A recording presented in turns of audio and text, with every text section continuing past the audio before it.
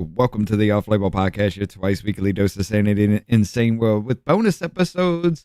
Now, ladies and gentlemen, today is the day. We were talking about this before. There was an incident that came up where they had programmed the JFK declassification hearing last week as it was going live last week, but the screen was set up for today. Well, it's happening today. Okay, that's going to be at 1 o'clock. We will drop everything at around 1 o'clock my time, 2 o'clock Eastern, 1 o'clock my time.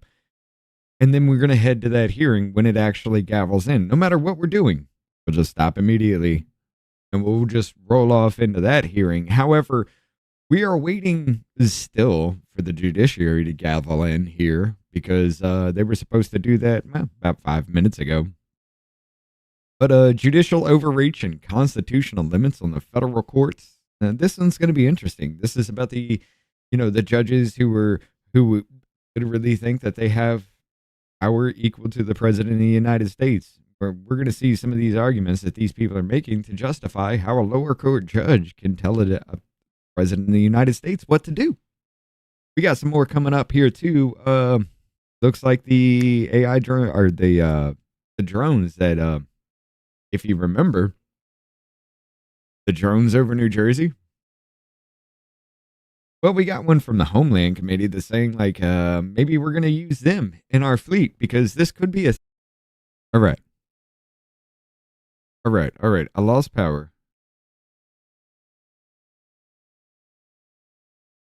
We got to make sure everything's going again. Okay, we are back. Are we good? Is showing live over here. All right, so I lost power, and I had to get everything back up and running real quick. I gotta fix it all again.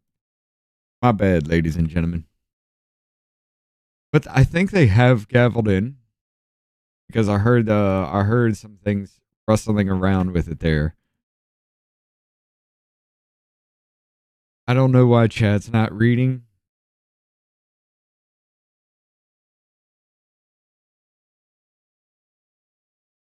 This is already starting to just piss me off.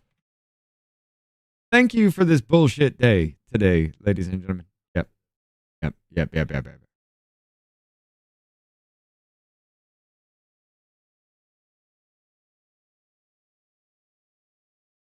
Okay. Just shut the fuck up. My bad. I put the wrong one. Stop talking. There we go. Chat is back. Shit. I put the wrong thing in the wrong one. All right, so we got the judicial overreach. They've gavelled the fuck in on this one, so let's get to it. Sorry, ladies and gentlemen, I didn't mean for my power to kind of blank out there and me for it to go insane trying to get everything back up and running, but here we go.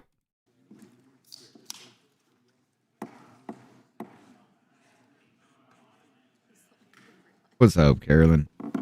Sorry about that, Shane. Jennifer, how y'all doing? Elf is in the house.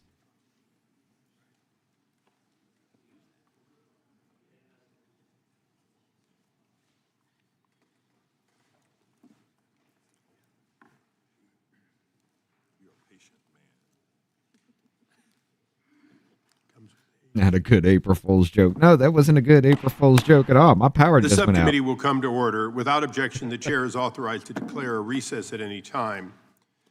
We welcome everyone here today for a joint hearing on judicial overreach in the federal courts. Before I recognize myself, I'd ask unanimous consent that members of the full committee, but not of the subcommittees, Mr. Moskowitz and Mr. Biggs, be allowed to sit in and participate in today's hearing. Without objection, so ordered.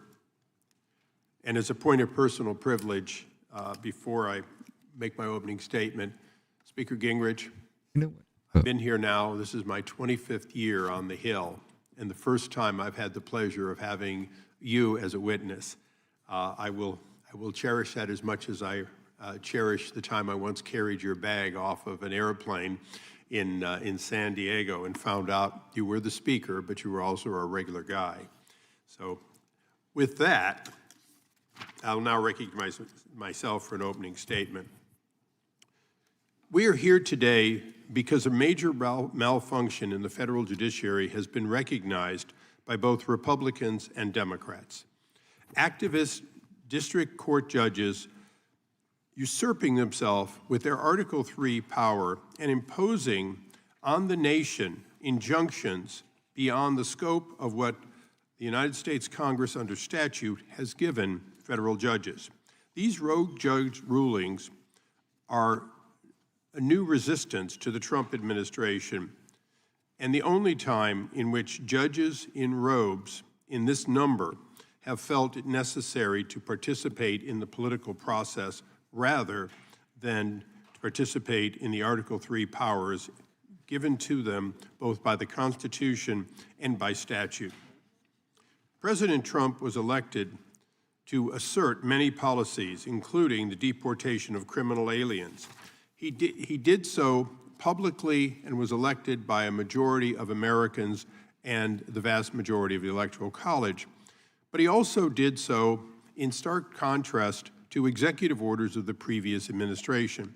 Time and time again, rogue judges have asserted, as though they were 5 of the 9 members of the Supreme Court, their authority when the president was doing nothing more than undoing a policy of his predecessor, one which they seemed to have no problem with in the previous administration.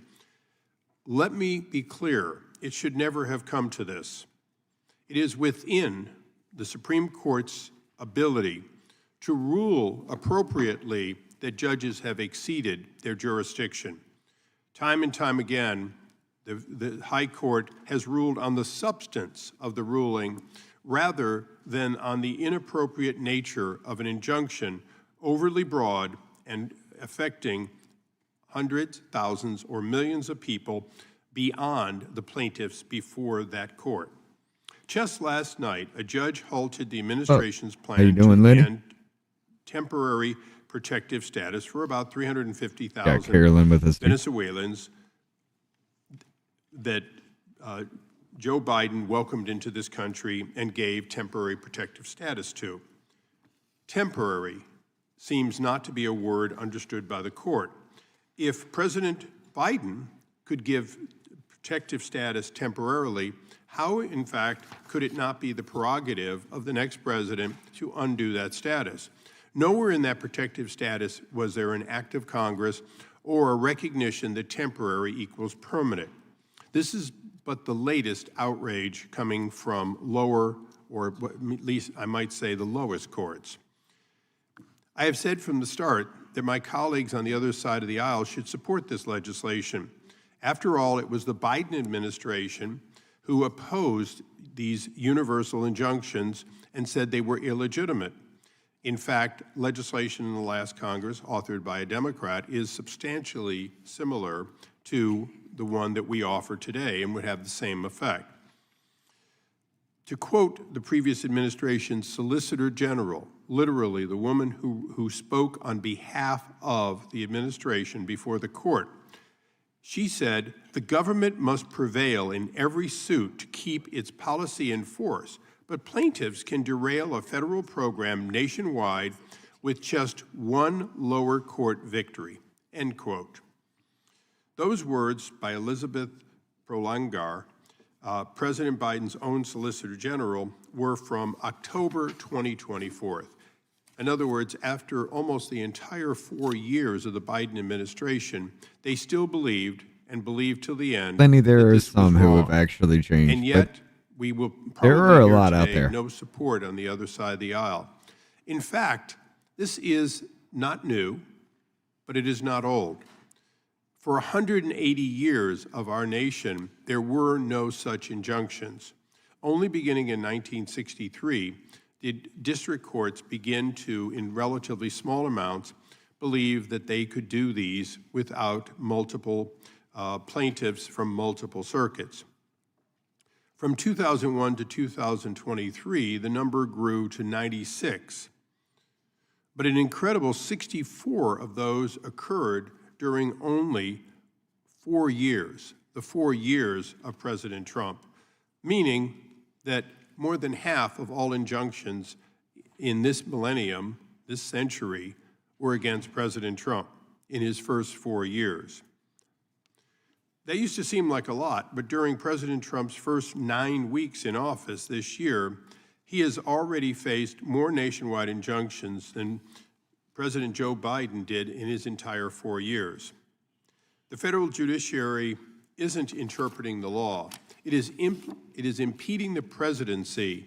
It is, in fact, not co-equal, but holding itself to be superior. Since Marbury, Madison, there's no question at all that the third branch says it's the last word. And we have accepted that for over 200 years. But that acceptance is for the Supreme Court making a final decision, not one of over 700 district and appellate judges. The reality is every judge is considering himself not to be an associate justice, not to even be the chief justice, but in fact to be a combination of the justice and the President of the United States. This demands that we make a change and make it quickly. When a judge believes that he can order a full plane of criminal aliens back to U.S. soil, essentially saying that 200 years of a statute is to be overturned by his quick order without knowing even who was on the airplane. And finally, demanding that President Trump spend $2 billion in a single weekend, and I repeat, a weekend, and not tolerating any delay because that money was money that that judge believed should be spent, even if it was reckless and illegal. The last one might be understandable because a judge might have misunderstood and thought that President Biden was still in the White House, or that $2 billion, like the $188 billion that President Biden tried to forgive in student loans, and then, when thwarted by the United States Supreme Court, found a workaround that he believed was legitimate and gave away another $8 billion in loan forgiveness. No question at all, we had a rogue in the White House for 4 years. Many today will talk about the current occupant of the White House. But in fact, most of the rulings that are being overturned are simply undoing rogue activities of the previous administration. The No Rogues Ruling Act does not eliminate the ability of judges to make decisions. In fact, every decision made by a judge on behalf of a plaintiff would still go forward, but it would go forward only as to the plaintiff in front of him and not a nation as a whole determined by one judge, neither elected nor appointed to a position of sufficient power to speak on behalf of the entire nation. And with that, I would recognize the ranking member, Mr. Johnson, for his opening statement. Thank you, Mr. Chairman, and thank you to the witnesses for your appearance today. Special shout out to former Speaker Newt Gingrich from the great state of Georgia. Professor Gingrich, good to see you. Of the many troubling actions the Trump administration has taken in its first 71 days, among the most damaging are his authoritarian, dictatorial, and unprecedented use of presidential power to instill fear, intimidate, exact revenge against, and punish those who dare to stand up to him and hold him accountable to the laws of our nation. A climate of fear and trepidation has descended upon the nation. The people of America are more afraid today for our democracy and for their personal safety than ever in our lifetimes. College students have disappeared off the streets paramilitary style by plainclothes, mask-wearing individuals and held incognito for days before they are discovered thousands of miles away in some private for-profit ICE detention facility. Why? For exercising their free speech First Amendment rights. Universities, bastions of free thought, have been punished for having the wrong ideology by having their federal funding revoked. and major law firms that dared to have brought cases against King Trump have been targeted with blatantly unconstitutional executive orders that, if allowed to stand, would shut those law firms down. I just realized something. Unfortunately, mega law firms Paul Weiss and Skadden Arps chose to settle with the king by pledging to represent pro bono only those persons and causes that the king approved of. Shame on them. Then there are other law firms that have stood up to King Trump, and they have challenged his executive orders against them in court, and they have won. Kudos to the lawyers at Perkins Coie, Covington and Burling, and Jenner and Block, among others, for standing up for themselves and for the rule of law and for our democracy. Although federal courts have consistently ruled against these numerous unconstitutional executive orders of President Trump, the mere existence of these retaliatory executive orders should be chilling to all of us.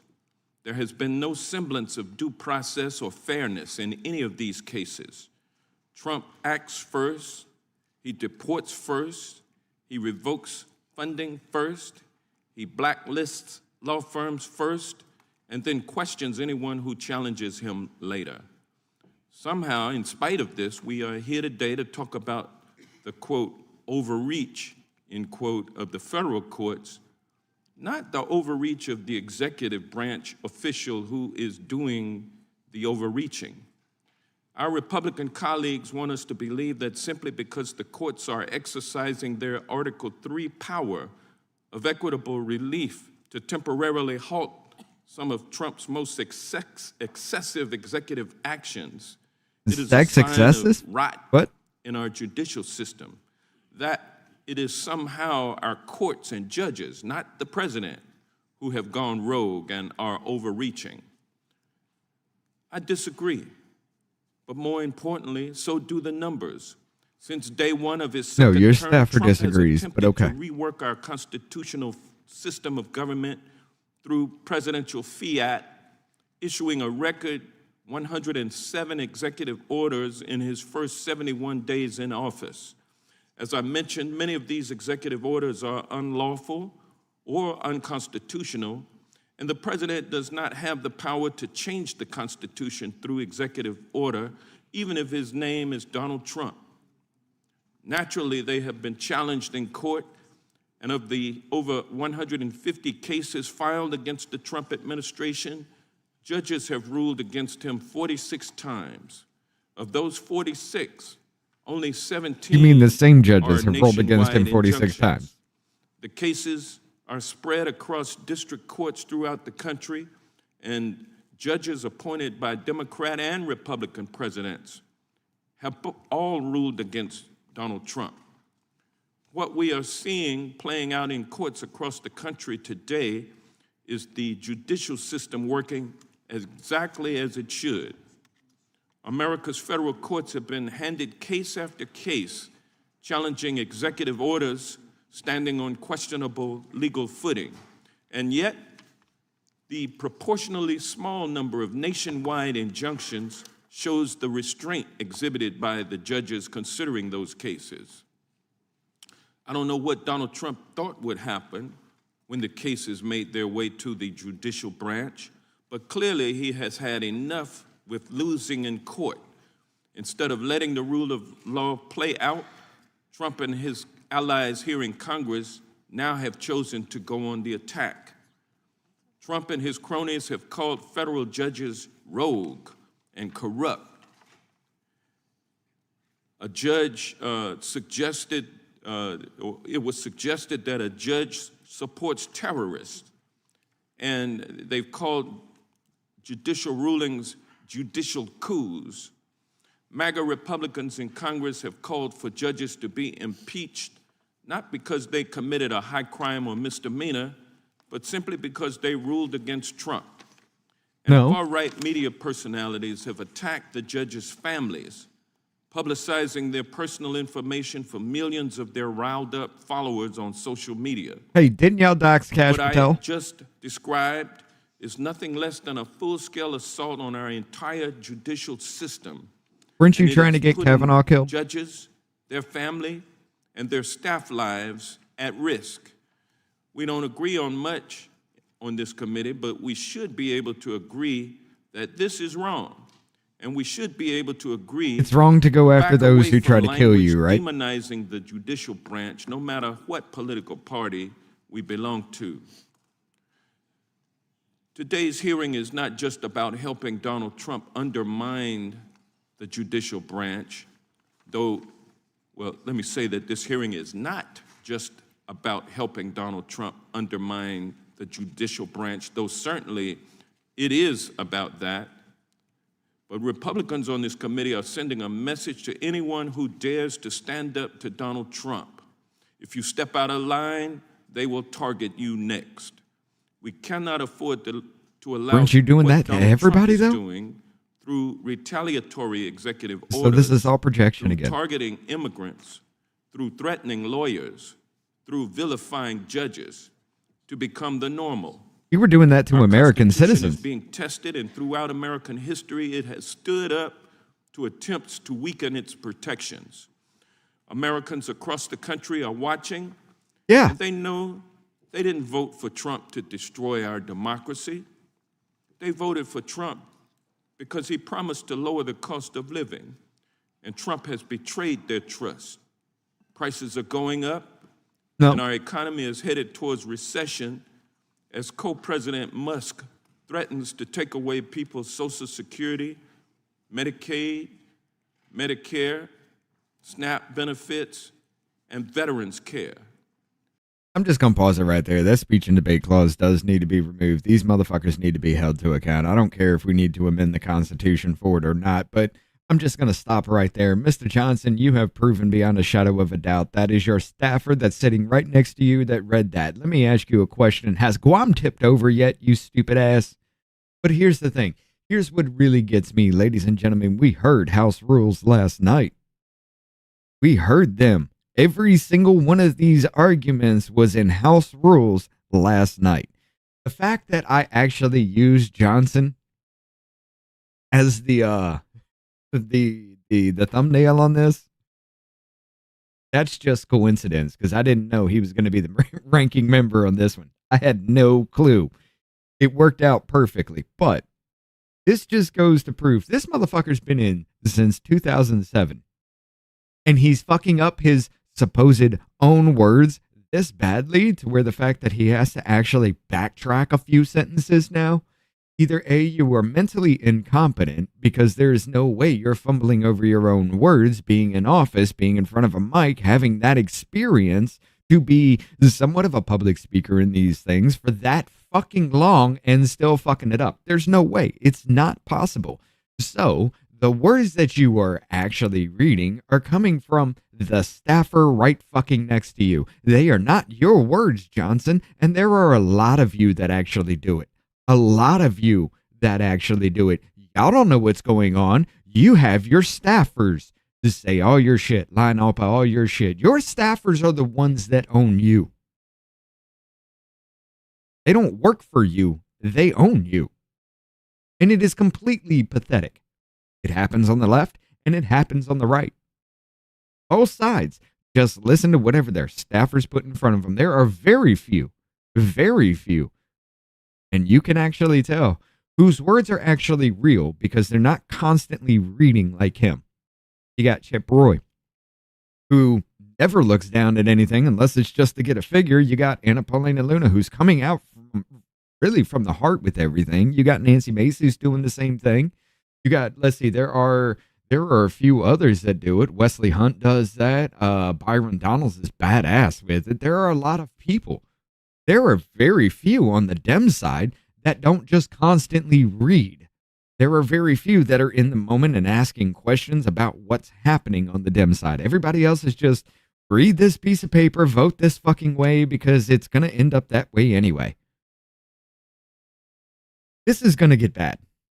This is going to get real bad, especially with Johnson as the ranking member throwing out all this crap immediately, starting this hearing off just by saying, we're here doing all this because Orange Man is bad, Asperger's Man is bad, and our democracy is under attack. So we had to do everything up to and including trying to assassinate the frontrunner for the presidency of the United States of America because we're losing.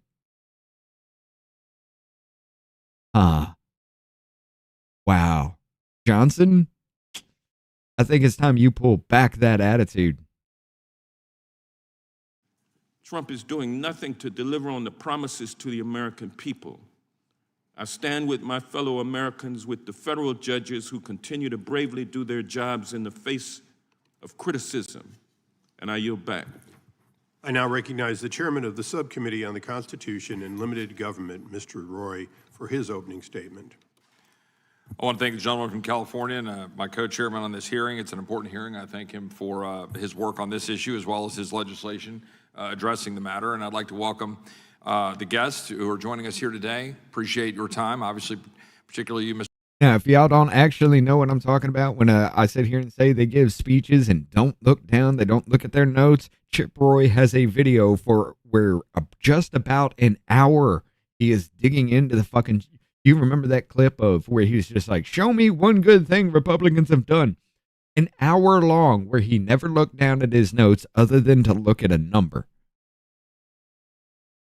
For an hour, this man gave a speech from the fucking heart. And they try to villainize him for it. Mr. Speaker, and your great service to this country. By the way, Jennifer, thank you for the $10 dono. You spelled Tesla terror attacks wrong in the bottom news crawl. No, I didn't. Great to have your expertise here. We thank you. And I also want to give a shout out to Cindy Romero. I met Ms. Romero last August in Aurora, Colorado, and I appreciate what she's going to be here to testify about today and her great service. So with that, I would like to take a slightly different angle as the chairman of the Subcommittee on the Constitution than the direction that my friend from California took, because I want to emphasize the judicial overreach we've witnessed over the last 2 months and nationwide injunctions more broadly that are undermining the constitutional structure our founders so wisely envisioned. The nature of the executive branch was a primary point of contention at the Constitutional Convention. Some delegates favored a plural executive, thinking that this arrangement would better preserve liberty. But they were wrong, and our founders wisely resisted their calls. Instead, the Constitution lodges the executive power in a single president of the United States. Alexander Hamilton offered the classic defense of this arrangement in Federalist 70, emphasizing that a vigorous and energetic executive is necessary to defend our liberty from foreign threats.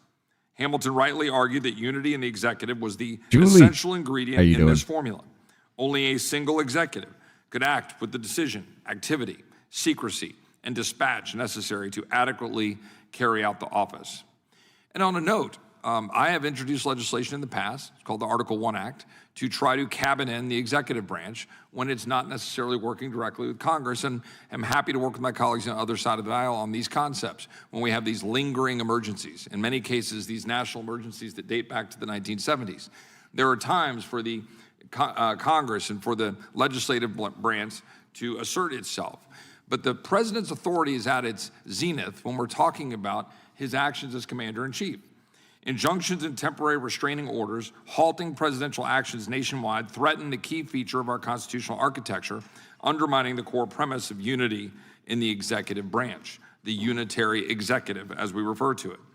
Even the most strident proponents of a plural executive at the Constitutional Convention advocated for an executive council of 3, maybe 5 members. Today, in practice, we are governed by an executive council of 678.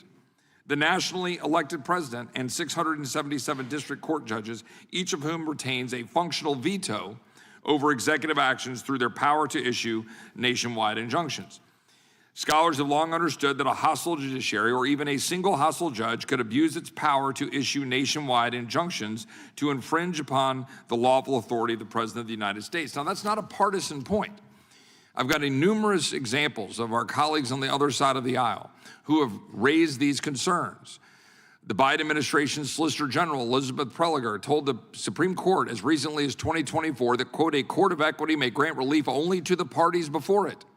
The district court violated that principle by issuing a nationwide injunction, In 2022, Solicitor General Prelogar asked the Supreme Court to address nationwide injunctions as permissible relief in the United States versus Texas, arguing that district courts normally, quote, should only provide relief for the benefit of the prevailing challenger. What happened there was our Democratic colleagues started realizing that when Republicans went to district courts to get injunctions against their president, that suddenly they didn't like it so much. So they were raising concerns. Justice Elena Kagan spoke out against nationwide injunctions by a single district judge in 22, quote, the ability of a single judge to stop implementation of a policy across the country.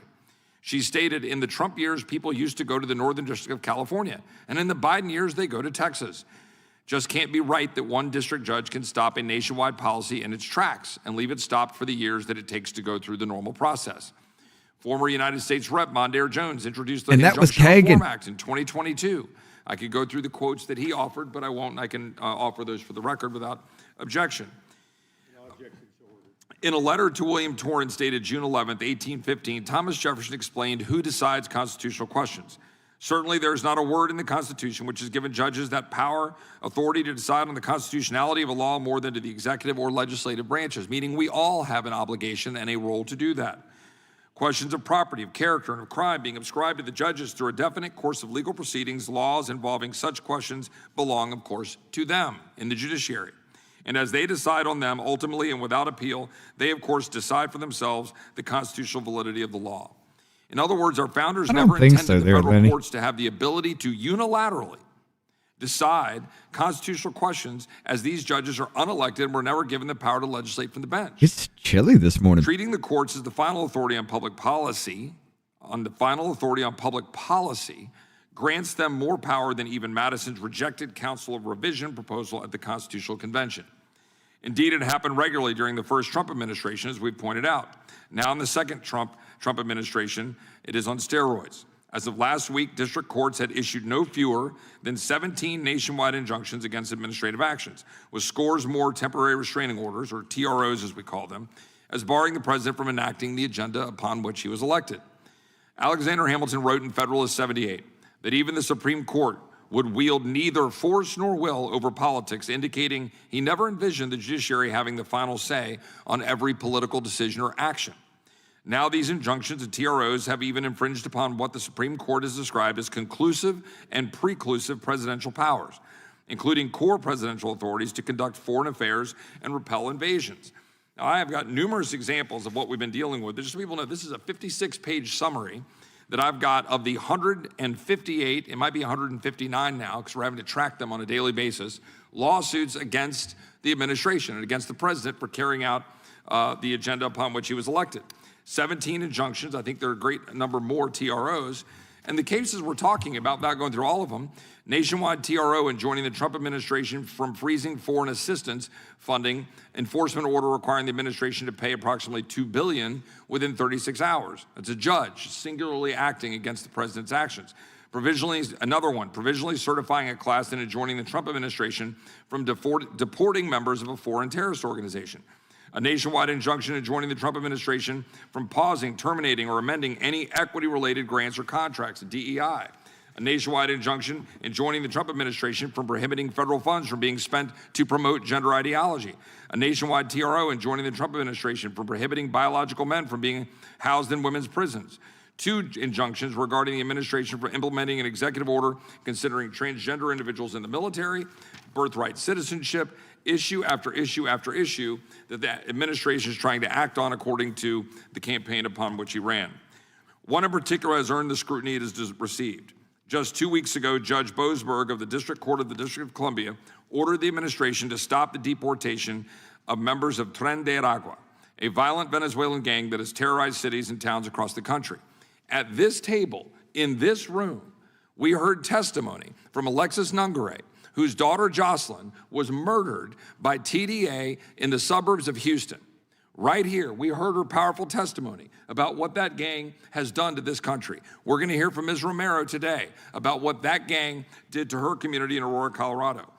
And here we have a single district judge who's asserting jurisdiction from the District of Columbia to tell the President of the United States that he cannot deport members of the violent TDA gang out of this country to keep our streets safe. That is not what is supposed to occur. Today's hearing, what we'll learn from constitutional scholars and real Americans about what is wrong with the current system, is a good start. We should carefully study whether Congress should push back against judicial overreach using its constitutional power to structure and fund the courts. Our Constitution did not create a plural executive or judicial tyranny. Today, we're far too close to both. With that, I yield back. The gentleman yields back. We now recognize the subcommittee ranking member for her opening statements. Ms. Scanlon. Thank you. Like the chairman of the subcommittee on the Constitution, as ranking member, I too would like to address the constitutional Massey's concerns there. raised by this It's about to hearing. get real. Our Republican colleagues have called this hearing today for one reason, because this White House, this president continues He's to holding lose his head already. over It's and about to get over real. again in court.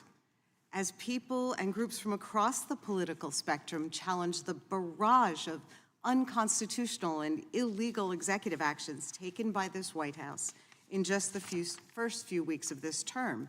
Because it doesn't matter if the judges were appointed by Bush or Biden or Obama or Reagan or by Trump himself. When the president attempts illegal or unconstitutional actions, United States judges, guided by the letter of the law, must rule against him. It's a confirmation of the total subservience of today's Republican Party to this president that their response to multiple judicial rulings of executive overreach is a hearing entitled Judicial Overreach and Constitutional Limits on Federal Courts, when we should be holding a hearing on presidential power grabs and constitutional limits on executive power. This is Civics 101. The Constitution provides in Article 1 that Congress writes the laws. In Article 2, the President administers the laws.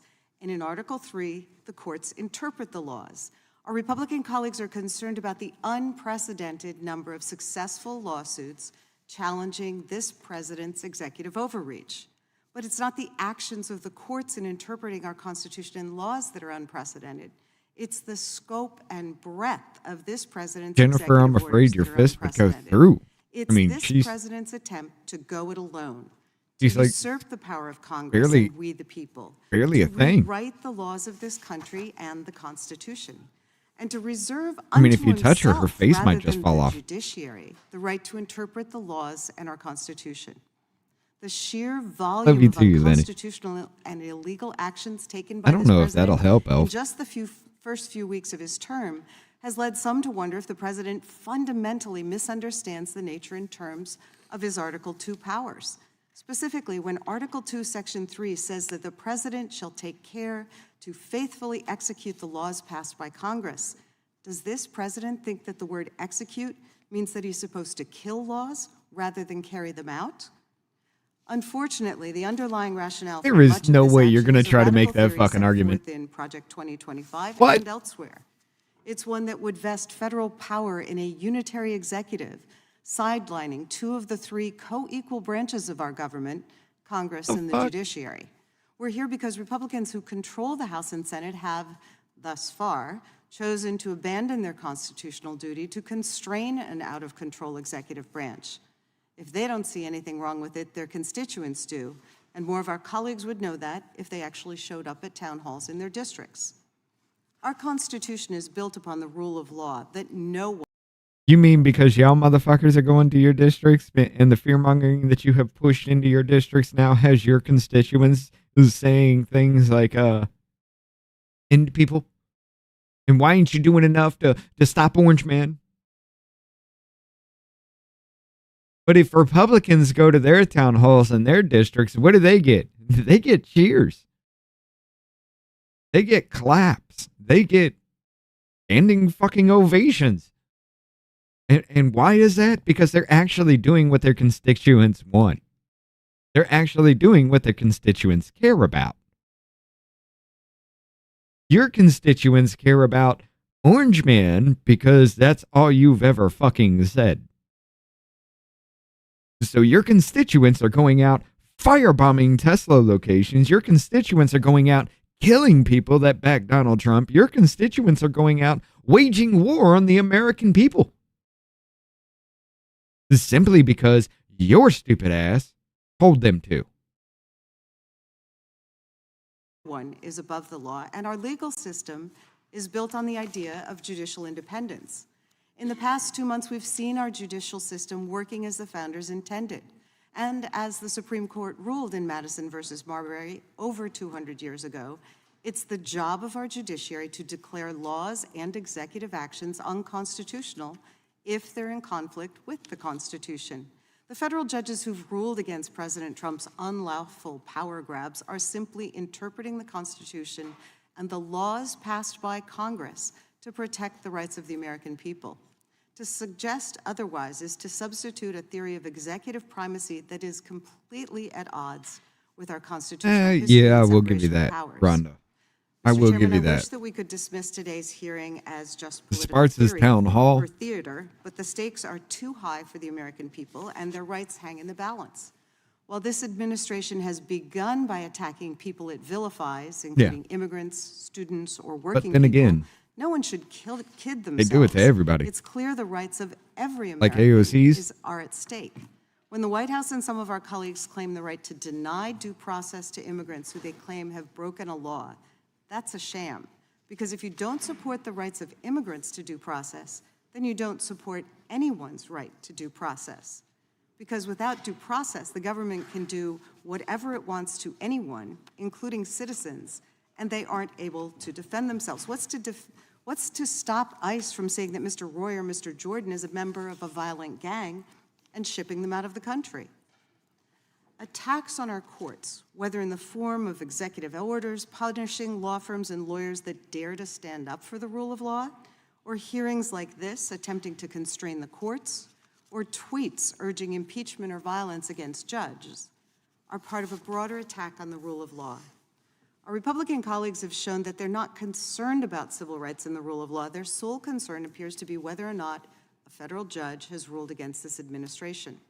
They've gone so far as to call for impeaching judges who rule against this White House, eliminating courts altogether, or advocating to cut off funding for the court system. The fact is, if the president wants to end his legal woes, he can simply follow the Constitution. No, and that's our not what they're laws. advocating for. Because if But a okay. president issues illegal executive orders, the courts are duty-bound to block them. But rather than accepting that reality, our Republican colleagues would rather hand the president the keys to unchecked authoritarian power. Let's be real. Americans elect a president every 4 years, not a king. Even if President Trump had won a landslide electoral victory, which he didn't, that would be beside the point. An electoral victory does not justify running roughshod over the courts and the Constitution, which every president is sworn to uphold. Presidential power is not absolute. When President Trump empowers Elon Musk to ignore laws Congress passed or slash funding Congress appropriated, he's undermining the power of the American people who voted us into office. If President Trump's agenda is as popular as he claims, he can work with his allies in Congress to convince the American people to support it. But he has no right to simply do whatever he wants just because House and Senate Republicans don't have the backbone to stop him. Democrats and independents are standing up against President Trump's blatant power grabs because if he can deny the rights of some people, there's nothing stopping him from denying the rights of all people all across America. And that should concern everyone in this room and everyone across this nation. I yield back. Gentlelady yields back. We now recognize the chairman of the full committee for his opening statement, Mr. Jordan. Thank you, Mr. Chairman. Who decides? That's the fundamental question. Who gets to make the call? Is it the guy whose name was on the ballot, or is it some bureaucrat? Is it the guy who got 77 million votes or some district judge? The left always says, trust the bureaucrat, trust the judge. It's the Faucis, it's the Boasbergs who get to make the call. After all, they're the experts. They're smarter than we, the people. They're smarter than all us hillbillies in flyover country who voted for President Trump. Trust them. That's not how it works. We, the people, have the power. You're damn right. You know what's interesting? For all the left's talk about democracy, they don't really trust it. Last summer, they kicked their nominee off the ballot without a vote, without an election, and they put someone else on the ballot without a vote, without an election. So of course they like some judge issuing orders or injunctions that stop the head of the executive branch from doing what he said he was going to do when he ran for the job and when the American people elected him. Think about it. here in D.C., an elected judge thinks she's better equipped to determine military readiness than the commander-in-chief. Oh yeah, An they unelected judge in messing with California things thinks now. he gets to decide how many probationary employees work in the executive branch, not the guy who was elected to run the executive branch. I need y'all to understand something right now. YouTube, oh, it just went up. YouTube says now there's 6 watching, but there are more than 6 people in the fucking chat. YouTube's fucking around. Another unelected federal district judge here in D.C. thinks he gets to decide how long illegal gang member terrorists stay in our country, not the president, not the commander-in-chief. And now that same judge gets randomly assigned the Hexeth case, and he'll get to determine who the Secretary of Defense can talk to and how he has to do it, not the president. Yeah. I think Americans see through this. Yeah, they know Representative Ice's legislation is exactly getting a what's little needed. twitchy They know with who it. they elected, and they want him to make decisions that affect the executive branch, that affect our country. So I want to thank our chairman, Mr. Issa, and Mr. Roy for this hearing. I want to thank Mr. Issa for his bill. Mr. Schmidt, a member of our committee, who we put his amendment on that bill, which I think makes it even stronger. We passed that legislation 4 weeks ago. It's going to be on the floor tomorrow. It's going to pass the House. I want to thank our witnesses for being here. Ms. Romero, what you've went through, thank you for coming. And of course, Speaker Gingrich, for your half a century of service to the Constitution and the country, thank you for joining us. That is the question, though. Who decides? The individuals that we, the people, elect? Yeah, it's getting or squirrely. someone else? I yield back. Gentleman yields back. We now recognize the ranking member of the full committee, the gentleman from Maryland, Mr. Rossi. Thank you very much, Mr. Chairman, and thanks to our witnesses for joining us today. So why have 34 federal judges from 11 different districts with a combined 474 years of service on the bench, judges appointed by Presidents Reagan, Bush, Clinton, Obama, and Trump, entered 57 different preliminary injunctions and temporary restraining orders against President Trump and Elon Musk's executive orders and actions, like the ones nullifying constitutional birthright citizenship, unilaterally dismantling congressionally created agencies, or impounding and diverting funds appropriated by Congress? Well, the majority says it's because these are radical judges. And they lead off, as our good Chairman Issa did, with Judge Jeb Boasberg, the chief judge of the District Court of the District of Columbia, who enjoined the mass roundup and deportation of immigrants to an infamous El Salvadoran prison in peacetime without any due process at all, allegedly under the Alien Enemies Act of 1798, a statute explicitly limited to wartime and military invasion. Some of our colleagues have been railing against Judge Boasberg for ordering the planes to be turned around. They say those planes were filled with terrorists, I think my good friend from Texas said. Well, here's one person of many who wasn't a terrorist on that flight or a gangbanger. His name's Kilmer Garcia. He's a Marylander married to a U.S. citizen who has a 5-year-old son with autism. And he went to pick up his son, but he was picked up first by ICE. And then he was shackled. Because he was an illegal citizen who had the chance to deport himself, but he didn't. He could have come back legally, but he chose not to. And I'm supposed to care why? Why? Because he's he's married to an American citizen and they have a kid? Well, aren't both of them an American citizen then? Huh. But he's not, because he didn't want to go through the legal process. He just wanted to have a child and get married and thought he would be an American when he did that? How the fuck does that work? Now, it is a bad situation altogether that a child born to an illegal immigrant is a citizen, but the parent is not. Maybe that's why they're calling for the end of birthright citizenship? Because it makes no fucking sense to do that? The spouse of an American may be an illegal, but they have to be deported. But if they have a kid, the kid is a U.S. citizen. Just because they were born in this country. It doesn't make sense to me. Now, is it heartless? Fuck 100%. But this birthright citizenship has been used for birth tourism. Even though the parent is still not a legal citizen, the child is. So you must separate the child and the illegal? Oh, wait, no, that's evil too.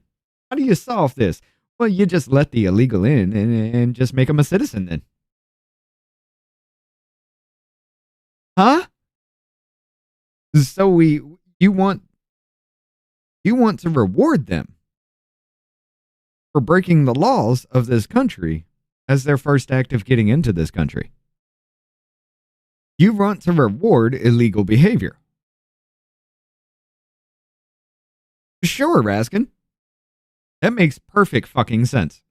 Tackled and put on that airplane and shipped off to the torturers of El Salvador without ever having the benefit of those two most beautiful words in the English language, due process. He never saw a judge. Nobody ever told him what he was being charged for. Nobody ever told him that there were any charges against him. And he was sent to a mega prison run by the self-proclaimed dictator of El Salvador. And yesterday, you know what happened, Mr. Chairman? The Trump administration admitted that it had made a mistake. He was not actually a gangbanger. He was not a criminal. It was all a mistake. If there'd been due process, maybe that would have been determined, but there wasn't. But they put him on that plane and he's El Salvador. Well, all's well that ends well, right? No. The administration says there's nothing they can do about it now because he's no longer in U.S. custody. This guy who lives in my state, married to a U.S. citizen, with citizen children, he's stuck with the dictator of El Salvador. Well, did he try to come here legally for an actual real asylum claim? Oh, no, he came here illegally. He stayed here illegally. He married a citizen and had a child. They're citizens of this country, but he is not. How the fuck am I supposed to care about the fact that the motherfucker never self-deported himself? They caught his ass, and now he's getting deported, never to return again. Why am I supposed to fucking care? Because there are countries out there that would already they'd kill him in the street.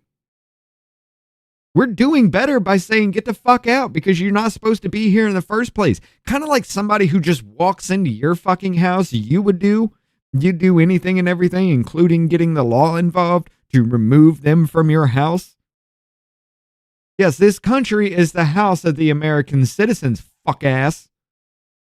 You're sitting here telling me that I need to have 11 million, 12 million plus people that aren't supposed to be in my house just because you want them here?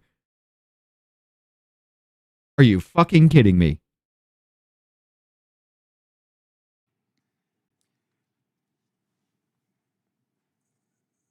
Judge Boasberg, some of our colleagues want to impeach him. Look.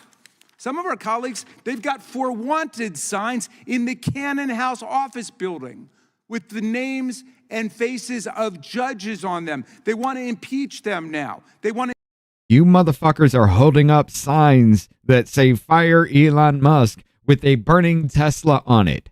You motherfuckers are signaling to commit acts of terror simply because Asperger's man bad. But putting a wanted sign up for charges of judicial overreach using lawfare to wage war against the American people is somehow bad.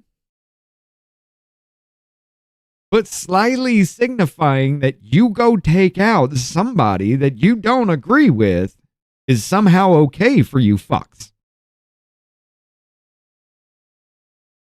This is getting way too fucking easy, ladies and gentlemen. Like I've said time and time and time again, Weenie was right, but so am I. This is actual treason. They are using the stupid to wage war against you simply because it's sedition and treason at the same time. Because you're using the people to wage war, You wage war economically. You wage war psychologically. You wage war informationally. You wage war politically. You wage war lawfully. You wage war on the American people every single day simply because they don't want to join your cult and walk lockstep with your mindfuck reason of dumb shit.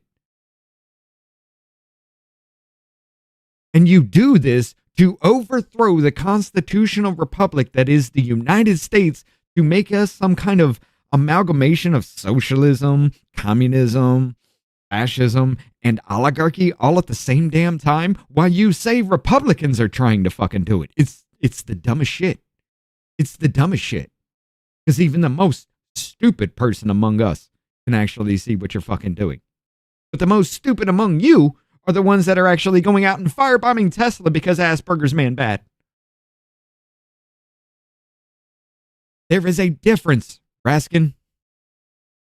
The right is looking at you as you wage war on the American people using the stupidest among us. Impeach Judge Boasberg. Some of my colleagues should be alerted to this fact. Judge Boasberg was first named to the bench by President Bush. He was Justice Kavanaugh's roommate at Yale. You know, the motherfucker that your constituents try to kill? Conservative judge, but they want to. You're going to bring him up again? Because he stood up for the rule of law. Now, Democrats say all of these executive orders. Kavanaugh was standing up for the rule of law when you had people protesting. These are radical left rogue judges, but because the judges, regardless of who appointed them, are doing their jobs. If the number of They're doing their jobs by saying, I have power equivalent to the President of the United States of America. They're doing their jobs by saying that. They're doing their jobs by a lower court fucking federal judge saying, I have the same power as the President of the United States, and if the President does not listen to what I say, we're going to throw him his ass in prison. Where in any other fucking country, in any other fucking society, was that ever a thing? There is no other form of fucking government, no other time in history where that was allowed in society. I'm sorry, you think? Let's take it to the leftist term. You think Hitler was going out there letting his generals just do whatever the fuck they wanted? No, that didn't happen, right? Was Rome letting their just random lawyers just go ahead and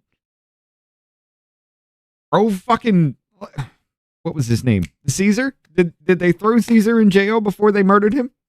No, they didn't. Oh, when in society has a lower fucking court judge ever been on the same fucking level as the ruler of that country? When, Raskin? Ever happened? Oh, that's what the fuck you're advocating for. So what the fuck would be the point of the President of the United States at that point if a lower court fucking judge can say, you can't do that?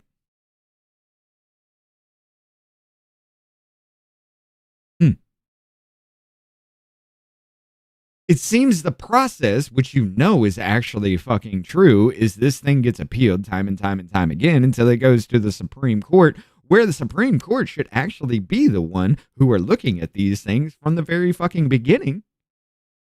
But you go up to the Supreme Court rules, Supreme Court is end all be all. And if the president does not listen to the Supreme Court at that point in time, then yes, I as an American citizen would be pissed off. Because the Supreme Court is supposed to keep the other two branches in check, just like the Congress is supposed to keep the other two branches in check, just like the president is supposed to keep, well, the executive branch altogether is supposed to keep the other two branches in check. That's how our system fucking works.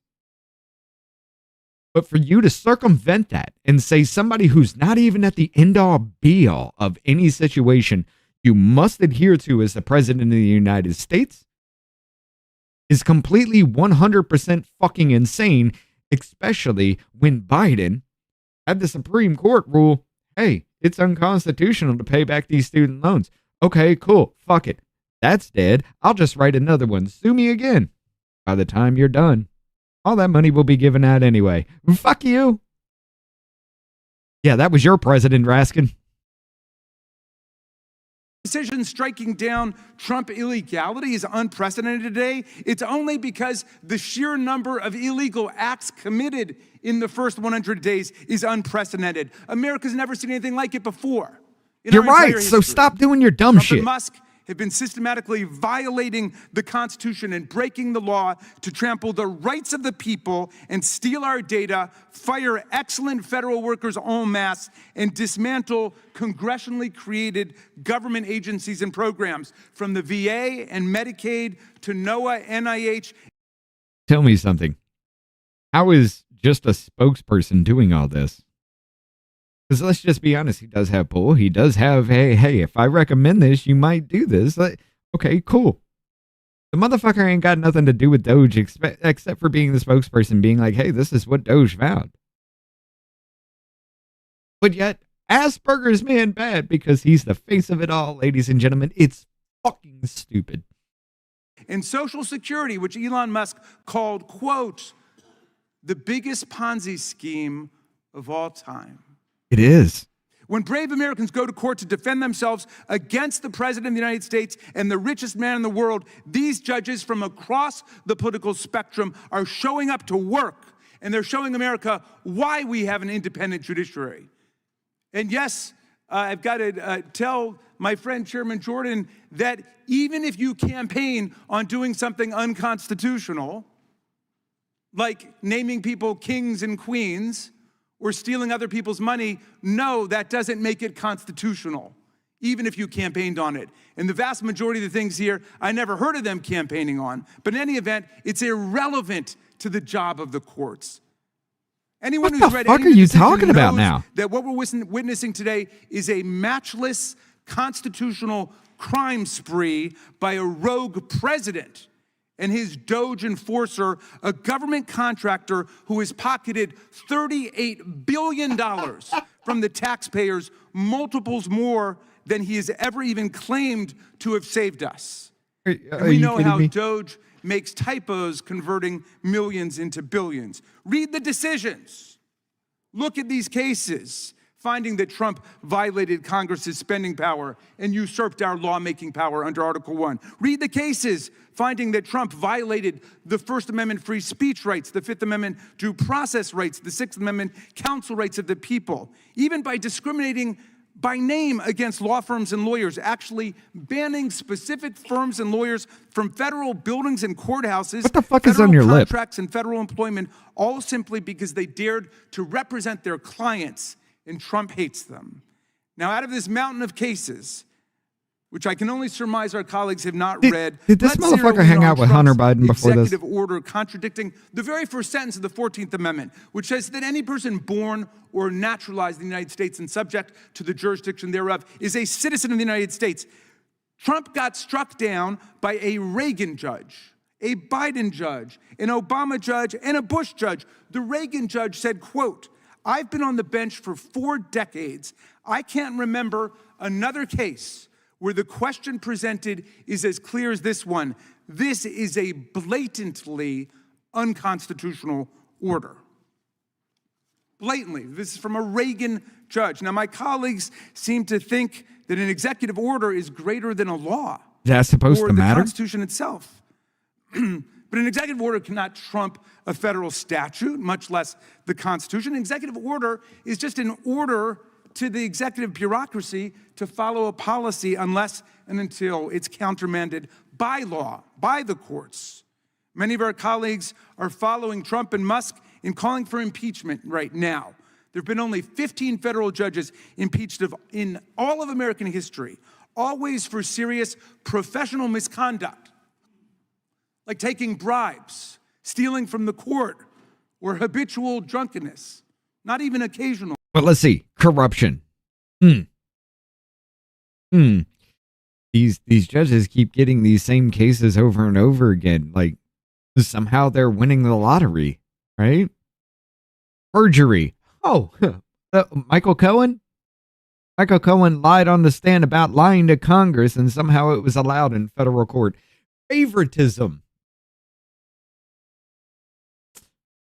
Ingram, Marshawn.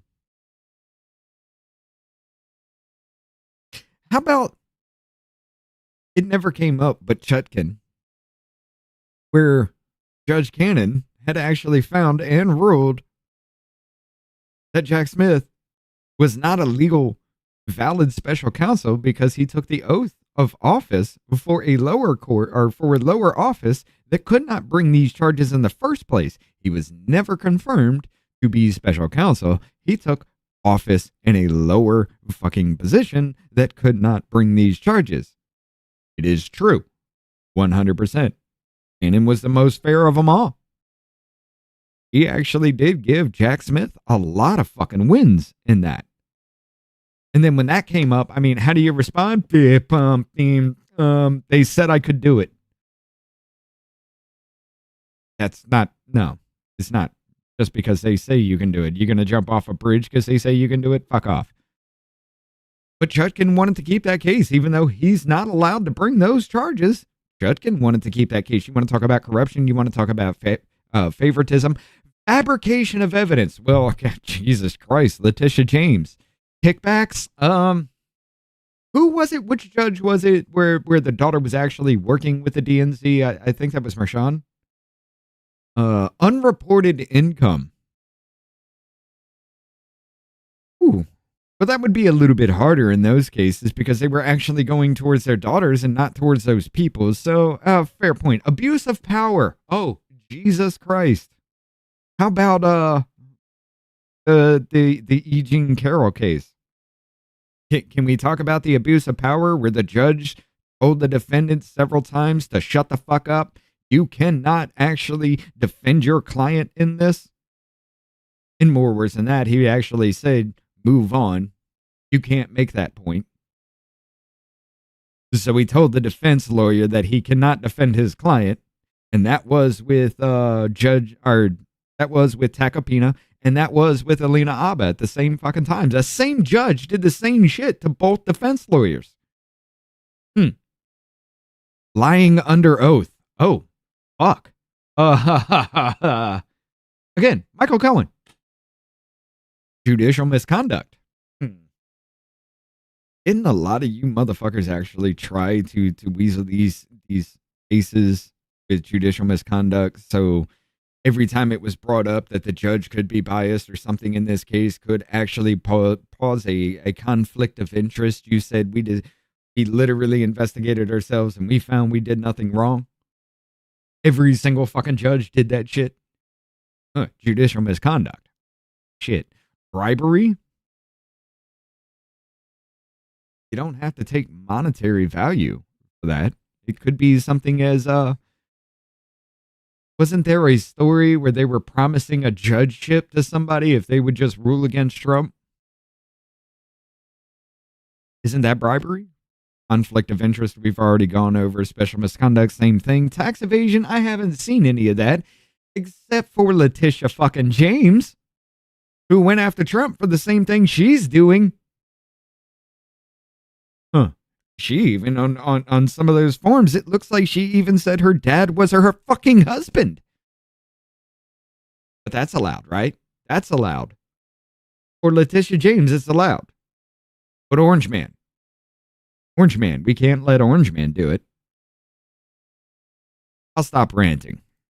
Drunkenness, habitual drunkenness on the bench. Congress has never defined a doctrinal or interpretive disagreement as a high crime and misdemeanor, much less when the judge's reasoning was airtight correct. The spreading movement to impeach and attack judges is so alarming that Chief Justice Roberts issued a rare statement last week. He said, for more than 2 centuries, it's been established that impeachment is not an appropriate response to disagreement concerning a judicial decision. The proper response, of course, is to appeal the decision. And to be fair, that's what I was saying. Issa expressed his strong disapproval of these wanted posters yesterday in the Rules Committee.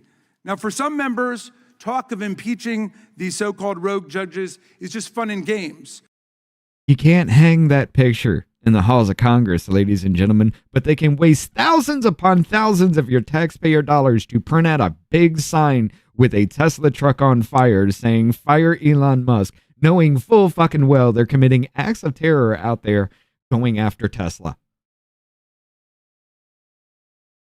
That's fine. But saying we want these judges off the bench and holding up those wanted posters to get to say these motherfuckers are so goddamn partisan that there ain't no way they're ruling unbiasedly, that's bad. But the vicious assault, the vicious rhetorical assault on the judiciary has turned into something more sinister in certain quarters.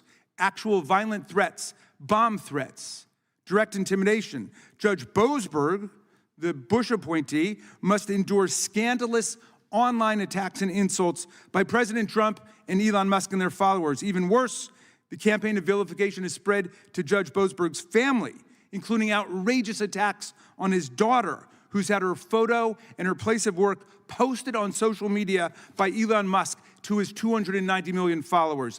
These threats follow an actual bomb threat made to the sister of Supreme Court Justice Amy Coney Barrett. And there are numerous other threats taking place today. And of course, we've seen threats and actual violence and murders take place in the past. I call on my colleagues right now to call off the campaign to impeach federal judges for doing their jobs. I call on them to demand that the Trump administration comply with all judicial orders while appealing whichever ones they want to appeal, and to demand the return of people unlawfully taken to El Salvador on that so-called plane full of gangbangers. And I especially call on them today to denounce all violent threats, doxing, online vilification, and threats against our judges. This is the Judiciary Committee of the United States House of Representatives, and we should act like it. I yield back, Mr. Chairman. I thank the gentleman. I ask unanimous consent that the official statement by ICE officials agreeing that there was not 100% accuracy in Mr. Garcia's arrest, that in fact he was a prominent member of MS-13, a different recognized terrorist group. Without objection, so ordered. Without objection, all other opening statements You will try be to play included word in the games. record. I'd now like to introduce our distinguished panel, beginning with the Honorable Newt Gingrich. Mr. What? Gingrich is the former colleague here in the House and served from 1979 to 1999, including 4 years as the Speaker of the House. Speaker Gingrich was instrumental in formulating Contract with America and returning Republicans to a House majority after 40 years of Democrat control. Since leaving the Congress, he has remained incredibly active, and in fact, in both policy, politics, and government, he has led, having authored several dozen books and teaching military officers and other national security professionals at the National Defense Sorry, University. I just covered up something. Welcome, Mr. Speaker. I covered that up Mr. with that. Paul My bad. Larkin. Mr. Larkin is the John Barbara and Victoria Rumpel Senior Legal Research Fellow at the Edwin Meese III Center for Legal and Judicial Studies at Heritage Foundation. Before joining Heritage, Mr. Larkin served in various positions in the Department of Justice and at the EPA, and as a Senate staff. He has spent a number of years in private practice and is most prepared for today's hearing. Welcome. Ms. Cindy Romero. Ms. Romero is a resident of Aurora, Colorado, who saw firsthand the effects of soft on crime and open border immigration policy.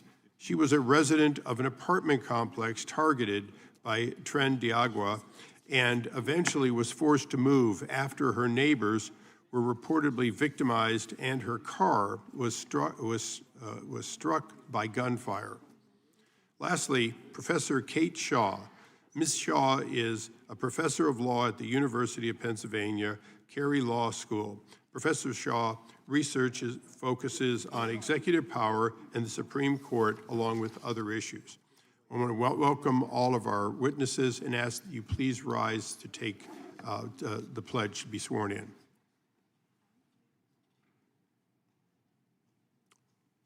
Right hand. Do you solemnly swear or affirm under penalty of perjury that the testimony you're about to give will be the truth and correct to the best of your knowledge, information, and belief? So help you God. Please be seated. Let the record reflect that all witnesses answered in the affirmative.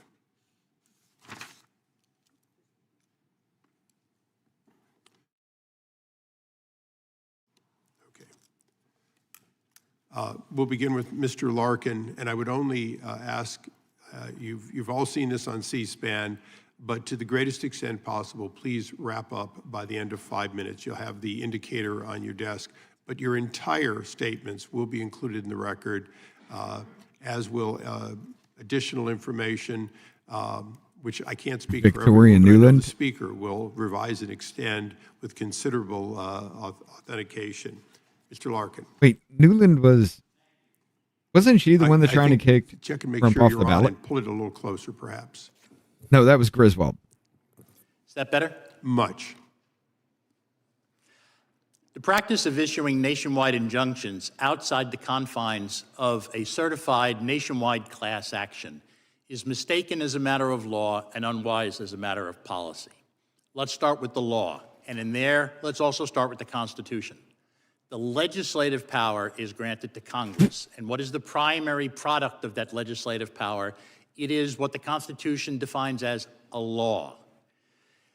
The term law also shows up in Article 3, but it shows up in Article 3 under the phrase arising under the Constitution, the laws, or treaties. It is I remember not her the for some reason, courts but that are responsible for creating the law. It's the courts Oh, who are responsible okay, yeah, I for remember interpreting her. it as it applies. Yeah, that bitch is But they insane. can only do so in the context of a case or controversy.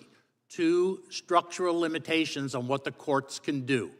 In other words, in order for the courts I'm to blanking be on able her, to though. say what the law is, they have to get on the playing field. And in order to do that, you have to have a case or controversy. Now, why does that matter? Well, the Constitution does speak to this. As I've said, only the Congress can create a law. Anytime a court enters a judgment that is tantamount to being a law, the judge has gone too far. And in the case of nationwide injunctions, a judgment in favor of non-parties goes too far. You also have no statute in the Judicial Code, no provision in the Constitution, and no settled history at common law that allows a judge to enter these sorts of orders. That's important because everything has to fit into one of those three. Why? The Supreme Court has interpreted Article 3 in light of how it was understood in 1789. And so those are the three primary bases that you have to look to: the text of the Constitution, statutes, and English common law history. In fact, there are two Supreme Court cases that directly undermine the legitimacy of nationwide injunctions outside of certified class actions. One is Williams versus Zabarez. In that case, the court said there is no case or controversy between two parties that are in a case over an issue that has not been put into dispute by one or the other of them. It logically follows that there is no issue in dispute between someone who is a party and someone who is a stranger to the entire litigation. Similarly, at the back end of the process is the case of United States versus Mendoza, where the Supreme Court held that the federal government is not subject to the win or go home rule that you see in the NCAA Look her up postseason involvement in tournament. 2016 The Ukraine. government isn't stuck with whatever loss That's it ringing has a bell, the but first time I'd it have to go litigates back a and case vote. to a final judgment and loses. The doctrines in the law of issue preclusion or collateral estoppel, the new and old terms, do not apply to the federal government. Why? The Supreme Court, in the unanimous decision in Mendoza, said they do not. Why? Because there are a variety of good policy reasons why it shouldn't. With that, then let me turn to the policy reasons that show this practice is unwise. There are several, okay? First, mandatory injunctions prevent the percolation of issues in the lower court that the U.S. Supreme Court in Mendoza said is necessary for that court to be able best to resolve whatever legal dispute there is. It allows the court to be sure that all of the issues, all of the sub-issues, all of the arguments pro and con, all of the benefits and costs of whatever rule are fully aired. Secondly, it encourages judge shopping. All you have to do is find one favorable judge, and you can stop an entire administration in its tracks. And as you know, it has happened to every administration over the course of this 21st century, from the George W. Bush administration to the present. Each party has been subject to this practice. Third, it can result in conflicting nationwide judgments. You can wind up with injunctions going one way and the other way because a court in Maine and a court in Alaska can come out the opposite way in a case. Finally, they are going to weaken the doctrine of stare decisis, because as the Supreme Court comes to realize, if it has to decide issues at a preliminary stage of the case without the guidance of the lower courts, they're going to have to overrule some of their decisions. Let me end where I began. This practice is mistaken as a matter of law and unwise as a matter of policy. Thank you. Thank you. Speaker Gingrich. Thank you, Chairman Issa and Roy, Ranking Members Johnson and Scanlon, and all the members of the subcommittees for allowing me to testify. There is clearly a potential constitutional crisis involving the judicial branch's effort to fully override the legislative and executive branches. 15 district judges effectively seized control of various executive branch duties in the first 6 weeks of the current presidency through nationwide injunctions. This is potentially a judicial coup d'etat. It clearly violates the Constitution and more than 200 years of American history. To set the stage for this hearing, let me mention 12 former federal judges appointed by President John Adams: Richard Bassett, Egbert Benson, Benjamin Bourne, William Griffith, Samuel Hitchcock, Philip Barton Kay, Jeremiah Smith, George Keith Taylor, Oliver Wilcott Jr., Williams McClung, Charles McGill, and Williams Tillman. President Adams appointed these federal judges on his way out of office to hamstring the incoming President Thomas Jefferson's agenda. President Jefferson concluded that impeaching the judges would take too much time. He and the Congress simply abolished the courts in which they served via the Judiciary Act of 1802. This is a constitutional balance of power. The legislative and executive branches can reshape the judiciary branch. It is a useful reminder in considering the current situation. Unelected lower court judges have been steadily grabbing power for years. It was such an obvious threat that in 2012, Vince Haley and I wrote, "Bringing the Court Back Under the Constitution." It is an historic study which I am submitting for the record. According to Harvard Law Review, there were 96 nationwide injunctions ordered by district courts from 2001 to 2023. Two-thirds of them, 64, were issued during President's time in office. Furthermore, I'm going to be honest. I'm surprised this motherfucker's still alive. Trump were issued by judges appointed by Democratic presidents. Since January 20th, 2025, lower courts have imposed 15 nationwide injunctions against the current Trump administration. This is compared to 6 during George W. Bush's 8 years, 12 during Barack Obama's 8 years, and 14 during Joe Biden's 4-year term. The notion that unelected lawyers can micromanage the executive branch and override a commander-in-chief who received 77.3 million votes should trouble every American. This is particularly troubling for issues of national defense and public safety. Oh, Around what up, 500 KB? BC, Sun Sorry, I Tzu didn't see asserted in there. The Art of War that, quote, You've been there "Speed for a is the minute, and I essence of still war." look past you. Look at that. How can the United States have speed in national security issues if opponents can judge shop to find someone ambitious or arrogant enough to block, repudiate, or delay the president's decisions? There are 677 authorized district judgeships. How many think they can override duly elected presidents? This summary statement has 4 propositions. First, the courts have often been challenged. President Jefferson wrote, quote, "Judges as the ultimate arbiters of all constitutional questions would place us under the despotism of an oligarchy," close quote. President Andrew Jackson was in constant fights with the Supreme Court. President Abraham Lincoln made the Dred Scott decision expanding slavery a centerpiece of his 1858 senatorial campaign. In his first inaugural, President Lincoln warned that if the Supreme Court held supreme rule, quote, "the people will have ceased to be their own rulers, having to that extent practically resigned their government into the hands of that eminent tribunal," close quote. Second, as the Judiciary Act of 1802 proves, the legislative and executive branches can constitutionally defend their rights, and they have in the past. It is historically and constitutionally wrong to think the legislative and executive branches are helpless against judiciary actions.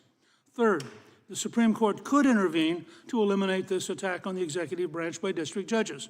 Chief Justice Roberts could end the growing confrontation by establishing a rule that any nationwide injunction issued by a district court against the executive branch would be suspended in implementation and immediately taken up by the Supreme Court. This would remedy the lengthy appeals process. Fourth, the Congress and the President can take decisive steps toward bringing the judiciary back into a constitutional framework. This hearing is a good first step. There could be a series of hearings on the constitutional and historic framework which ensures no single branch of government can acquire dictatorial powers, specifically the judiciary and this committee. These hearings would educate the members and the American people. They would create a national understanding of the need to defend the Constitution against overreaching branches of government. I would also recommend that the Congress pass Chairman Issa's No Rogue Rulings Act, which is a good signal to the courts that they have gone too far. Thank you, and I look forward to your questions. Thank you. Ms. Romero.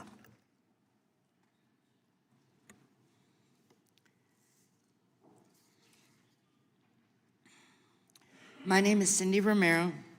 I'm a wife, a mother of 5, a grandmother of 3, a part-time worker and student, and a former resident of Aurora, Colorado. I'm one of the That'll many get you victims fucked up, across the Jennifer. nation of the violent transnational gang, Trenderagua, and a former. The enemy of my enemy could be a lifelong possible Democrat. ally, but not a friend. My husband and I resided at the Edge of Lowry apartment for 4 years. And while the first few years were a pleasant experience, we soon began observing changes in our once quiet neighborhood. And in the spring and summer of 2024, we noticed shuttles dropping off large number of illegal immigrants onto the property. Throughout the year, we watched in horror as a few apartments full of migrant families quickly evolved into large groups of gun-toting, military-aged males, threatening the remaining leaseholders into abandoning their properties, then kicking in the doors to the many vacated units to make room for other gang members. Open-air drug use, drug dealers, and seemingly underage prostitutes filled the common areas of the buildings. Large parties in the Got way parking too many lots windows lasted open. well into What the up, morning. RP? Stolen and abandoned vehicles blocked residents' cars, property damage was evident, and random shootouts soon began to be expected on our block every night. These criminals brought in unlicensed electricians to run electricity to abandoned apartments and locksmiths to change the locks on the outside of the buildings to deny access to the owners, emergency services, and even the leaseholders of the building. Despite several calls for help to the Aurora Police Department, they often provided conflicting excuses for not responding. For example, one officer told me that he wanted to respond, but was instructed not to. Or they were often responding to other rampant crimes across the city, or had to respond to any crime in my neighborhood. I'm with sorry. No less than 3 or 4 officers. Why is he and still an armed people. officer then? One officer suggested I go to the media because he felt sorry for me. He likely unintentionally saved my life. Although we were low income and barely paying our bills, we realized the need to invest in home protection, and we purchased 3 additional handguns and 6 cameras in the event that we had to defend ourselves. And during June and July, You're damn right, Miss Romero. the gang members slowly began to torture us through intimidation, loud arguments, physical conflicts outside our door every night, vandalizing, taking over vacant apartments on our floor. Give me a second phone call. And after several confrontations with the gang members, several calls, and submitting video evidence to the Aurora Police Department with no results, we gave up trying to stop them from squatting on the property. We spent the next few weeks looking for another rental, and we were unable to locate another low-income property rental that didn't have the same exact issues that we were facing every day. We reached out to local mainstream media, several NGOs in our community begging for help, only to be turned away because we were just ordinary taxpayers.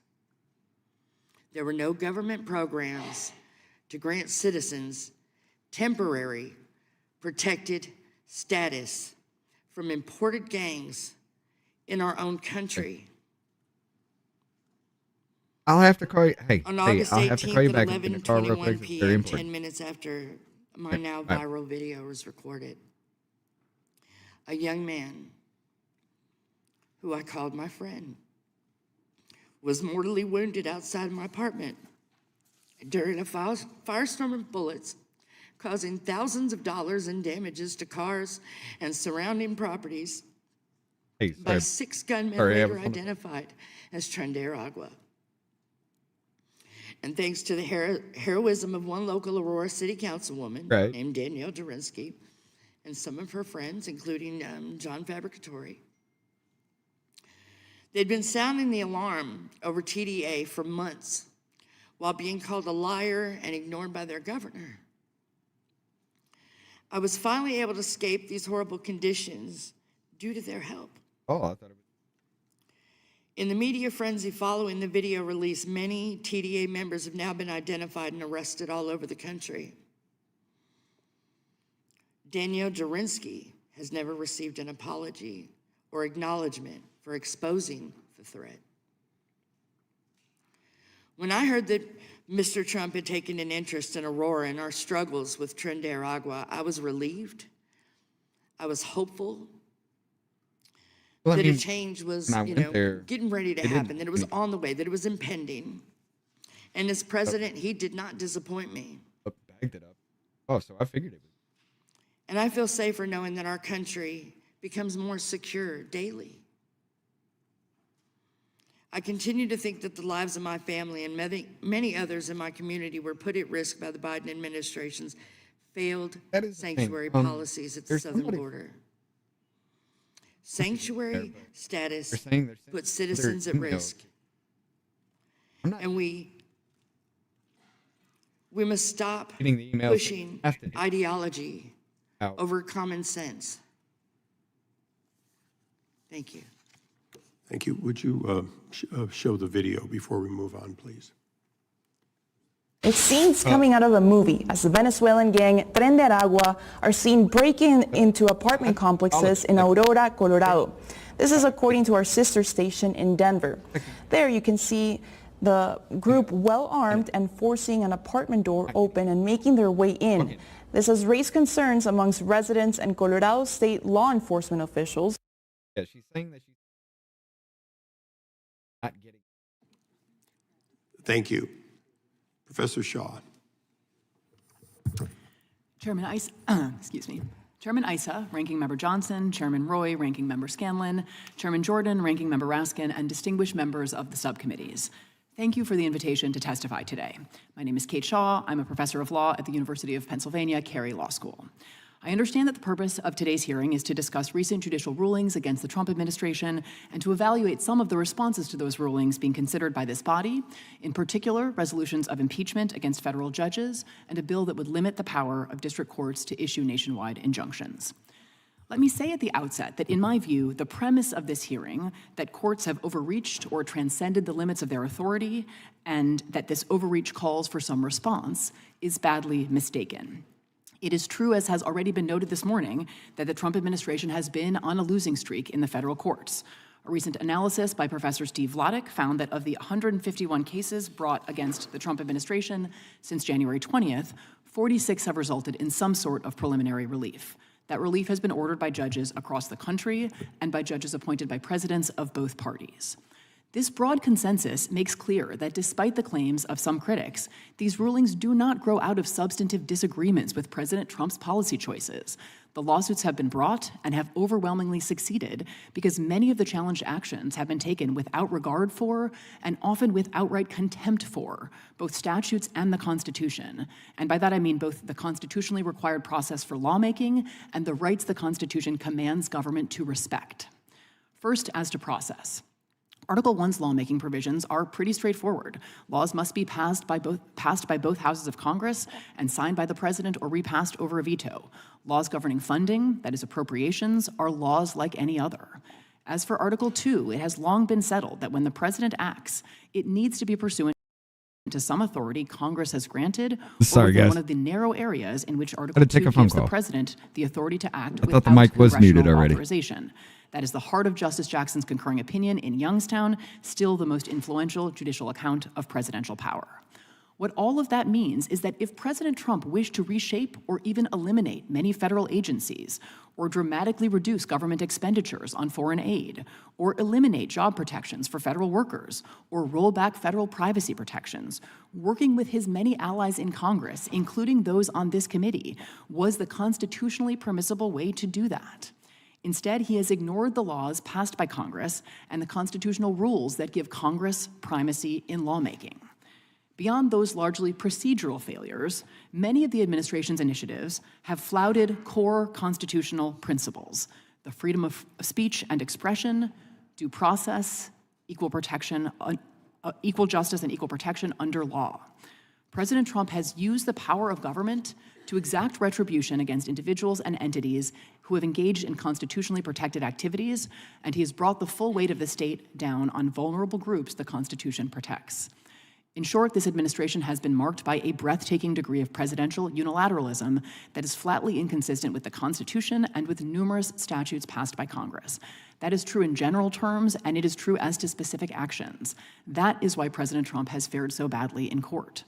To be sure, some of these rulings will be, some already have been, reversed on appeal. Reasonable minds can disagree about some of these questions, but rather than focus on the appellate process or on correcting the legal defects, this administration and many of its supporters have suggested that the problem is district judges. And rather than use its constitutional authority to enact laws that would give the president the power to do some of the things he wishes to do, this body has devoted itself to two things: stripping the power of federal courts to issue injunctions and pursuing the impeachments of federal judges who have merely discharged their obligation to uphold the Constitution. To my mind, the district court judges who have ruled against the administration have not come close to engaging in high crimes and misdemeanors, the constitutional standard for impeachment. And although Congress has considerable power to regulate the federal courts, including potentially restricting courts' ability to issue nationwide relief, the current moment calls for caution in pursuing change that would curtail courts' ability to meaningfully review and remedy unlawful executive action. It has been suggested already this morning that rulings against the administration thwart the will of the people. But democracy does not begin and end with elections for president. It includes elections for membership in Congress, the branch closest to the people and the entity whose authority many of these decisions protect. Democracy also means more than just elections. It includes values like the ability to engage in speech and expression, to associate, to petition. Meaningful democracy also requires genuine political equality, procedural fairness, and mechanisms for the protection of minorities. And in our system, courts can be a key guarantor of those aspects of democracy. They are doing their part to preserve both law and democracy. Other branches of government should join them. Thank you again for the invitation, and I look forward to your questions. Thank you. We'll now go in order, out of order, in order to give Mr. McClintock the first round of questioning. Thank you, Mr. Chairman. The ranking member offers us an example of an upstanding, law-abiding Marylander in the case of Brago Garcia. As Mr. Ice has said, Mr. Garcia has been identified as a member of MS-13, the most violent criminal gang on the planet. And there's one report just published that he's implicated in human trafficking in this country. Not exactly Rotary Club material, I think. But shouldn't the circumstances of his case be examined in an individual action before a district court and not dumped into a far-reaching edict arising from another case that has very different circumstances? Mr. Larkin, what's your opinion of that? Your microphone. How about now? My mistake, sorry. My understanding is these actions that have been challenged under the Administrative Procedure Act, not as actions seeking federal habeas corpus relief. federal habeas corpus is the traditional remedy that someone uses when they're claiming the government has unjustly seized them. There's even a provision for next friends. And that option exists in law, and I think that that's the appropriate option, is it not? The Administrative Procedure Act is not. Yes. For example, you can't use Section 1983 to challenge the legitimacy of your conviction. You have to use the Habeas Corpus Act. Right. So Well, again, these are individual cases with very different individual circumstances and ought to be. That's adjusted. right. I mean, what you have, a particular John Doe, number 1, 2, 3, whatever. Each case has to be examined separately, but it should be in habeas corpus, not the Administrative Procedure Act. Mr. Gingrich, I'm told that 92% of the judges who've issued blanket injunctions against the administration have been appointed by Democrats. That at least suggests a rather partisan tilt to all this, and it's not being done even-handedly. 92%? What's your view of that? That's Doesn't that suggest. undermine public confidence in our courts? Well, I think if you look at the recent reports from various polling firms, clearly a majority of Americans believe that no single district judge should be allowed to issue a nationwide injunction. And I think that when you look, my judgment as a historian, this is clearly a judicial coup d'etat. You don't have this many different judges issuing this many different nationwide injunctions, all of them coming from the same political ideological background, and just assume it's all random efforts of justice. This is a clear effort to stop the scale of change that President Trump represents. And I agree, a lot of this stuff can be fought out. Some of it should be fought out in the Congress, but it shouldn't be micromanaging the executive branch on national security issues by random single judges who have no standing, they have no particular knowledge, they haven't been in the room, they don't know what the consequences of what they're doing are, and they put both Americans and the nation at risk when they intervene to become basically alternative presidents. You now have potentially 677 alternative presidents, none of whom won an election. Well, we all believe in due process. Every injured party should have access to the courts, and they do. The question is whether a single district court can go beyond the case before them and apply the same decision to others whose cases are not before the court in jurisdictions that go far beyond their own. Mr. Gingrich, you've pointed out that there are several ways to address this. Jonah? One is congressional No, I did action. not. The other is the Supreme Court putting its own Oh, wait, that's house in Rob's chat. order. In fact, the Alito dissent recently suggests that there are at least 4 of the justices who very much want to do this. It seems to me that's the cleanest and most surgical route, assuring that the rule is done from within the court and not imposed by legislation. What are your views on what the Supreme Court should do and on what you already mentioned what we should do? Look, I think the Chief Justice would achieve far more for judicial independence if he cleaned up his own judiciary rather than lecturing the rest of us. And I think there are ways he could intervene, as I mentioned in my testimony. They could establish a rule that any nationwide injunction issued by a district court will be held in abeyance and will be immediately appealed to the Supreme Court. Lincoln makes this case. Very head-on fight, which is ironic because Chief Justice Taney, as Attorney General for Jackson, had ruled against the courts. And it said, as Attorney General, the courts cannot order the president. Now, he then becomes Chief Justice, extends slavery potentially to the whole country, and is lectured by Lincoln in his first inaugural as Taney sits there.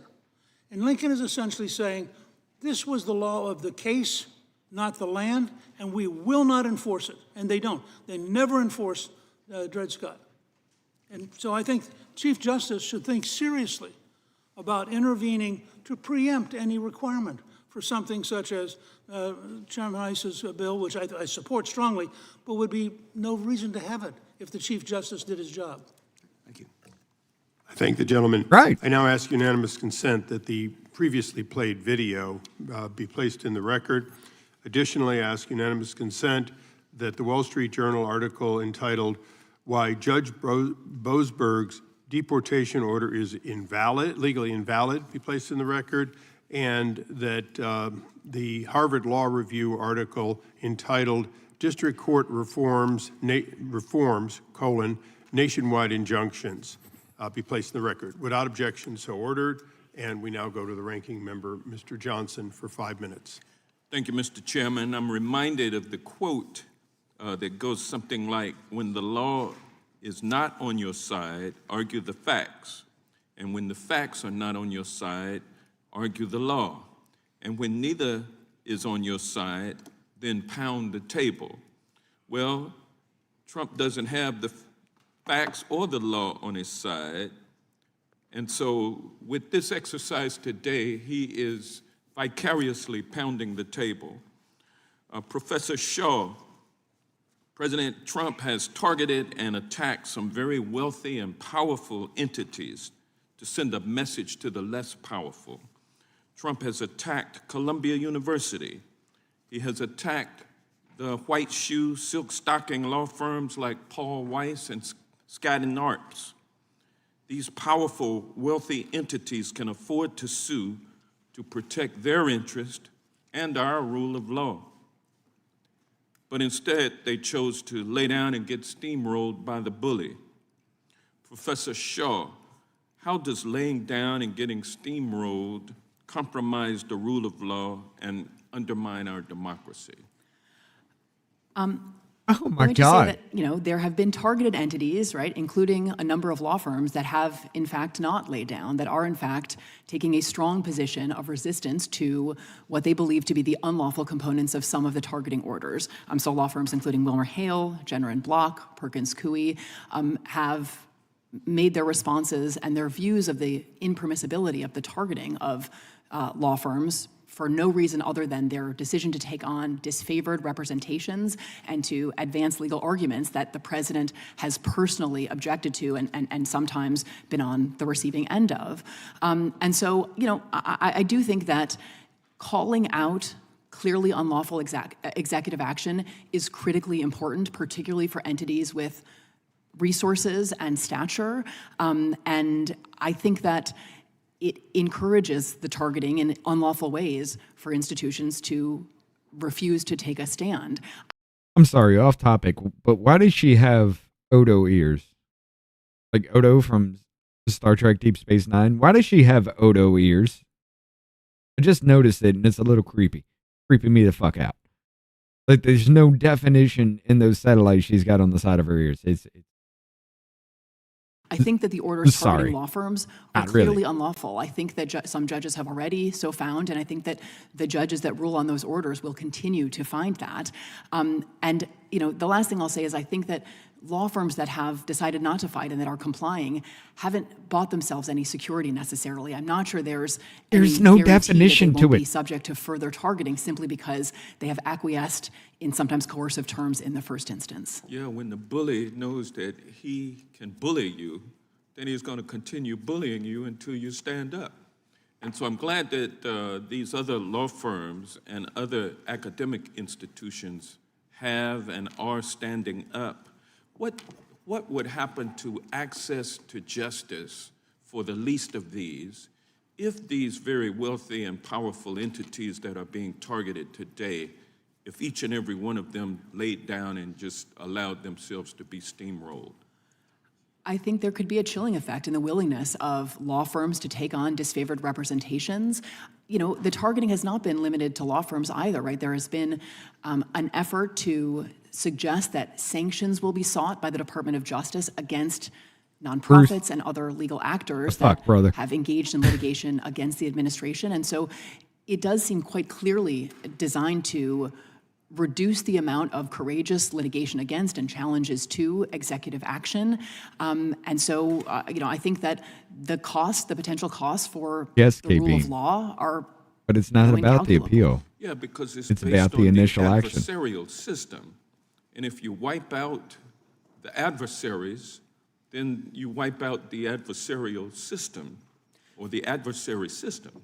I think that's right, that attacks on, look, lawyers are not always popular, right? So attacking lawyers is not something that everyone is always going to object to, but judges need lawyers to present arguments to them, and our system of justice and the rule of law requires lawyers to take on representations, including potentially unpopular representations. So I do not think these attacks on white shoe law firms should be understood as just about white shoe law firms. I do think they are attacks on the very idea of access to justice and to the rule of law. And when you attack, in addition to the lawyers, you attack the judges and claim that they need to be impeached, not for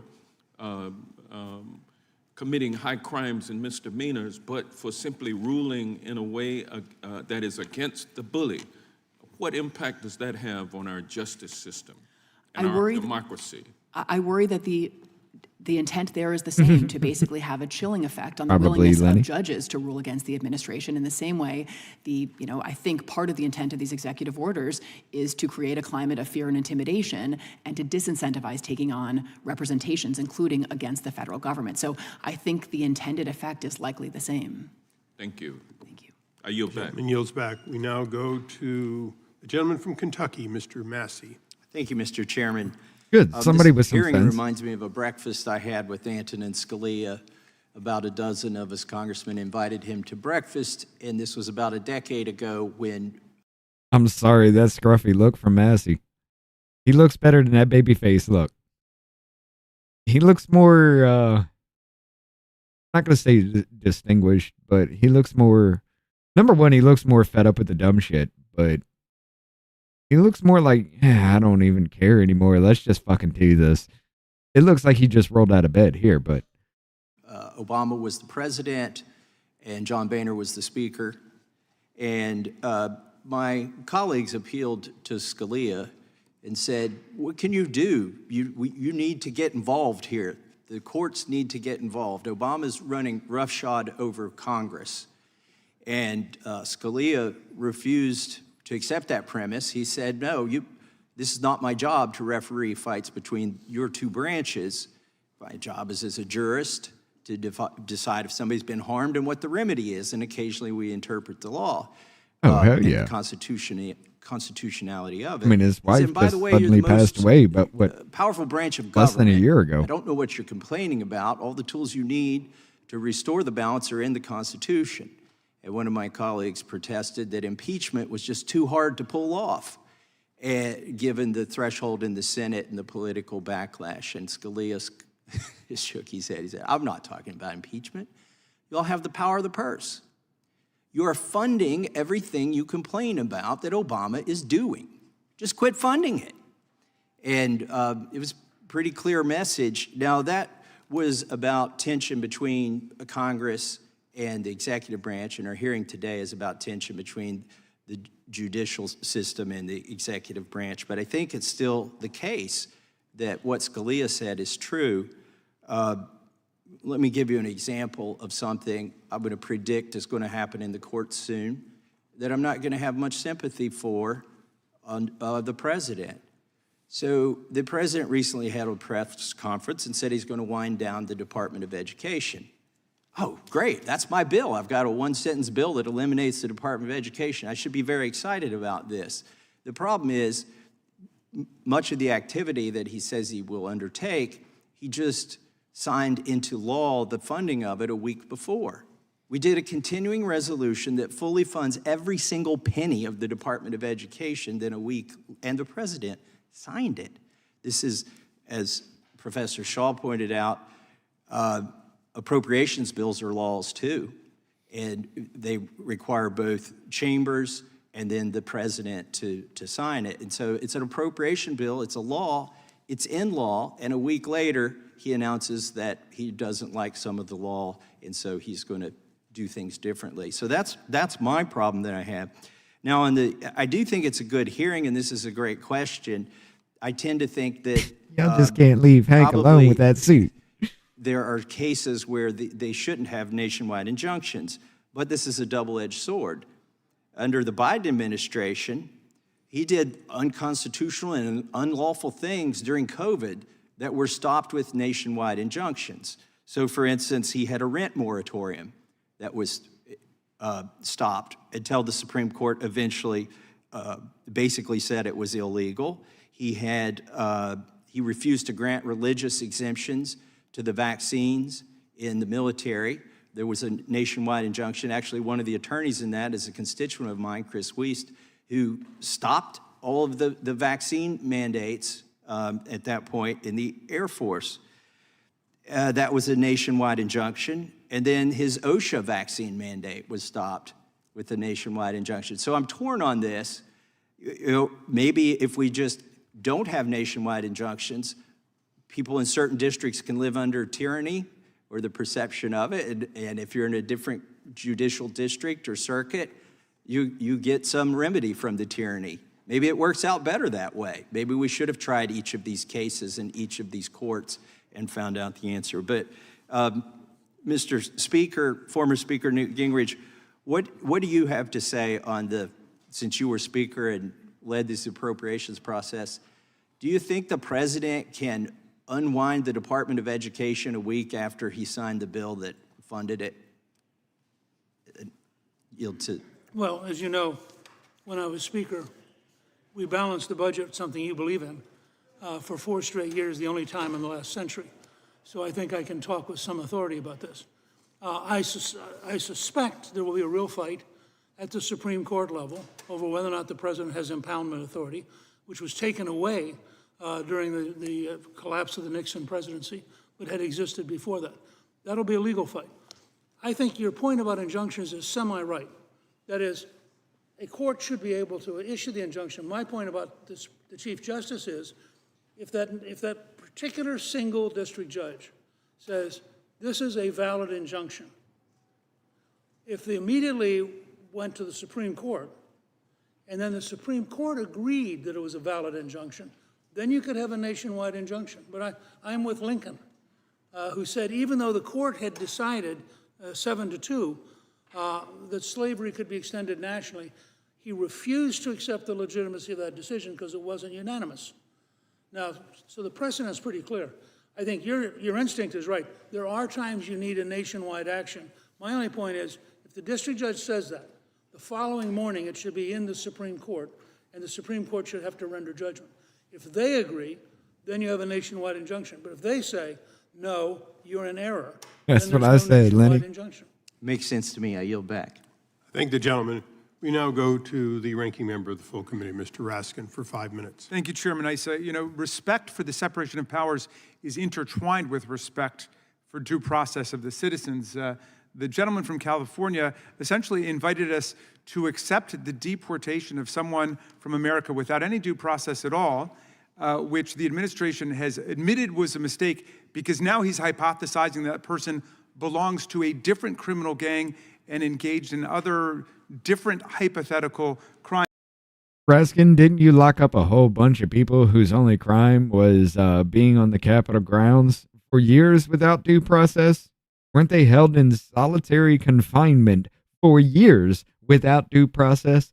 Anybody that could have helped them was turned the fuck away. They could not actually see them or talk to them because they were in solitary confinement for years without due process. Yet you'd rather have illegal aliens go through due process, but our own citizens should be denied due process. God damn, Raskin. That is going way too far. Our own citizens should be locked up without process just because of your plan January 6th. But illegal aliens should have due process because, well, hey, they might have come here illegally, but they might have come illegally for a reason.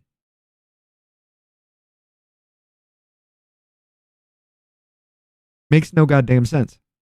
And obviously, the reason why we have due process is because we can't try these cases in the Judiciary Committee of the House of Representatives. But just reading from a court document here, Plaintiff Abrego Garcia is not a member of, nor has any affiliation with Trenta Aragua, MS-13, or any other criminal or street gang. Although he's been accused of general gang affiliation, the U.S. government has never produced any evidence to support this unfounded accusation. He has no criminal history. He's never been charged or convicted of any criminal charges in the United States. So who knows? That's why we have due process. This shouldn't be just fodder for cable TV. We're talking about people's lives here. Professor Shaw, what does due process actually mean? And should Judge Boasberg be impeached for saying that the Alien Enemy Act of 1798 doesn't apply because we are not at war and we have not suffered an invasion by a foreign power?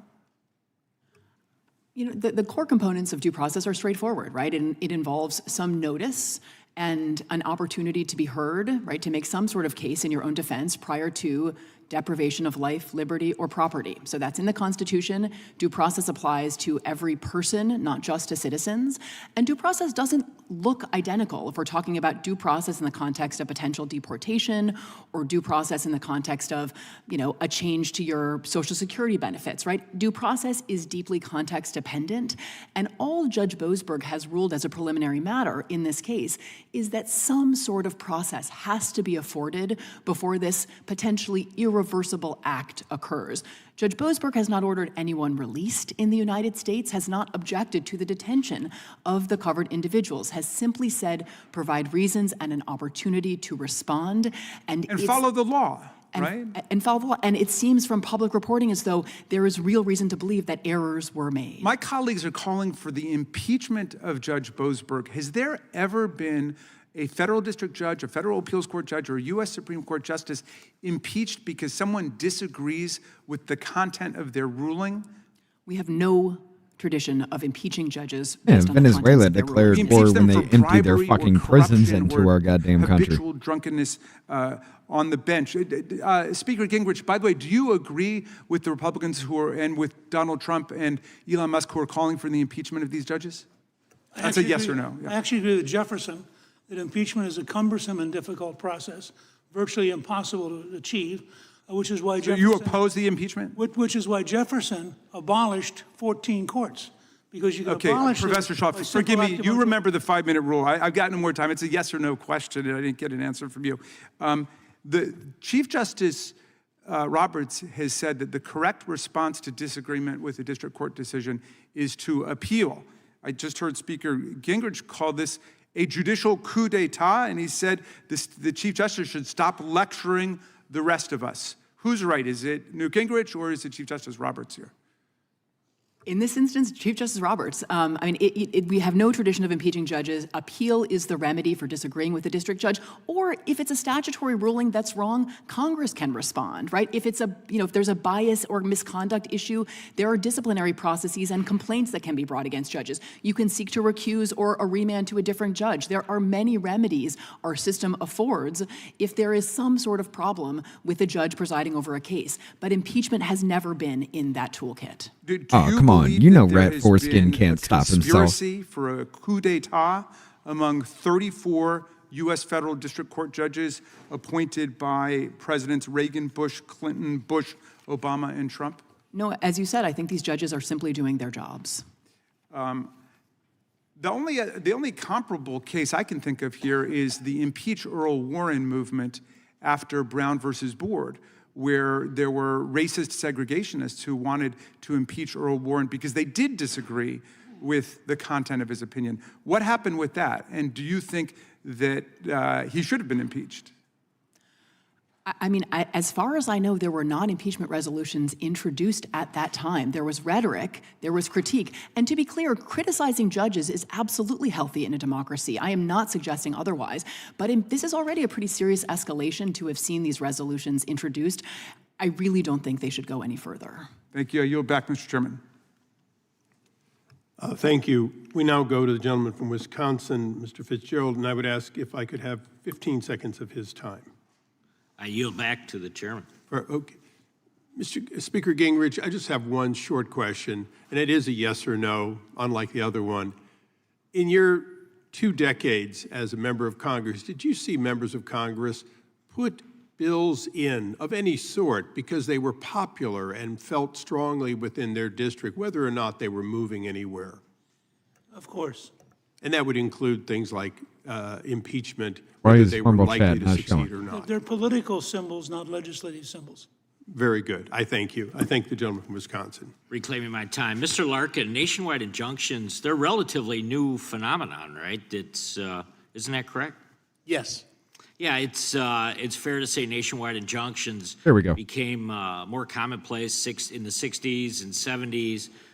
and that is because Congress began authorizing general rulemaking by federal agencies, such as passage of Clean Air Act or the Clean Water Act. Well, there are several factors that led to the late development of it. One is a change in philosophy of what it meant to say that something was unconstitutional. For example, Professor Samuel Bray explained this at length in his article. Traditionally, when a court said something was unconstitutional, it meant the government could not enforce it against you. Over time, courts gradually began to say, no, that means you can't force it against anybody. The problem is you're talking about Shaw? Yeah, that woman is fucking nuts. The role that a district court judge has both horizontally and vertically within the federal system. No one district court judge can bind the appellate court or the Supreme Court. No one district court judge in Maine can bind a district court judge or any judge in Alaska. And so, unfortunately, this practice developed, and we didn't have anybody stepping back and saying, no, wait a minute, are there constitutional, statutory, et cetera, limitations on it? And it has actually hurt both parties, because each party has suffered through this process. Thank you. Speaker Gingrich, as you mentioned in your testimony, between 2001 and 2023, there were 96 nationwide injunctions issued, of which 64 were granted against President Trump. Well, why do you think the courts have issued nationwide injunctions against President Trump with such frequency? It's kind of a question we're all pondering right now. You know, one of my favorite books on the law is The Bramble Bush, which is the 1929 introductory lectures at Columbia Law School, and which draws a distinction between the law as it is practiced and the law as it is written. So let's just, at a common sense level, be honest. Donald Trump represents a profound, fundamental shaking up of a very deeply resistant I don't know what about me. which can be traced back to Franklin Roosevelt in 1933. You take on a system that's I'm almost sure 100 his years breath old, is fucking the rank. system fights back. The last great bastion of power held by the left is district court judges and their allies on the Supreme Court.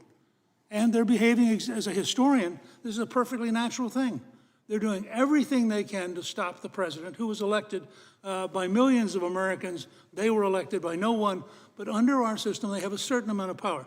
Not nearly as much as the modern legal system believes, because the 1958 decision by the Supreme Court, which said we are supreme, is baloney.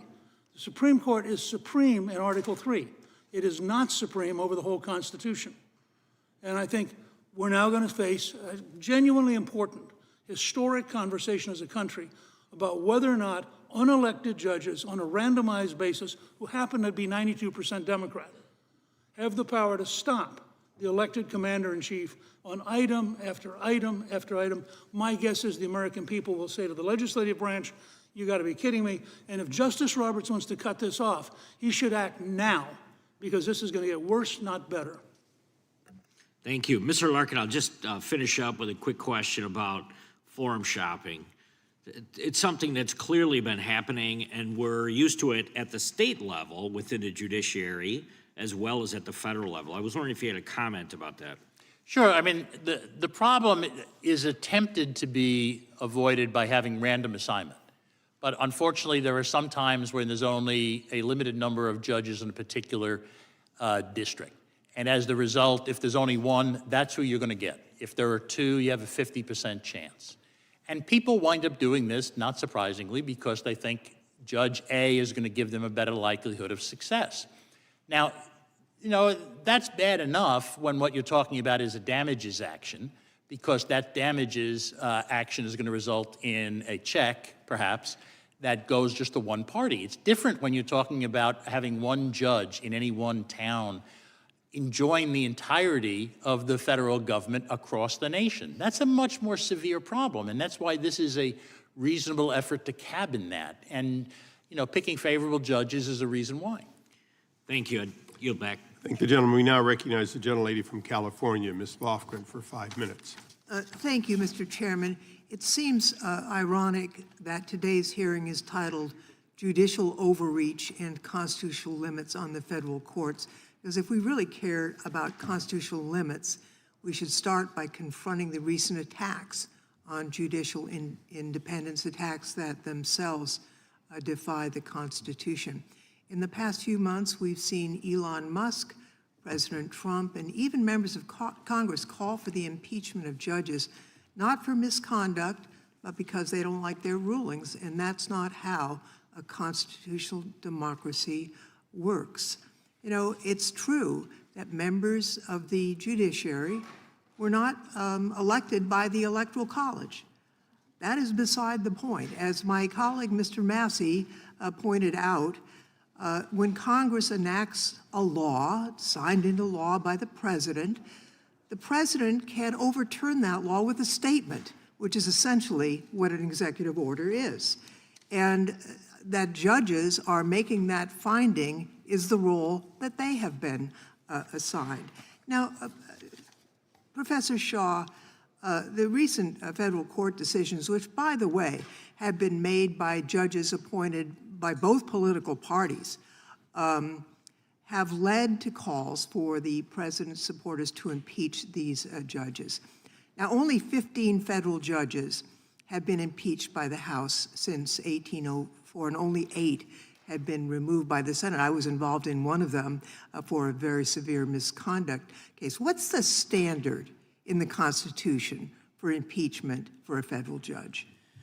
Well, it's been understood that the impeachment, the constitutional language of treason, bribery, and other high crimes and misdemeanors applies with full force to federal judges, although it's actually not explicit in the Constitution, and there are some scholars who have raised some questions about it. But our practice is consistent that that is the same standard that applies to other officers. It applies to judges. And in terms of how our practice has implemented that standard, it has been exactly as you said. In the 15 judicial impeachments that have resulted in 8 convictions and removals, they have been for serious misconduct, things like habitual drunkenness, sexual assault, or corruption, bribery, those types of offenses. The one impeachment of a Supreme Court justice, Justice Chase, was somewhat different because it involved explicit partisanship from the bench. But there you had repeated jury charges and actually kind of electioneering from the bench that also clearly distinguish the conduct at issue there from any of the rulings at issue here. So just to be succinct, none of these historical examples have anything to do with the substance of the rulings rendered by the judges who were subject to impeachment. Well, and even for those who cite the section of the Constitution that judges serve during times of good behavior, that wouldn't include disagreement with the outcome of a case. No, I would say the combination of the good behavior language and the impeachment language has suggested that the way to implement the requirement of good behavior is through impeachment. There is no other mechanism that we have ever used to remove judges other than the impeachment mechanism. And certainly there's nothing to suggest that disagreement with a ruling, whether we're talking about as a matter of good behavior or the specific impeachment language, would ever be the basis for seeking to remove a federal judge. Senator Chuck Grassley, chairman of the Senate Judiciary Committee and hardly a bleeding heart liberal, recently said, and this is a quote, "You can't impeach a judge because you disagree with their opinion." I take it you agree with Senator Grassley's statement there? I do. Now, would doing so be damaging to our constitutional system of separation of powers? And if so, why would that be? I mean, I do want to be clear that I think that there is a healthy inter-branch debate and dialogue that can include criticisms, including sharp criticisms of the rulings handed down by district judges, appellate judges, Supreme Court justices, and that can include hearings that consider and maybe adopt legislative change, right? Obviously, Congress has considerable authority to regulate the jurisdiction of the federal court, so I don't think any of that is unhealthy or destructive, but I do think that moving into an era in which substantive disagreement with the rulings of federal judges gave rise to impeachment proceedings would involve an escalation of this kind of interbranch warfare and a politicization of the judiciary that would be extremely damaging to judicial independence and to the role of courts in our democracy. Thank you very much. Ms. Romero, I found your testimony riveting, and I'm sorry that you and your neighbors went through such a nightmare. There is not a single member of this committee on either side of the aisle that doesn't want violent criminals who Sorry, I'm having to do something real quick. Be deported. The issue is standing up for the rule of law, making sure their due process when that is done. And I want you to know that I listened very carefully to your testimony. I'm sorry what you went through. Thank you very much. Thank you. We now go to the chairman of the full committee, Mr. Jordan. Thank you, Mr. Chairman. Professor Shaw, so was Judge Boasberg correct when he said turn the plane around?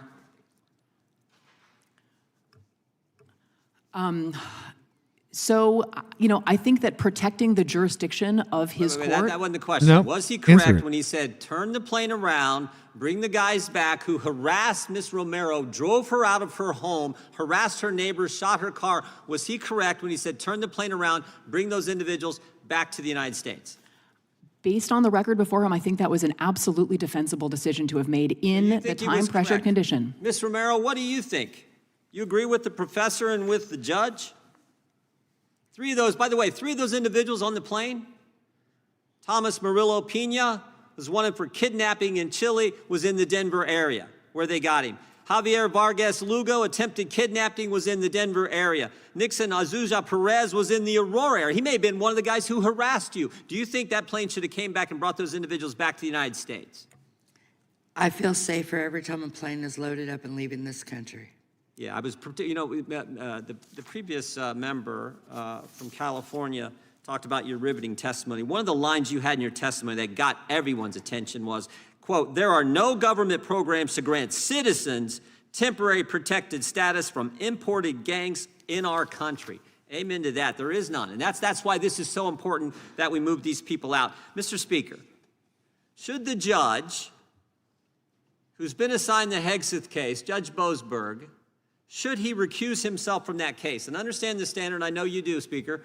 The standard is a reasonable person. Would a reasonable person believe that this judge can't be impartial with this case? And I would just remind you of a couple things. This is the judge who was on the FISA court when they granted warrants to spy on President Trump's campaign. This is the judge who handled the Kevin Kleinsmith case, an FBI lawyer who lied to the FISA court to help get those warrants and was given a slap on the wrist by Judge Boasberg. Not my words, the Wall Street Journal said it, because it was. He was a member of the bar, lied to a court, and got some probationary sentence. So now this judge said, turn the plane around, and now he's been assigned the Hegseth case. And I'm just asking, do you think Judge Boasberg should recuse himself from that case? Look, I think this is a classic case where the Chief Justice should intervene. I mean, when you have a blatant, continuing record of prejudice, that judge should not be put in charge of a case. And as I said earlier, I'm not for going through the whole process of impeachment because I think it's at a practical level not possible.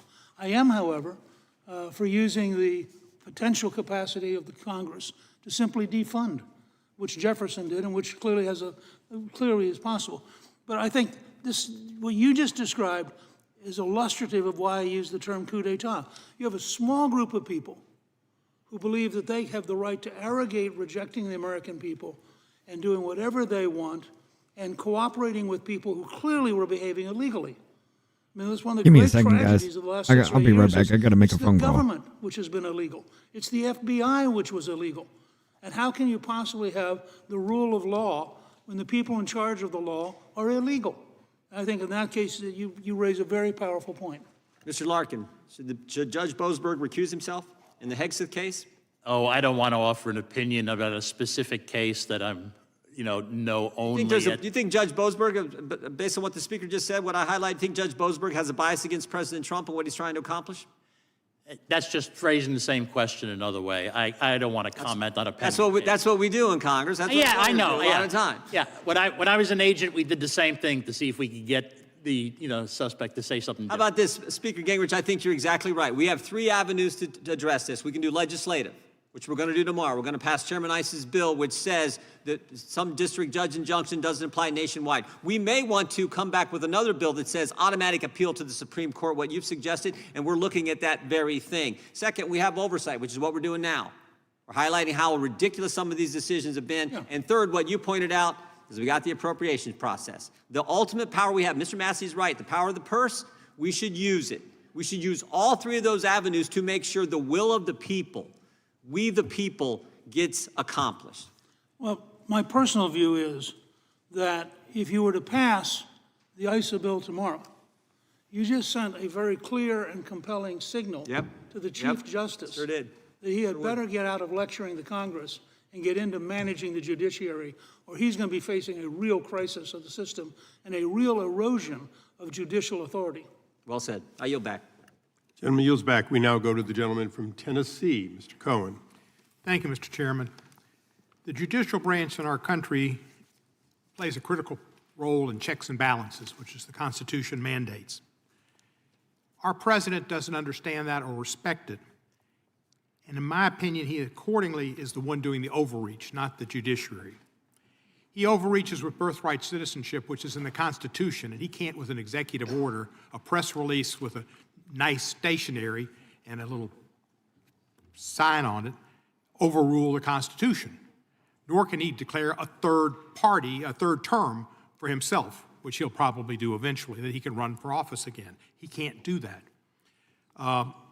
This man is abusing the office of the president by signing executive orders in so many areas against a Congress for passing appropriations bill, which he doesn't respect, and by destroying agencies created by Congress, which he can't do because they're independent, like the Peace Institute. It's an independent, but he's gone in and taken it over.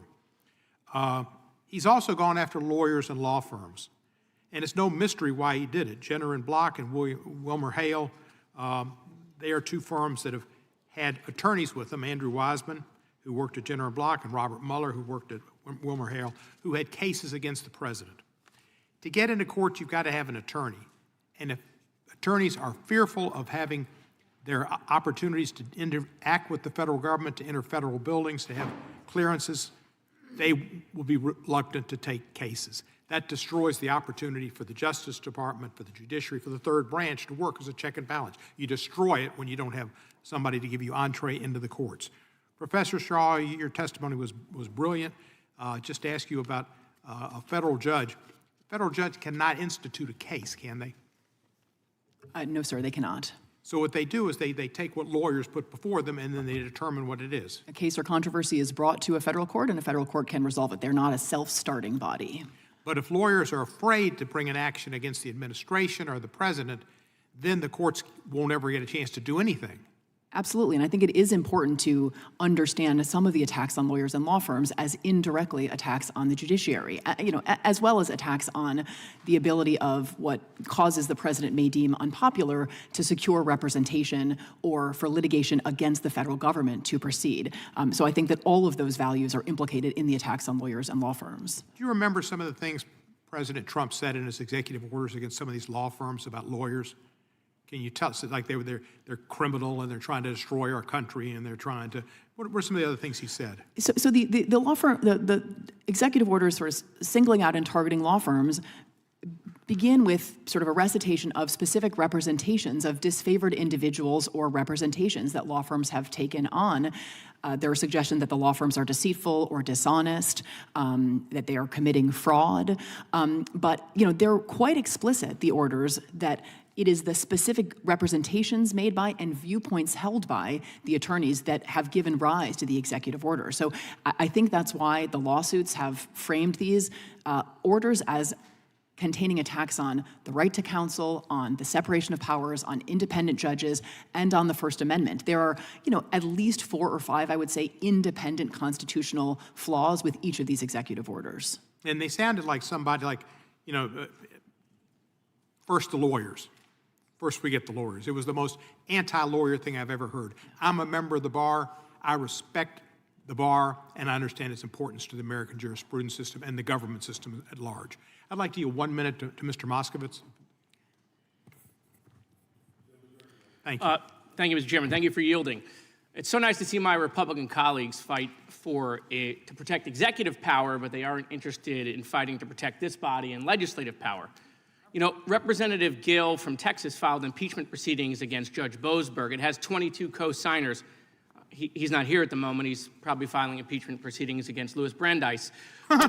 But Speaker Gingrich says that this is a cumbersome process, and Speaker Gingrich is absolutely an impeachment expert.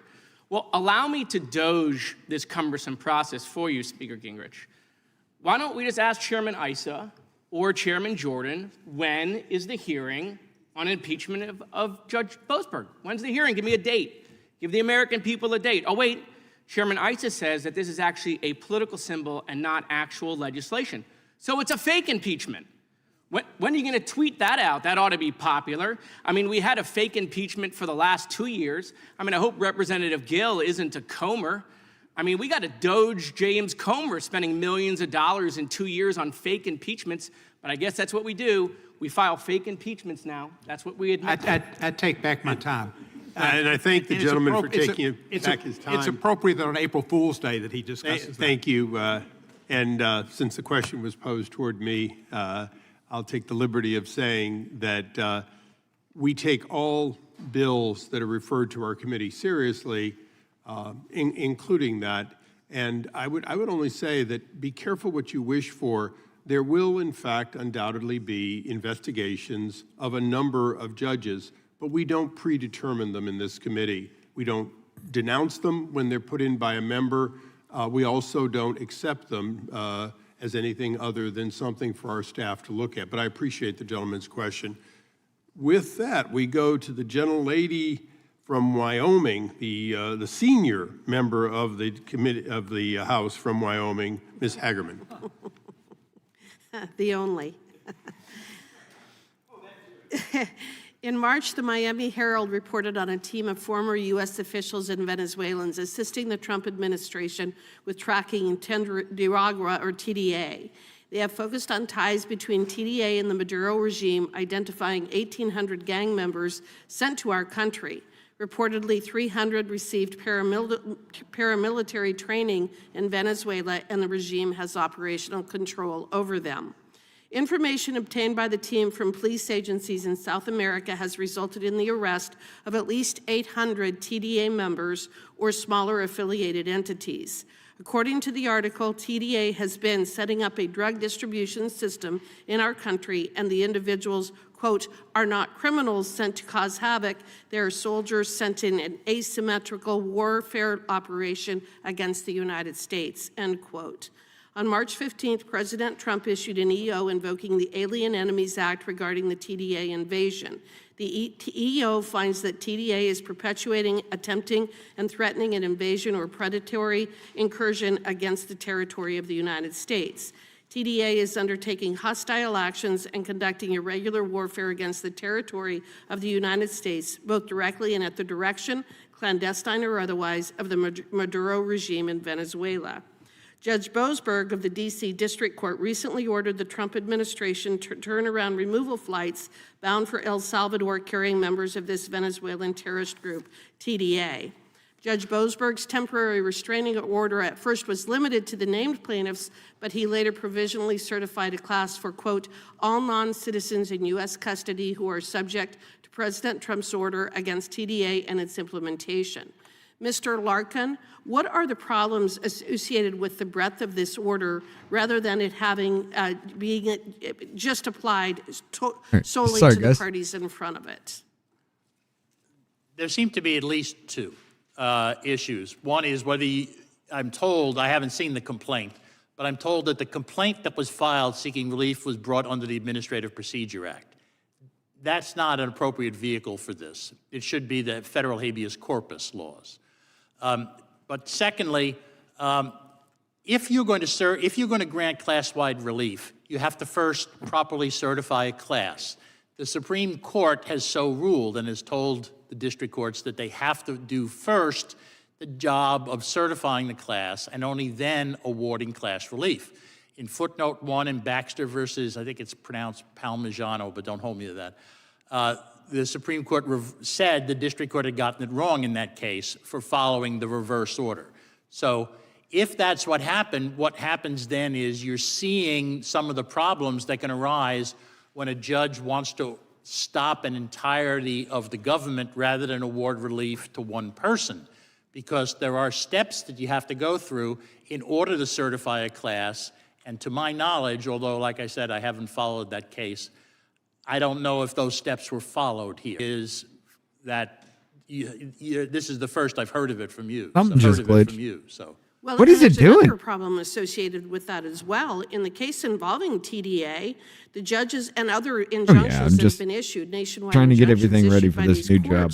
They have not been requiring the party seeking the injunction to put up a bond, even though Rule 65 of the Federal Rules of Civil Procedure mandates that a party seeking a preliminary injunction or TRO must provide security, a bond, to cover potential costs and damages to the party who is wrongfully restrained or enjoined. In fact, such a bond is a condition precedent for an injunction to be valid. So in light of that, does this violation or failure to require the posting of a bond undermine, if not actually nullify, the legality of Judge Boasberg's order? I have to say, and it's going to sound like begging off, but I'm not trying to, that I haven't researched that effect in this sort of context, in part because I'm not sure how you set a bond in a case like this, where what you're talking about is essentially relief that should be granted under the habeas corpus laws. And so to the extent there are separate procedures that you have to follow in a habeas corpus action, I don't know to what extent that part of Rule 65 would apply. So what I'd like to do is I would encourage you to read the opinion article in the the Wall Street Journal from yesterday entitled "Why Judge Boasberg's Deportation Order is Legally Invalid." And this individual, Daniel Huff, goes through the analysis of what is required under Rule 65 for an injunction to be enforceable. Yeah. And one of the problems associated with the decision is the fact that no bonds have been required in these injunctions. And not every provision in the Federal Rules of Civil Procedure automatically translates over to habeas corpus, and I just don't know if that provision does. If it does, then it has to be addressed. If it doesn't, then you have a different set of rules that you follow. Would the gentlelady yield for 1 second? Sure. Would your Mr. Chairman, thank you. Would your question be for all of these cases, not just the one that you were speaking of? That is correct, for all of the injunctions that have been issued in these decisions around the country. And I also would ask unanimous Chairman, time is expired. I would ask unanimous consent to submit 2 articles for the record. 3 articles. One is the Wall Street Journal article. Another one is the article I was referencing earlier, as the U.S. tracks suspected Venezuelan gang members, a look at a group that's helping, and the executive order issued by President. From Washington, Ms. J. Why the fuck are you Colleagues clipping? on the other side of the aisle should consider that the very reason that Donald Trump has faced more nationwide injunctions than Joe Biden is precisely because Trump is grabbing unprecedented power from Congress and from the judiciary, power that is not accorded to any president because we do not have kings in this country. If you try to eliminate birthright citizenship, jail people for free speech, slash funding and fire people, and eliminate departments that are actually established by Congress, if you try to use Cold War era regulations to do mass deportations, then yeah, you're going to get nationwide injunctions. So maybe if you don't like the injunctions, stop doing the illegal stuff. The argument that the judiciary has run amok is a very convenient political argument that's being weaponized to eliminate the fundamental checks and balances that our founders put in place to protect the independence of the judiciary from the political branches of government. If there are threats to the independence of the judiciary, they come when unelected billionaires try to buy court seats. They come when there is no ethics code that stops justices from being captured by special interests. The lower courts have played a critical role in this independence from political systems, delivering results that people from both parties have liked and disliked. During the Obama and Biden administration, lower courts did rule against the government in cases dealing with student debt relief and DACA. Courts have also ruled in favor of guns, religious liberty, and abortion restrictions. Democrats may not have liked those rulings, but we did not simply try to eliminate those courts or impeach those judges. And did you ever hear Republicans complaining about the judiciary when those favorable rulings were coming about? Of course not. One of the most important roles of an independent judiciary is upholding civil rights and liberties. The judiciary is often the last line of defense and listening for at the same protecting time. the vulnerable from the powerful and the minority from the majority. This is particularly true when it comes to immigration. Last night, we learned that the Trump administration mistakenly deported a father with protected legal status. This is the latest amongst numerous questionable deportations, including men being deported for having tattoos, for autism awareness, and the names of close family members. Trump's basis for these deportations is the Alien Enemies Act of 1798. This statute authorizes the president to detain and deport non-citizens when there is, quote, a declared war or an invasion or predatory incursion, end quote, by a, quote, foreign nation or government. Professor Shaw, could you briefly explain why the courts have determined why there is no appropriate basis for Trump to invoke the Alien Enemies Act? Well, I should say it's all in a very preliminary posture, but Judge Boasberg issued his initial temporary restraining order essentially on the grounds that individuals who were subject to this deportation on the basis of this invocation of a 1798 statute that has been used 3 times in our history needed some opportunity to contest or present evidence before being sent to prisons in El Salvador. So this was, just to be really clear, Judge Boasberg did not order anyone's release inside the United States. Everyone is able to stay in U.S. custody. It was simply a determination that the basic demands of due process were not suspended by the invocation of the Alien Enemies Act. And why are those due process rights so important in the immigration context in particular? Well, so I think that the example that you gave, Congresswoman, of this reporting we saw last night of an individual who appears to have been incorrectly seized and sent to a prison, maybe there was some other basis, but not the specific Alien Enemies Act invocation basis for deporting him, makes clear that the stakes kind of couldn't be higher than in the immigration context, especially if we're talking about not just detention, but deportation. Probably went over to and Rob's expulsion. So, due process protects us from being summarily deprived of life, liberty, or property, and those interests in some ways are at their highest when we're talking about the government taking custody and potentially expelling an individual. And this law was used, wasn't it? It was invoked by President It is Franklin acting D. funny, Roosevelt though, 'cause to detain I'm 120,000 showing 8 at Americans this of point on Japanese my side. ancestry during World War II. That's right. It was part of the basis of the detention and internment of Japanese Americans. And so these actions don't just affect foreigners. What's at stake are constitutional rights for all Americans. Can you explain to any American who might be watching this hearing why they should be concerned about their rights, given what the Trump administration is doing? Right. I think that the Constitution is the only thing standing between any of us and being summarily placed on a plane. And judges are the ones who are often in the position of enforcing those constitutional rights. So this is not about protecting an other, right? This is about protecting all of us. And if the administration is not duty-bound to respect the basic requirements of the Constitution with respect to these individuals, it's not clear why it's duty-bound to respect those rights as to any of us. I think that is a very important point, and I think we should be focusing our attention on how to best preserve our independent judiciary, not delegitimize it. Mr. Chairman, I'd like to submit an article, seek unanimous consent to submit an article for the record. This is from The Atlantic. An administrative error sends a Maryland father to a Salvadorian prison. Without objection, so ordered. Thank you. I yield back. The gentlelady yields back. We now go to the gentleman from Virginia, Mr. Klein, for 5 minutes. Thank you, Mr. Chairman. I want to briefly yield at the start to the chairman of the full committee for a few seconds. Thank the gentleman for yielding. Professor Shaw, should Congress add 4 associate justices to the United States Supreme Court?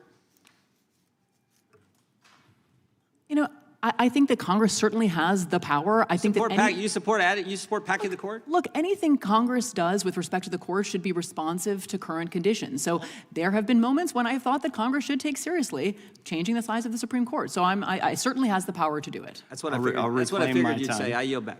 And find it interesting that to be responsive to current They don't have to be honest, would support, RP. You know that. Adding 4 justices to Supreme Court. Court packing, essentially. What up, Tony? Hey. When many on the other side saw rulings that they didn't like over the past several years, their response was to pack the court. Mr. Speaker, do you consider it appropriate to add 4 members to the Supreme Court when decisions come down that people don't like? Let me say first, if I might, that hearing a Democrat talk about fake impeachments after the 2 fake impeachments of President Trump, which were repudiated by the Senate, I thought it was a lovely moment of historical awareness. Look, the Supreme Court's been at 9 since 1869. It's before that, it differed at times. But there's never been a serious effort. Roosevelt tried, and as powerful and popular as he was, the country has an instinctive sense of stability at that level. So I would say, barring something extraordinary, the Supreme Court, again, supreme in terms of the Article 3, not supreme in terms of the country. I think the Supreme Court is best dealt with carefully and cautiously, and it evolves over time. It's not always what conservatives like, it's not always what liberals like, but over time it has been a relatively stable part of our system. Now that we have a Republican majority in the House, Republican majority in the Senate, and a Republican president, I wonder how those same Democrats feel about adding 4 new justices to the Supreme Court right now. Probably wouldn't be so excited about it. But Ms. Romero, let me ask you, since you were so directly affected by Tren de Aragua, are these gang members the kind of folks Americans want in our neighborhoods? Were they good neighbors when you lived near them? No, they were not good neighbors. I read your testimony. It's shocking what went on in your neighborhood. How long did you and your community suffer? Judiciary is still going on. At one, we may have to, My husband and I pause lived this. in the apartments for 4 years. I want to hear that JFK one. Year and a half, it was pretty bad. Now, if you went around an apartment I'd have complex to with a listen to rifle the trying to drone kick one in later. people's doors, you'd expect police would act swiftly to take you into custody, right? Yes, anytime someone calls 911, I expect the police to come swiftly. Yeah, that's the reason we have law enforcement, to respond to situations like that. That wasn't my experience with the local police there. Your cries for course help not. went unanswered. Yes, very. Unfortunately, federal judges seem to have taken up those same talking points and taken issue with President Trump's administration, calling what's happening in communities like yours an invasion. They instead just call it a migration. Did it feel like a migration to you? It felt like there were large groups of people moving onto the property to destroy it and cause me harm. It caused many of my neighbors harm. Felt more like a textbook definition of an invasion. Yeah, nobody made sure my rights were protected. Do you think, what message does it send when a district judge in D.C. says the president can't take action to remove these violent criminals and invaders from your community? I think the president was asked very specifically to take care of this problem, and promises made and promises kept. I feel like he is keeping his promise to me. Do you think that these injunctions will make the problem worse in your community as it emboldens criminals and handcuffs law enforcement? I think all sanctuary city policies are a mistake, and they're harmful to regular citizens. And there's no one in here fighting for my rights. Well said. Thank you. I yield back. Gentlemen yield. I yield to the chairman. Well done, Ben. Mr. Larkin, there's been a question that I've been begging to ask. National injunctions. If a judge in Hawaii were to rule on something, what prevents shopping for a declaratory judgment on the opposite end of the country, maybe in Texas, by the administration, and that judge ruling that there is no such injunction, ruling the opposite and creating a constitutional challenge as we currently have it? Well, you put your finger on one of the great challenges, because due process has to assume that there's a balance and an honesty and an integrity in the very system. And when you start getting into an ability to shop, or this, by the way, this is true for a whole different zone in terms of civil litigation and trial lawyers and lots of things you could talk about, where the system is crumbling because it is so clearly no longer balanced by due process and a pursuit of justice. And I think that it is a danger. And frankly, again, I think we're either going to eliminate nationwide injunctions, or the Supreme Court's kind of going to find a way to make them immediately a national question, not a single district court system. If we don't do something like that, I think the system is in real trouble. Thank you. Gentleman from Colorado. I thank the chairman. I want to thank all the witnesses. I have the privilege of representing Colorado in the Congress, and so I want to say to Ms. Romero, welcome to Washington, and thank you for being here. Mr. Gingrich, I wasn't planning on talking about impeachment, but I just have to spend a minute on it, given the statement you made just a minute ago. I think you said, if I'm not mistaken, This motherfucker is going to take somebody's words, try to twist them around to something that they weren't saying, shove them back in their face, and thinks he did something about this. Watch. It's his only fucking move. The son of a bitch can do nothing more than to try to twist somebody else's words, shove it back in their face, and act smug like he thinks he did something. All he is doing is using somebody else to argue with himself, using somebody else as a proxy to argue with himself. It's fucking pathetic. Mistaken. You said the two impeachments against President Trump were repudiated in the Senate. Is that the right word you used? Yeah, okay. And would you describe the impeachment that you initiated against President Clinton 35 some odd years ago and the Senate's reaction to that impeachment in the same way? Well, it failed, which is part of why Jefferson thought impeachment was not a realistic possibility. Well, I would just simply suggest to you that, because I served as an impeachment manager in the second impeachment trial against President Trump following the attack on our nation's capital. And in that impeachment, as you well know, of all the presidential impeachments, which I suspect you've studied, 7 Republican senators did something that no senators had done in the history of our republic, which is voted to convict a president of their own political party. So I think that is a far cry from repudiation. I understand that it didn't meet the constitutional threshold for success. Those 7 Republicans are now gone, though. Every single one of them. Some of them were voted out, but most of them retired under their own accord because they knew they couldn't win. When you talk about January 6th, asshole, remember the country understands that it was you fuckers that set that shit up.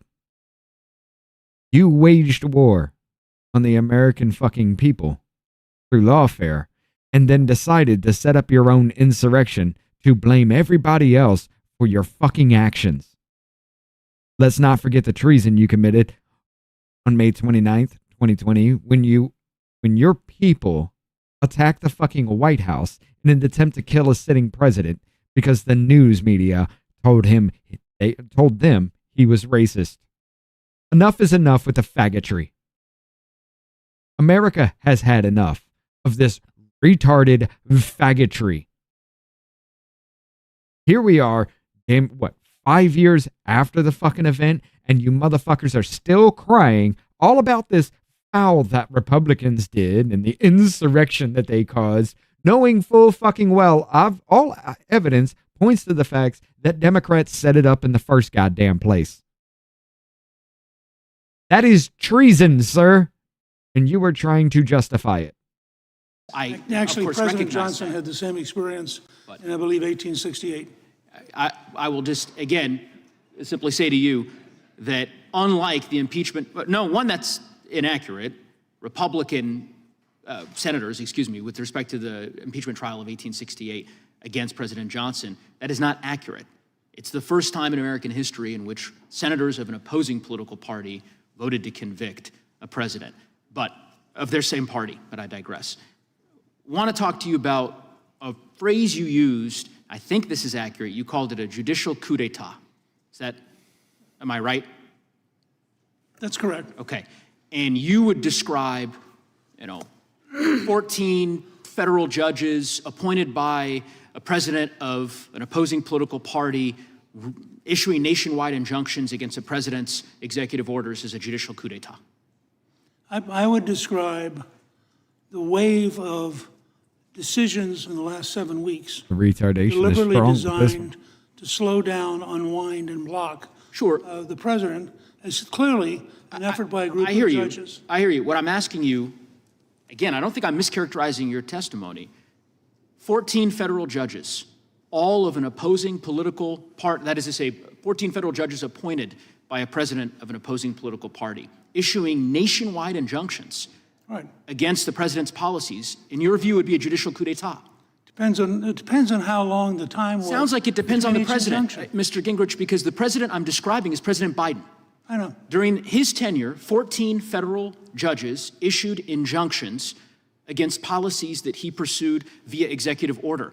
How many of them were appointed by Republican presidents? Do you know? No. 100%, all of them. Well, you're making my case. I'm making your case. What's fascinating, Mr. Gingrich, is I didn't hear much from you about judicial coup d'etats when President Biden's policies were being rejected by federal.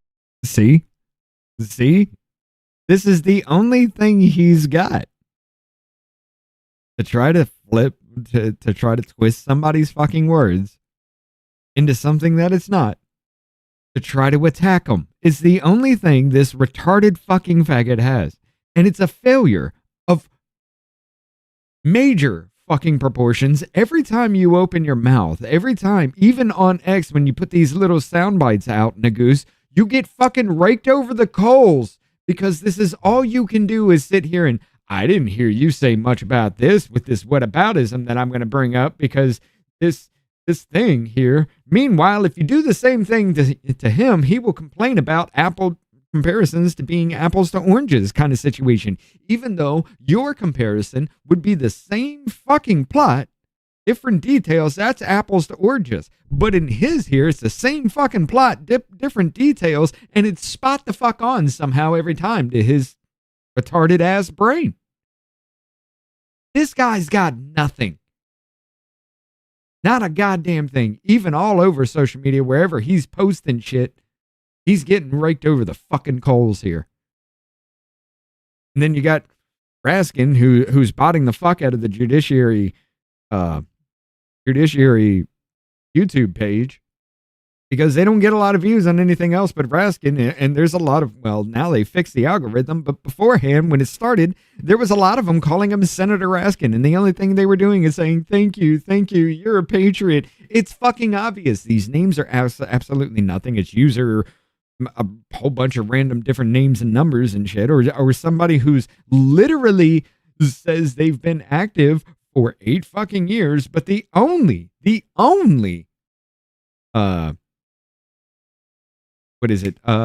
activity they have, the only thing you can track as far as what they've commented on, is only on Senator Raskin's videos. It's too fucking obvious. This dude is literally raked over the coals every time, because this is his only fucking argument. You didn't say this when this was a problem then. You didn't say, but you're saying it now. I find it very fucking, very funny. You're an idiot.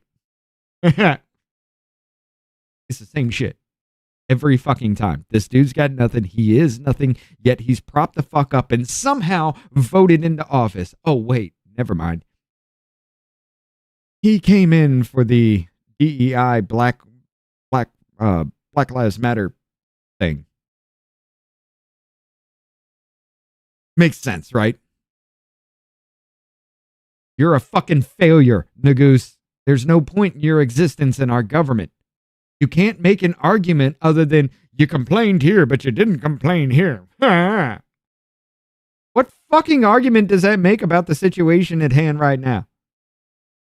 Oh, you're just trying to target people's character and flame them for your own social media, even though your own social media has even people that follow you dragging you for this shit. You're too stupid for this. It's time to fucking quit. Put your damn helmet on and sit the fuck down before you hurt yourself. Federal judges across the country. It is very convenient now.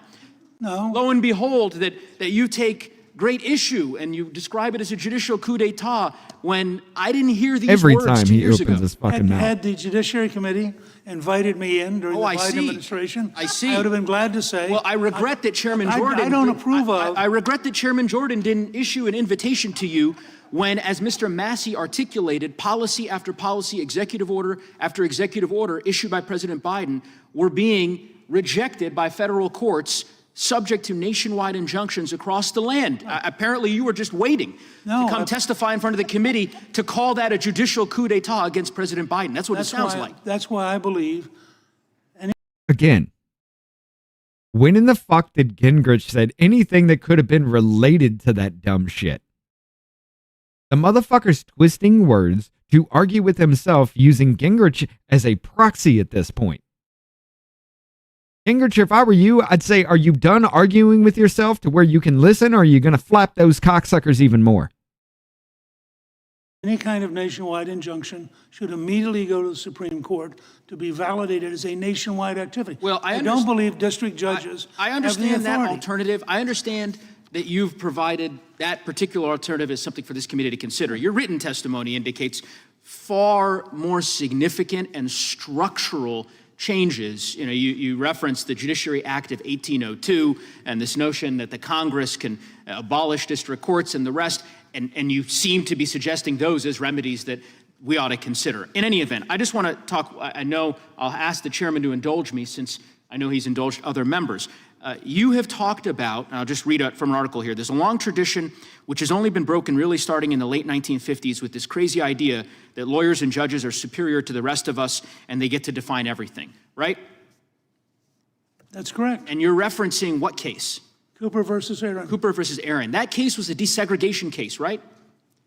Yeah, but that wasn't the point of it. I understand, but this was a case in which the state of Arkansas was seeking the ability to not comply with Brown versus Board of Education in just to show you what I'm talking about right now. This is actually 100% fucking.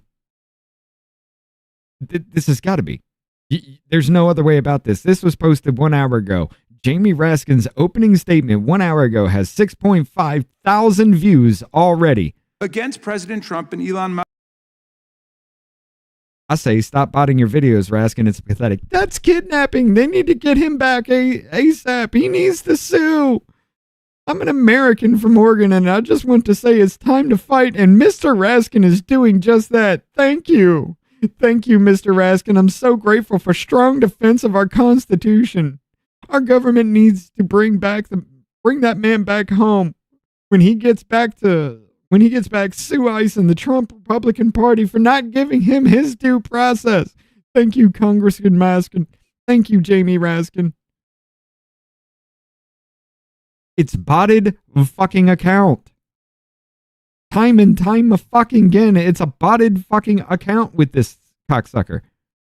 Videos, 6.6. Oh, Scanlon, in the same fucking hearing, gets 493. Hank Johnson, in the same hearing, gets 914.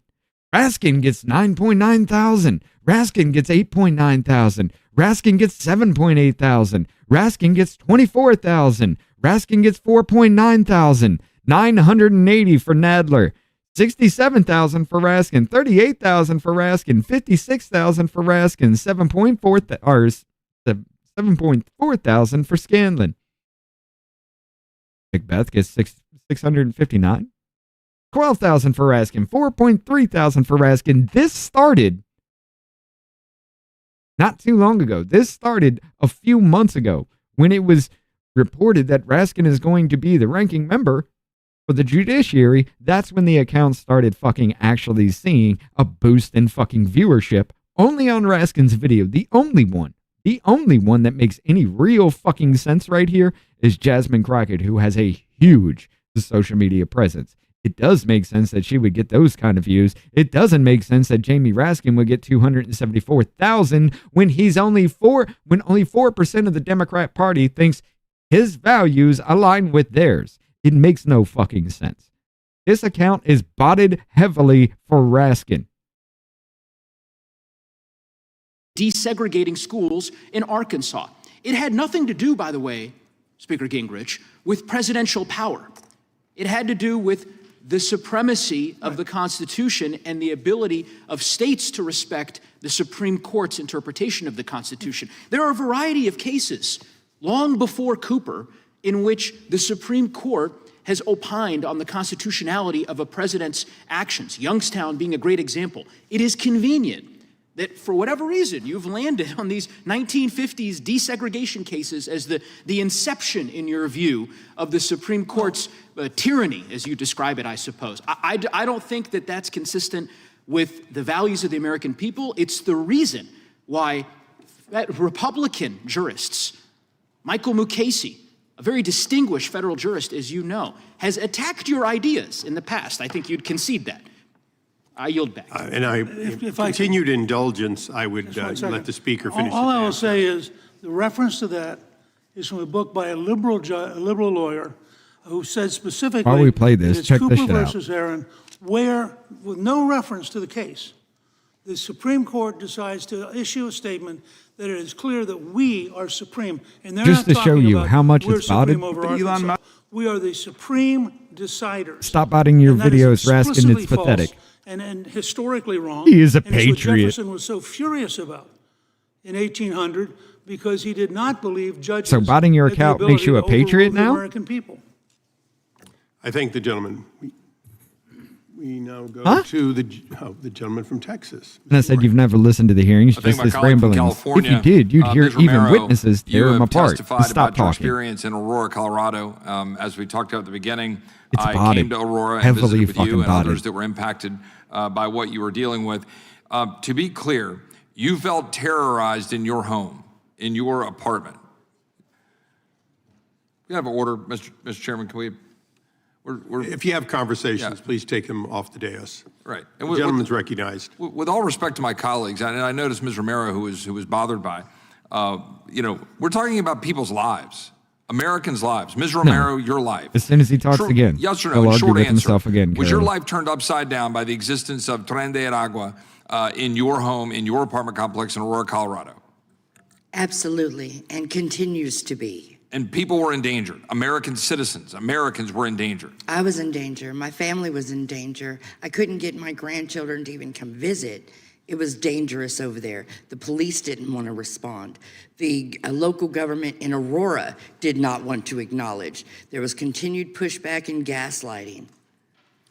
And I mentioned earlier when I opened up this, the extent to which we had a young woman here who was testifying last year in this committee, Alexis Nungre, whose daughter Jocelyn was murdered at the hands of Tren de Aragua members in Houston, Texas. Is that acceptable? It's absolutely not acceptable. And so let me ask you this. Should TDA gang members or MS-13 gang members be removed and deported from the United States of America? Let me first ask Ms. Shaw, Professor Shaw, should they be removed? The president certainly has the authority to make that determination. The question is, how do we know who is a member of these bodies? So these members should be removed. These TDA gang members, MS-13 gang members who are posing a danger to the American people and citizens should be removed from the United States of America. I am a scholar. I'm not going to take a policy position on how immigration should be But be you enforced comment or on these carried issues out. all the But this is why you were here, to take a position on this shit. So why are you here? Why are you here to sit there and comment on this shit when you take a policy position when Democrats ask you a fucking question? But when Republicans ask you a question, you're not here to make policy because you're a professor, you're a scholar. You don't want to put policy in anything that you're saying when Republicans ask. But when Democrats ask, yes, 100%, I'm going to put policy behind my answers. Him? That retardation does not fucking work. Not to a person with common fucking sense who listens to more than just one little fucking clip of your goddamn dumbass. You just straight up fucking lied. all the time. I opine on the law, and the president has certain authority, significant authority, to enforce the immigration laws, but the Constitution is supreme. So the president has significant authority as the commander-in-chief to protect the United States. Of course. Ms. Romero, do you think these TDA gang members and MS-13 gang members and other dangerous individuals should be removed from the United States so they do not pose a harm to American citizens? Every last one of them. And given Look at that, that. do you believe it was appropriate for the president to remove those that were removed that Judge Boasberg decided to, from his I feel like that woman just in wants the to district court in the reach District of over and Columbia stop or put that attempt other to woman's stop head through the table. a plane leaving Harlingen, Texas, to remove said individuals because this judge in D.C. decided to assert that he had jurisdiction over that plane that the commander-in-chief was using to remove these dangerous individuals from our country. Do you think the president was right or the judge was right? You're I think right. the president You're was right, absolutely RP. right. When If you can Democrats asked, she describe said them no, as she would not illegal remove them. And an That's what I immigrant was to this getting at. country and a criminal all at the same time, they need to go. They need to go out of our country. Much has been made of this individual from Maryland. To be clear, this is an individual that by all accounts was a member and affiliated with MS-13, the dangerous gang in Maryland. I will not. This individual was affiliated with MS-13, had an order of removal against him, was here illegally in the United States of America, and was put on a plane, a separate plane, by the way, from the one onto the alien enemies removal, because he was on an order of removal. Now, the fact is, I think my colleagues on the other side of the aisle would like the American people to believe that it is more important for us to be concerned about the specific mechanics of an individual illegal alien affiliated with MS-13 endangering the American people, and whether or not the intricacies of due process about what claims that guy was making to alleged asylum. By the way, asylum because he was afraid of what might happen to him at the hands of the gangs he affiliated with if he's sent back home to El Salvador, that would somehow trump the extent to which Ms. Romero or Alexis Nungare would be the ones that are put down at the hands of dangerous gangs, making your life upside down as an American citizen. Do you think that's fair, Ms. Romero? It is not fair, and I have rights too. And we weren't asked permission to allow these unvetted criminals into our country. And nobody stopped them once we sounded the alarm. Something has to be done now. Mr. Speaker, thank you for being here. We've talked a little bit about what we might be able to do. And you talked about the fast track to the court and so forth. I remain of the belief, and I think, we've passed legislation out of here, and I think it'd be important to send that to the Senate. I agree with you, to send a message to the Supreme Court. I would posit and see if you agree. I think we need to clarify for the record, for both sides of the aisle, in response to my friend from Colorado's commentary, that we had a wake-up call for our Democratic friends when suddenly there were some judges in the Northern District of Texas who were saying, wait a minute, we don't think some of these ridiculous rulings about men being in locker rooms with our girls in schools should somehow be okay because radical administrators under the Biden administration were allowing it to occur. Do you agree that having a ability to say that you're not going to have a nationwide injunction at the hands of one judge, but then have a process by which you can have a nationwide injunction, either through a 3-judge panel at the appellate or fast track to the court? To clarify for the record, we're saying that's not a partisan exercise, that we're saying that no one judge should make that there should be a process, though, and there are times when a nationwide injunction does need to occur to stop administrators from making law. The gentleman's time has expired, but you may answer. Well, whether it is a liberal or a conservative, whether it's a Democrat or a Republican, the very concept of the distribution of power in the American system would indicate that no single person should have the power to dictate to the entire country what they personally happen to believe that week. Hold up. Holy shit. Guess who comes up in that link that you just showed me?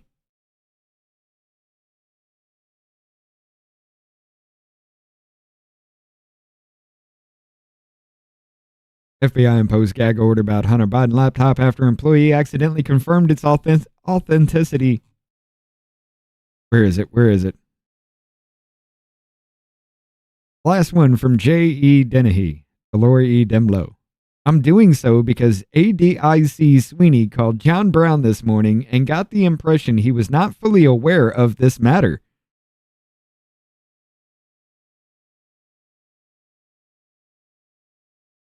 Son of a bitch. Sweeney came up in this.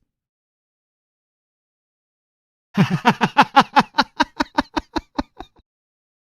going to have to send this to him and be like, dude, is this a thing? Did this happen? Holy shit.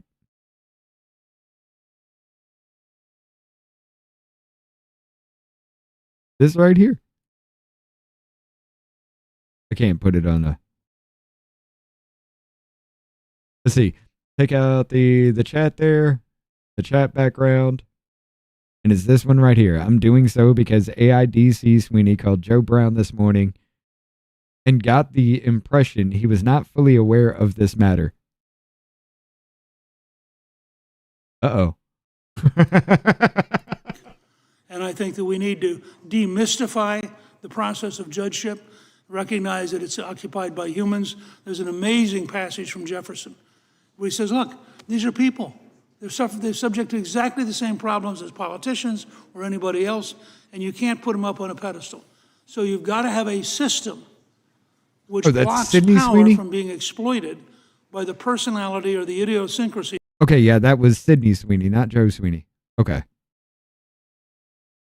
ADIC at that time, from that,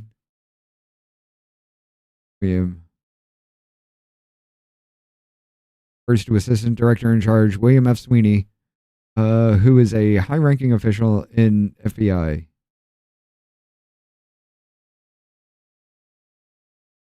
It might be William Sweeney then that they were talking about, not Joe. I'll send it his way and be like, oh, dude, is this a thing? Let's see what he says. Of one person imposing on 335 million people. And I think that what Chairman Issa has brought out is a very useful first step. As I said earlier, I think the Chief Justice could vitiate this entire issue. Yeah, that was William Sweeney if he took at that the right time. steps.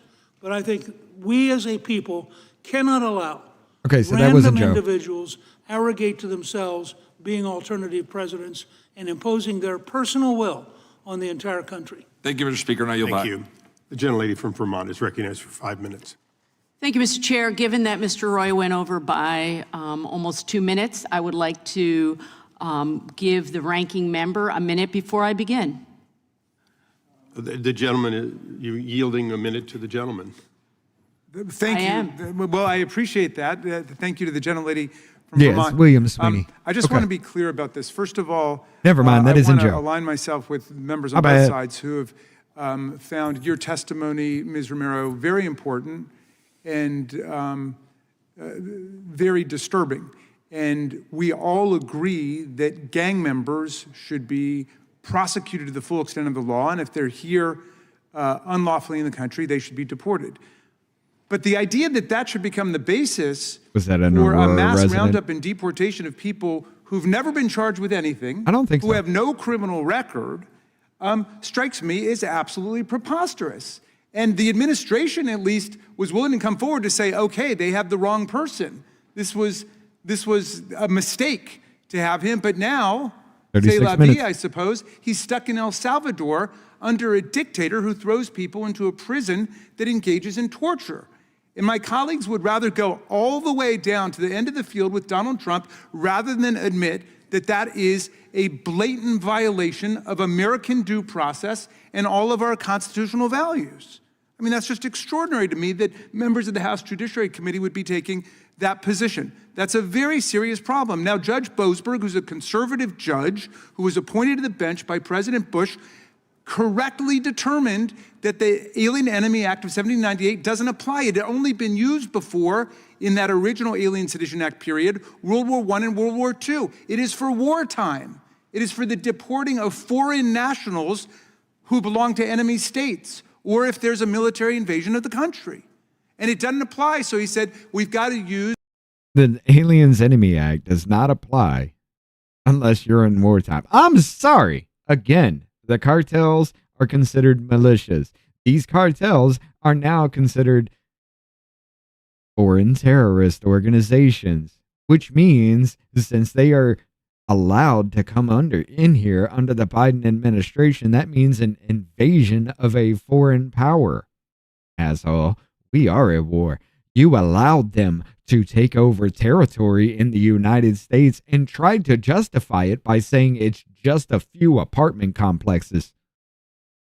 17 different states the last time we heard it. I'm pretty sure there's more now, especially seeing as how in that Carrie Lake audio drop where they were trying to bribe her to drop out of the fucking race, the motherfucker said, I heard the cartels are working in all 50 states now.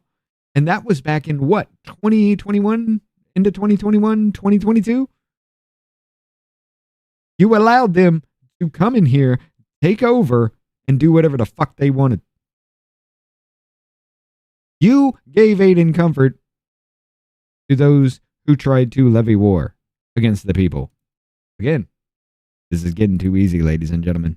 Use the Immigration Naturalization Act, but that requires a due process hearing. But that's too much for my colleagues who can evince no sympathy at all for this father of a 5-year-old with autism who has been sent to another country. Now, I don't know, because we're not a criminal court, whether he's done anything, but I do know, based on court records, he has no criminal record. He's not been convicted of anything. And suddenly they're saying, well, he's a member of MS-13. He had an asylum petition, which I'll enter for the record, which showed that he was actually being harassed and persecuted by a criminal gang, which was why he originally came to America. And the court determined, although his application for asylum was time barred, nonetheless, he has established past persecution based on a protected ground, and he has established the presumption of a well-founded fear of future persecution. So maybe you guys know something about the case I don't know, But that's why I believe in due process, because I think a court should be hearing this. I thank the gentlelady for her indulgence and her kindness. Absolutely. Thank you, Mr. Chair. I've heard the suggestion from some of our witnesses today that because President Trump eked out a narrow win-in, he should have the right to do whatever he wants with no checks on his power. And I find this deeply disturbing. As a former civics teacher, it feels like we failed somewhere along the way. Presumably, we've all had some basic civics education. Somewhere along the way. And I'm hearing a shocking misunderstanding of how the Constitution works. Professor Shaw, thanks so much for being here. We'll stop trying to change the meaning of the Constitution. Fundamentals then, you dumb here. We bitch. have 3 branches of government, correct? Correct. Executive, legislative, and judicial branch, correct? Correct. And you motherfuckers want the media to be the 4th branch of government. You already stated it. Under our constitutional order, the head of the executive branch, the president, generally must obey orders by judges, correct? Absolutely. And one of the ways Congress oversees judges and the president is through impeachment or removal from office for violating the law or other egregious behavior. Is that correct? Treason, bribery, other high crimes and misdemeanors, correct. Thank you. But Congress does not remove judges because of a disagreement with how they ruled. Is that correct? That is correct. And why is that?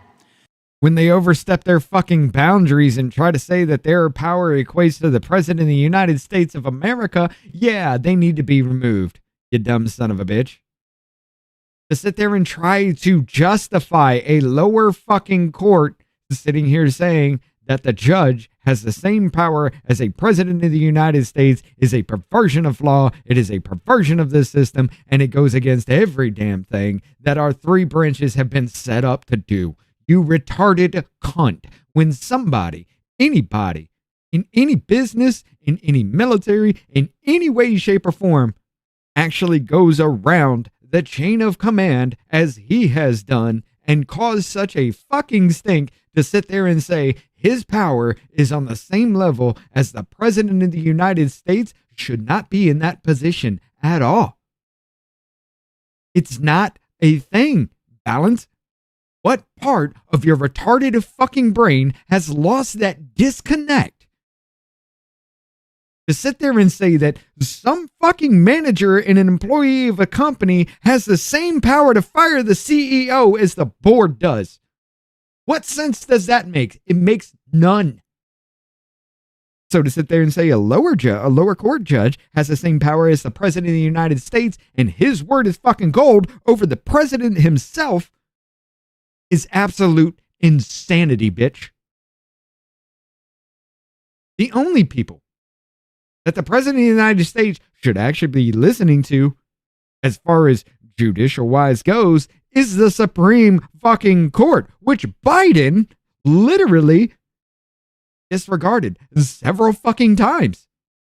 And yet you heralded that. But now because the president is listening to the Supreme Court, but ignoring the orders of people who are lower than the Supreme Court, you want to cry about it. It's amazing how fucking retarded you guys have really gotten to.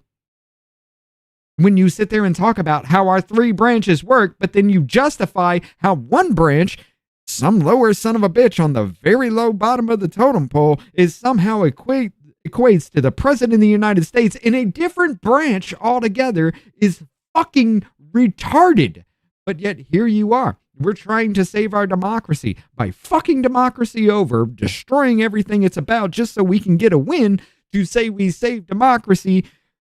Meanwhile, socialist, communist, oligarchy mixed with a little bit of fascism, that's what you're actually getting into.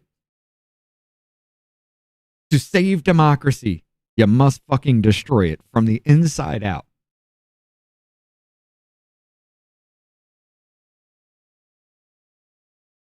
This shit needs to fucking stop. These people need to be taken from fucking office. And we're not talking about just voting them out. Because we have problems with our electoral process. They must be kicked out of fucking office. And then if they're not kicked out of office, their power must be stripped from them. Left, right, center, it don't matter. This shit has got to stop, ladies and gentlemen, because we're headed for all-out fucking war with ourselves and every other fucking country on Earth now. Not every country on Earth, but damn near close to it. All because these fucking cunt suckers won't stop just because they lost control of everything. Judicial independence requires the judges not be constantly afraid that they will be removed from office if they issue a decision that is unpopular or that is, opposed to the interests of the political powers or that runs against the political winds. Judicial independence requires judges to be confident and secure in their rulings and not fear the consequences of those rulings other than reversal on appeal. That's a consequence judges can and should fear, but that really is the primary consequence. And as you've said, this has a chilling effect. This entire presidency so far is about having a chilling effect on the way that government works. The House must not take up impeachment resolutions based on anything but serious misconduct or illegal behavior. Yet Republicans, including people on this committee who claim to respect the Constitution, have introduced impeachment resolutions against judges because they don't like how judges did their job. They've introduced 7 impeachment resolutions so far. I'm sure there are more to come. Trump and Musk have publicly called for the impeachment of judges that they just don't like. Just by introducing these impeachment resolutions, my colleagues have attacked and weakened the independent judiciary. Does a weakened judiciary, Professor Shaw, endanger Americans' constitutional rights? The courts are a key guarantor. The gentlelady's time has expired, but I will give indulgence. You may answer. I apologize, I didn't see, sorry. I think that an independent judiciary has been and continues to be a key guarantor of all of our rights, and so anything that threatens judicial independence is a threat to all of us. Thank you, Ms. Shaw. And I will just say in closing, I taught my students for years the Constitution requires that we respect the rule of law and not the rule of one man. Thank you so much for being here. Thank you, gentlelady. With that, we go to the gentleman from Texas, Mr. Hunt. Thank you, Mr. Chairman. Democrats love to talk about democracy. They claim Donald Trump is a threat to it. They say actions taken by his administration undermine it. But let's be clear. Democrats have twisted and weaponized the word democracy into nothing more than a partisan talking point. So let me tell you what democracy is not. Democracy is not the tyranny of the majority. When 77 million Americans cast their vote for a president, and when every major swing state breaks in his favor, and when the Electoral College delivers a clear mandate, it is not democracy when a district court judge overturns the will of the American people and usurps the constitutional authority of the commander-in-chief, full stop. President Trump, along with Tom Homeland, CBP, and ICE, are doing an outstanding job securing our homeland. And in just a few months, we have seen historic progress on border enforcement, gotaways are down, arrests are up, and deportations are finally happening. But now we are beginning to see that progress stall. And why? Because of the tyranny of the minority and activist judges targeting immigration executive orders. It is not the role, nor is it the authority of a single judge to undermine the commander-in-chief's constitutional responsibility to repeal an invasion. And make no mistake about it, this is an invasion. 20 million people entering our country illegally for the past 4 years is in fact the quintessential definition of an invasion. Yes. It's not just a border crisis. We are fighting cartels like Tren de Aragua and MS-13. You see, groups like these, in coordination with the Chinese Communist Party, are flooding our country with fentanyl. It is not just a crisis here on drugs. It is chemical warfare. And fentanyl is not a simple drug. It's also poison. In my conversations with Texas sheriffs in the front lines, there's absolutely no confusion about what's happening. The mission of these cartels backed by the CCP is simple. And they told me this, and I quote, kill the gringo. And that's the reality. And President Trump is using his power and his constitutional power given to him by the American public to stop this from happening. Ms. Romero, thank you very much for being here. I really appreciate your testimony earlier. You went as far as saying publicly that they in were Kamala also Harris's funded and America, armed by our every own state government. is a border state and every community is under threat. Operation You Fast also and said Furious. after Trinidad Aragua invaded your apartment complex, you reached out to local media and several NGOs in your community begging for help, and you were turned away because there were no government programs that grant citizens protected status. I have a question for you, ma'am. Do you feel more or less safe now that President Trump is back in the White House? More. And why do you say that? Because he's getting rid of the criminals that were harassing all of us. Do you think that President Trump is putting the priorities of America and the average American citizen above the priorities of the cartels and those people that want to destroy this nation? Yes, because these people were causing immediate harm to citizens, not some imaginary harm that could happen one day. Man, if you had a message for the American people today, what would it be? Did you see that look? She turns her head. She's like, that could happen one day, and just, you stupid asshole. This is a real threat to our community. She looked at Raskin for that. Mine, not an isolated incident, not just regulated to one building. These are all over the United States.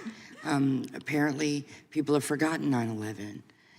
There are dangerous criminals in our country. And if we don't start getting them out now, then when? After they victimize someone just like me? I fought for this country. There are many people in this room that fought for this country. I flew 55 combat air missions in Baghdad in an Apache helicopter because I do not want to see animals in our country terrorize my fellow Americans. That's what we took an oath to do. As sitting here in the halls of Congress, it is also our responsibility to protect the American citizen first. For the record, as somebody has deployed all over this world, no other country operates like this. None. You cannot tell me a country that would allow 20 million people to enter their country illegally and their country do absolutely nothing about it. And for the record, this is the greatest country in the world. That's why there's 20 million people trying to enter it illegally. So therefore, we bear an even greater responsibility to keep these animals from entering our country to protect you, the American public. That's our job. Yep. President Trump won, and he was given a mandate for that very reason. He promised to protect us and put our priorities first. It is just that simple. I understand my colleagues on the left may disagree with this to a certain extent, but quite frankly, the mandate was already given to us, and ma'am, you're sitting here right now because you are terrorized by the very animals that had no business being in our country in the first place. I'll let you answer this last question, ma'am. As we move forward, what would you like us to do to protect you? Briefly, please. Stop wasting tax dollars trying to interrupt him and stop him from what he's doing. Do something to protect the people who elected you and put you in your spots. To look She's down looking and great at decide what Raskin for happens that. to the rest of us. Thank you, ma'am. I get back to the remainder of my time. Gentlelady from North Carolina, Ms. Ross, for 5 minutes. Oh, it could be Thank Johnson. you, Mr. Speaker, and thank you to the witnesses for being here today. This is an extremely important issue for our country. That was either Raskin and or for the Johnson she future was of our looking at. country. But let me be clear before I ask my question. Donald Trump's contempt for the judiciary is not new. He has fought civil cases against him because of real estate deals and people he hasn't paid. You mean the same thing that Letitia James is caught up in? Yeah. How she said that Trump overvalued his assets. Didn't Letitia James do the same thing and call her father her husband on a few of these documents? Huh. Even that alone could be grounds for fraudulent fucking claims.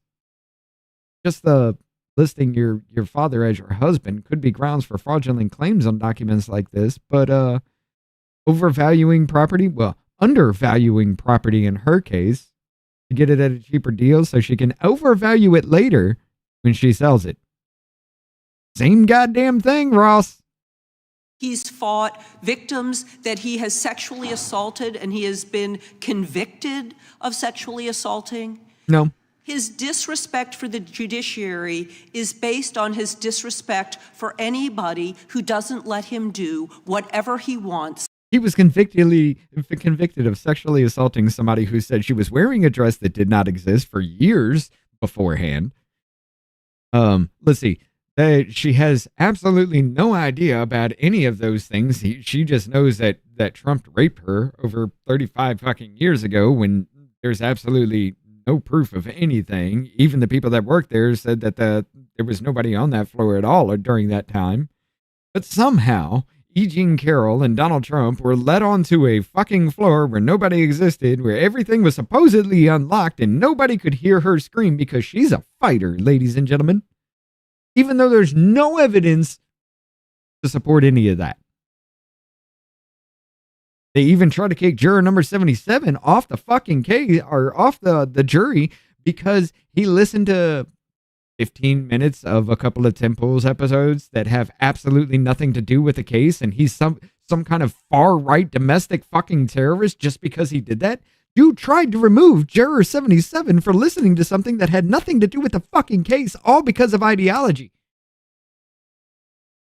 The whole case, every bit of it, even down to Judge Kaplan telling Joe Tacopina and Alina Abba in 2 different fucking cases that they cannot defend their fucking client. And you want to herald that as some kind of, oh, he's a rapist.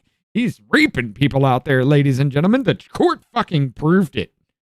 The court proved that a judge telling a defense lawyer that you cannot defend your client is 100% A-okay in our court cases now. A judge telling your lawyer that they cannot defend you from any action that may come across their bench is now okay in a court of law, ladies and gentlemen. Whenever he wants. And he is very dangerous right now because he is the President of the United States of America. And we are seeing him treat the people of the United States of America the same way he treated those poor contractors he never paid, the same way he treated women who he sexually assaulted. He is doing the same thing to the United States of America.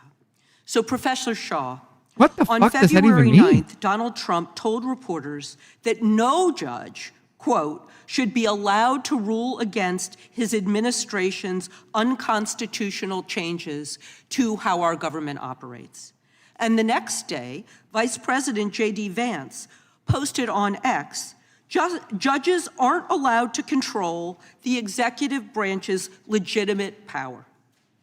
Just to be clear, does the president decide what issues judges get to rule on under our Constitution? No, really, since, Marbury versus Madison, 1803, judges and the Supreme Court, right, sitting at the top of the federal judiciary, have had the final word on the meaning of the Constitution and the laws and the consistency of laws or executive action with the Constitution. So in our system, it has been the courts and not the president who have had the final word. Thank you for that.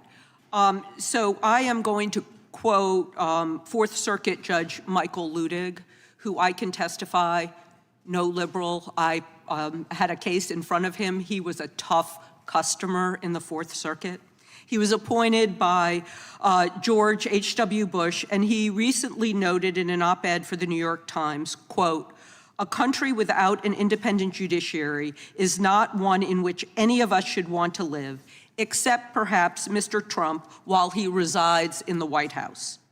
Trump has railed against the federal judiciary for years, as I said in my opening, and especially now that his administration is losing in courts nationwide. So, Professor Shaw, what could Congress do to stand up against Trump's attacks on the judiciary to ensure that it remains functioning, independent, and co-equal in our system of governance? Well, I certainly don't think resolutions of impeachment for no other reason than rulings that, members disagree with are constructive from the perspective of preserving judicial independence. I mean, one thing that I would imagine that bipartisan support could, easily rally behind is judicial security, right? We are in a moment in which we have read about the U.S. Marshal Service concern about heightened levels of threats to federal judges when there was an actual threat against Justice Kavanaugh in 2022 on a bipartisan basis. Security for Supreme Court justices was increased, but I'm not sure that we've seen anything to that effect now. So shoring up judicial independence at a moment where, frankly, there are not a lot of other functioning checks on the executive branch is, to my mind, critically important. And maybe that's one way this body could devote itself to doing that.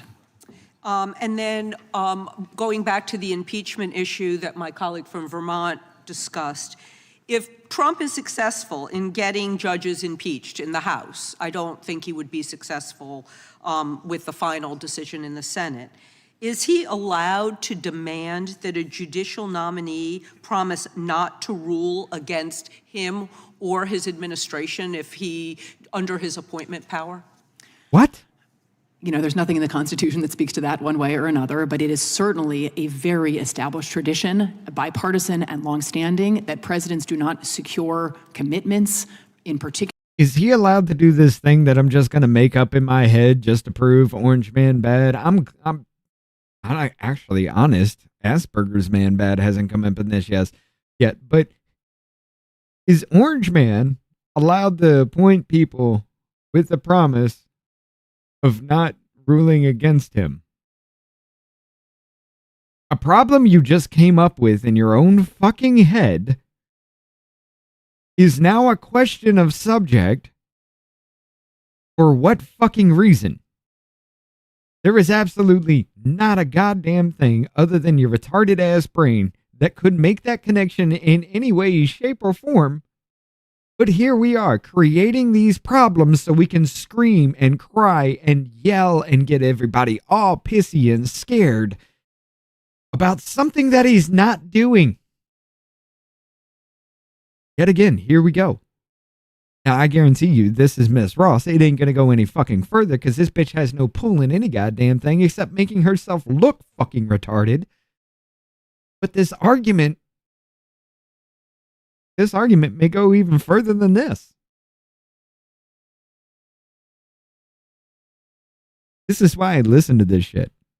Because I can tell you months in advance, weeks, sometimes even months in advance, what the arguments are going to be now, because I'm listening to these fucks. Before it comes to judiciary, I listen to these arguments. Most of these arguments, I've already pointed the fuck out because we've heard them before. It's the same shit, just a different mouthpiece. Even though these arguments have been torn apart through every committee hearing we've covered, they still try. The same arguments. I can point them out now. It's that blatantly obvious. Particular with respect to particular rulings from nominees they are considering. What up, Blue Sky? Certainly the Senate, in its advice and consent role, could seek to enforce that longstanding principle by asking nominees if they have been, asked or have given any kinds of assurances. How's it going, Spuds? But it would be wildly inconsistent with our practice for a president to seek such assurance from a nominee. Thank you, Mr. Chair, and I yield back. Gentlelady yields back. They've started. Haven't gavelled in yet, but they Does the ranking started. member have a unanimous consent request? Thank you very much, Mr. Chairman. This is They got some feedback, from March but I got to leave 31, it 2025, leave it the going. makeup artist that Donald Trump deported under the Alien Enemies Act.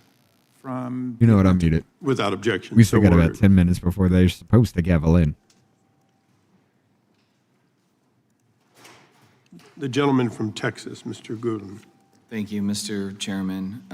Ms. Shaw, earlier you said that you worried that some of the intent of these actions will have a chilling effect to disincentivize the taking on of clients, and that the legal system we have requires lawyers to take on unpopular clients. Would you expand on that, please?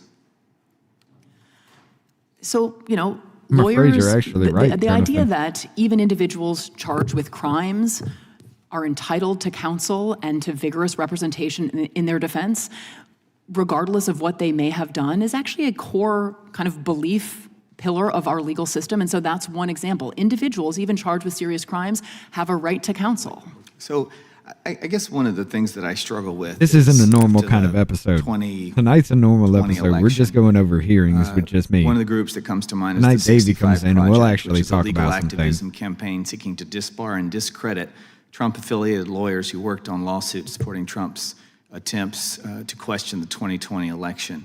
They're a dark money group, and I don't recall my colleagues or you speaking out against this. And in fact, there were attorneys that were disbarred for representing their client. Now, sure, there's folks in this room that didn't agree with them.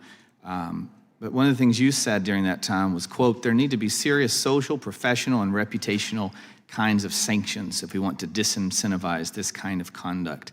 And I think this kind of conduct is perhaps taking on a client that supports a belief that maybe is not popular.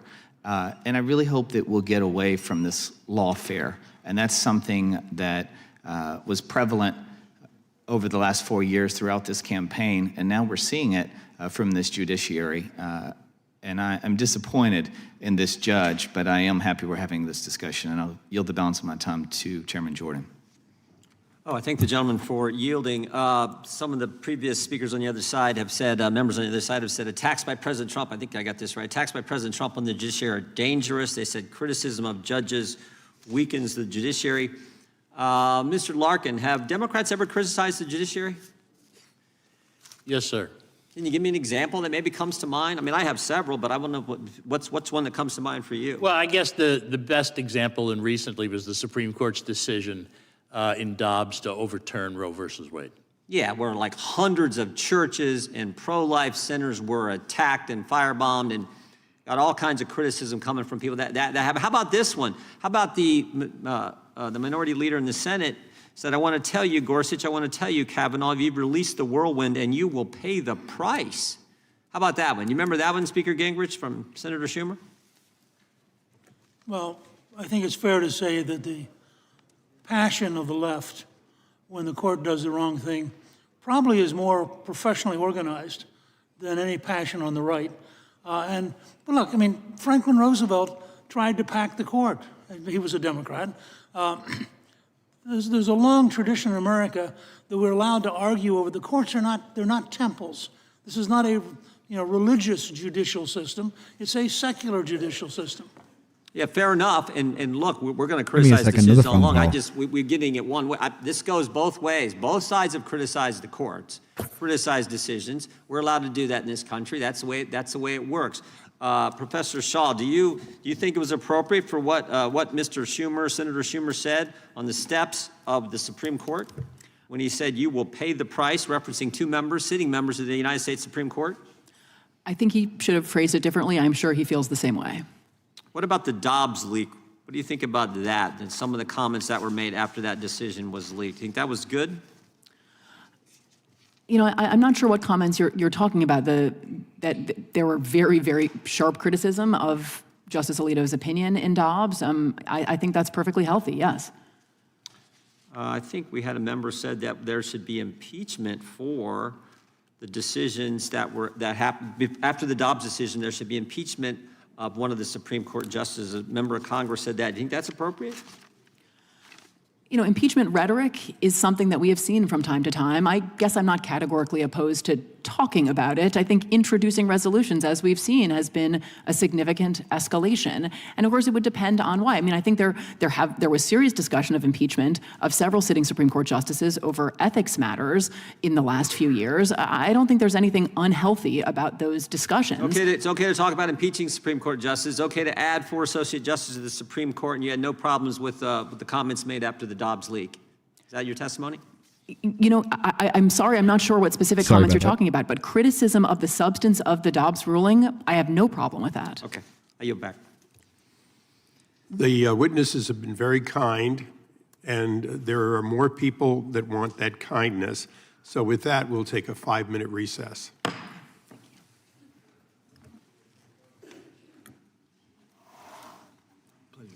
Thank you. We will drool otherwise. I think you probably wrote about it, Mr. Speaker. Not yet. It's still live.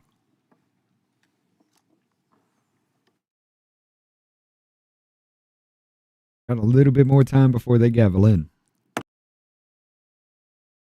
Thank Thank you, Mr. Committee will come to order. We now recognize the gentlelady from California for 5 minutes. Thank you, Mr. Chair and Ranking Member. You know, the student tours have started back up here in the Capitol, and I was walking through the rotunda. I walked past a group of young kids from Ohio, and the kids were listening to their teacher talk about George Washington, and then I heard the teacher say that this is where we have all of our checks and balances.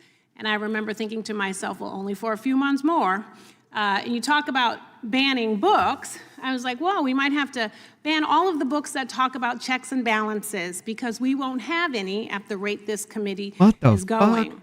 So in fourth grade, children are learning about civics, the three branches of government, the checks and balances of power between the different branches, the co-equal partnership between the executive and legislative, the independence of the judiciary. Not a new phenomenon. Article 3 judges were established 236 years ago in the Constitution with the lifetime tenure. And we could go back, and I've heard it in this committee, and talk about Marbury versus Madison, Plessy versus Ferguson, Dred Scott, but more recent is where I want to land. And I thank the chair for also bringing up some of these rulings. We've had Bush v. Gore, we've had Citizens United, we've had Hobby Lobby, we've had Masterpiece Cake Shop, we've had the overturning of Roe v. Wade. And yes, all major wins hailed by the right. And in the aftermath of these rulings, even with the passion of the left, Mr. Speaker, the judicial institutions remained intact, and bench officers were not excoriated or physically threatened. In fact, one U.S. district judge, her son was killed. So why the fuck are you sitting here preaching about the history while going against that history just because Orange Man bad and now Asperger's Man bad? But yet when Orange Man does the same damn shit y'all motherfuckers were doing, you want to cry foul about it. You can't punch somebody in the face and then cry like a little bitch if they punch you back. But now we have an administration aggressively and unapologetically pushing the boundaries of what is constitutional and erasing the checks and balances of power by going after judges who do not side with Trump. You mean like going after lawyers who were bringing up fucking Republican lore says how it is to inappropriate challenge an election to impeach legally? judges. And after all, he is part of the ultimate arbiter in this arena, which favors the Republican Party with a 6-3 majority. So I'm asking myself, what is really going on? What is going on is we are setting a dangerous precedent by replacing judicial independence with judicial fealty. Because if judges feel like they must follow a partisan ideology rather than independently interpret the law, then we, as lawmakers, are a shill in this charade. Ma'am? When Judge Thomas stepped out of line and independently judged the rule of law to be wrong with the Roe versus Wade decision, y'all tried to kill him and Kavanaugh and who was that other one? Gorsuch? Y'all had protest, which is 100% federally fucking illegal, and you covered that up. You tried to say it's not a damn thing, even though it is 100% a protection Supreme Court justices have that you cannot protest outside their fucking house because they're supposed to remain impartial. Yet you had somebody who turned themselves in who said he was going to kill Kavanaugh, he was going to kill Thomas, and he was going to kill Gorsuch for independently doing exactly what the fuck you say they should be doing. They're not supposed to follow party lines. You're right. They didn't. And what happened? Somebody tried to kill him. We do not make laws for ourselves to interpret. We make laws for judges to interpret and impose punishment to those who don't follow them. And what is sad is that all these... Wait, you make laws for judges to interpret? I thought a judge is supposed to interpret how lawyers are interpreting the law when they make the argument in the case. They're not supposed to determine what the law means. They're supposed to determine who makes better sense when making the argument about the law. Are you fucking dumb?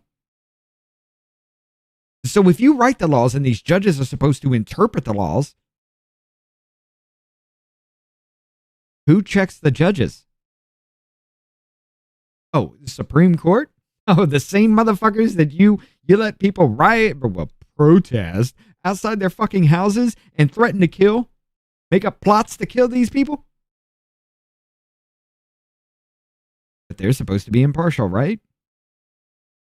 Shit. It's almost like y'all motherfuckers are trying to destroy the three fucking checks and or the three branches of the government and their checks and balances while you rage out about how your perceived bullshit about how Orange Man is doing something bad is doing just that.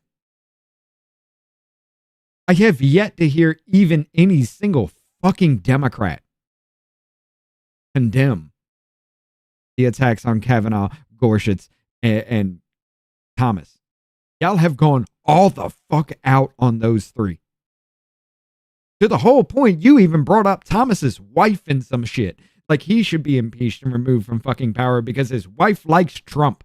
That was your fucking reason.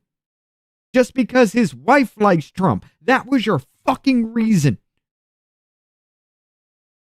You're destroying this country. All because you want to bring it to some communist, socialist, fucking fascistic oligarchy? Makes no goddamn sense in any way, shape, or form because they're all opposed to each other while backing up each other at the same goddamn time. So none of these fucking ideologies can exist in the same place at the same time without pure anarchy. But that's your democracy, right? That's the democracy you want, where you control everything and nobody has any idea about what the fuck is going on except believing your government, doing what your government tells you because they have your best interest at heart. These people have your best interest at heart. Are you... Stop the ranting. Decisions that Trump doesn't like are still appealable. So once again, what is going on? What is going on is, instead of being a party that supports smaller government, Republicans are creating a far-reaching leviathan, an insatiable, chaotic monster of power. And once that locomotive starts going, you cannot put the brakes on. This judicial independence, checks and balances have withstood 118 Congresses and 46 presidencies. And somehow today we are supposed to be at some critical moment where we are told to believe we have to blow this thing up. And it makes me think about March Madness, which is happening right now. These kids are playing their hearts out. They are trying to win, and they are dealing with good calls and bad calls from referees. And not all calls are perfect, but they are still respected. No one says, I didn't like that call, go after the referee, go after the system. Bitch, every goddamn fan does that. Especially when it looks like the ref is being partial to the other fucking team. Look, I get it. You don't watch sports. I don't either. But I can bring up thousands of fucking videos about teams that do that dumb shit. What the fuck are you talking about?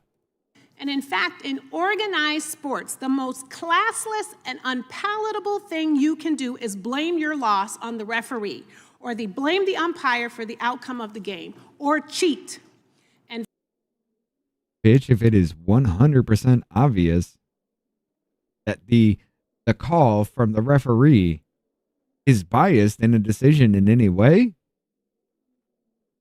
I mean, you got people that riot just because their team wins, and you're going to sit there and say nobody gets pissy about the fucking referee when they make a blatant bias call?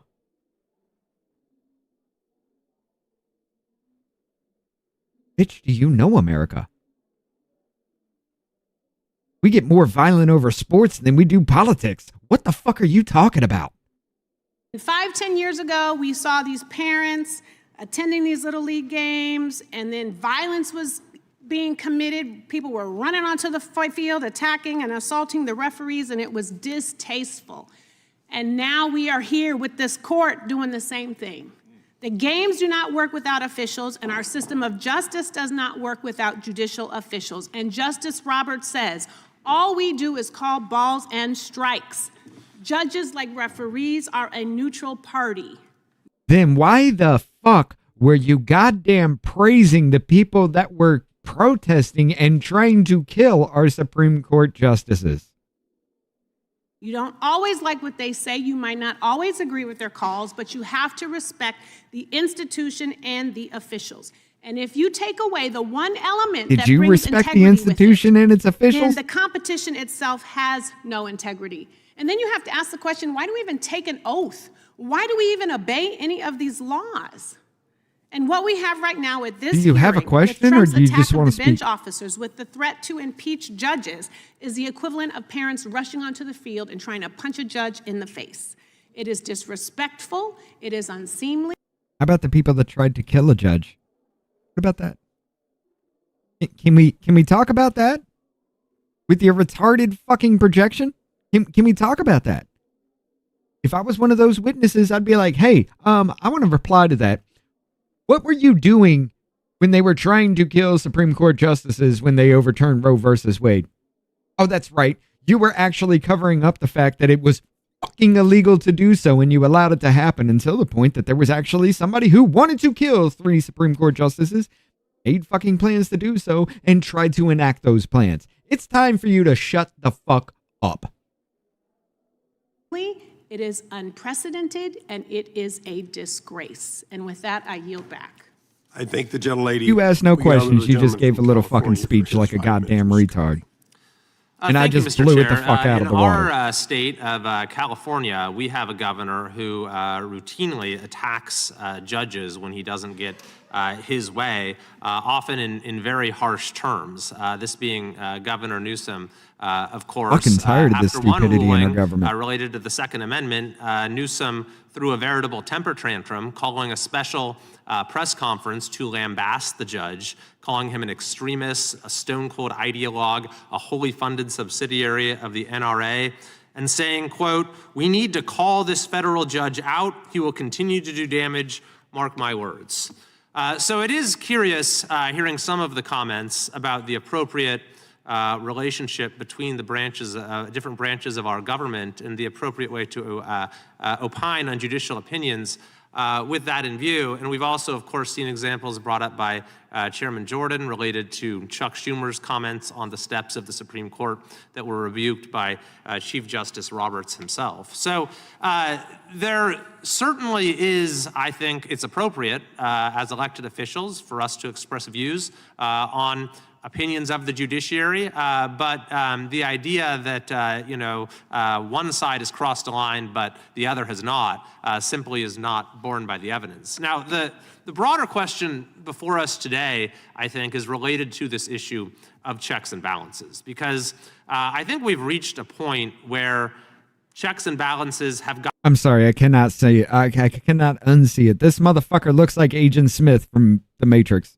Gotten a bit out of whack, given developments that were not really on the minds of the founders related to the idea of nationwide injunctions, which didn't exist in the early years of the Republic, or really not until modern times, and given the expansive growth of the federal judiciary, such that now you have not just an issue of the judiciary impeding the president or impeding Congress, but rather you have the ability of any individual judge to do so. As Justice Gorsuch has said, the government's hope of implementing any new policy could face the long odds of a straight sweep, parlaying a 94-0 win in the district courts into a 12-0 victory in the courts of appeal. So what these nationwide injunctions have effectively done is not just shifted power from one branch to another, but empowered the most extreme people within the judicial branch by saying that we're going to give one judge who can be essentially picked by the plaintiffs the ability to put a policy on hold. And what this creates is a sense of stasis, and I think a sense of frustration. And you see this during Republican and presidential administrations, that the levers that we have to really have our citizenry exercise its will are getting increasingly difficult to pull. You know, we have increasing hurdles to legislation, the ability to get over a filibuster in the Senate to change policy that way. And then even when the president is exercising his duly granted authority, we have these nationwide injunctions that are putting the president's agenda into stasis. And so I do think there is an appropriate opportunity here to see if we need to recalibrate the way checks and balances are functioning. And I think that on top of that, it's a matter for the judiciary itself, because the way our system generally works is you have different forums, you have different cases addressing similar issues involving different fact patterns, you develop a factual record, you have different judges that provide a different sort of analysis, and then to the extent that they conflict, it percolates up the system. You have that record in place, and you can then come to a decision that has the most fully considered process, that within our system. And these nationwide injunctions are short-circuiting that entire process, not allowing for the merits of an issue to be duly considered, and simply giving one particular judge, often on the extreme end of the distribution, full say on the matter. So, Mr. Gingrich, Speaker Gingrich, you've mentioned a few possible remedies here. One that caught my attention was the ability of the Chief Justice to establish a procedure as it concerns nationwide injunctions. Yeah, what would Mr. that look Smith like? in Congress. Well, thank you, Raj. Look, it would be the least intrusive and least disruptive to have the Chief Justice decide, and the court decide. Hey, Mr. Magaziner looks like a young district judge can Pee Wee render a Herman, judgment. so But the moment he or she renders an injunction beyond their district, the Supreme Court would immediately intervene, suspend imposition of the remedy until the Supreme Court rendered a decision. If the Supreme Court said, you're right, then you have a Supreme Court enforced nationwide injunction. But if the Supreme Court said, we're not convinced, then it would vitiate the whole thing and it would be over. And you would not have the ability of individual district judges to make radical decisions. Remember, justice delayed is justice denied. You start having, and this is where frankly, the Chief Justice was, I think, a little bit silly, to say, well, there's an appeals process. If you're talking about getting rid of criminals, or you're talking about defending the country, an appeals process can run so long that the damage has already been done by the time you go through the appeal. And so I think in some form, if we're going to retain the ability of district judges to issue any injunction, it has to be modified. If we can't get a modification, it has to be abolished. Thank you very much, and I would encourage the Chief Justice to hopefully be thinking about this from his perspective. And in Congress, we of course also have tools to create expedited appeals, and I think that frankly, that's hopefully perhaps a compromise that. Hold up, RP Games might actually be right, ladies and gentlemen. He kind of does look like Adam Schiff. That frightens me. Both sides could come to, since this will be an issue that arises in future administrations as well. I thank the gentleman. I now ask unanimous consent. Why do we have weird-ass clone-looking Ms. motherfuckers Crockett in our be government? permitted to participate in today's hearing for the purpose of questioning a witness. If No, the you don't member get that yields consent. time for that purpose. I And object. Without objection, so ordered. I now recognize the gentleman from California, Mr. Swalwell.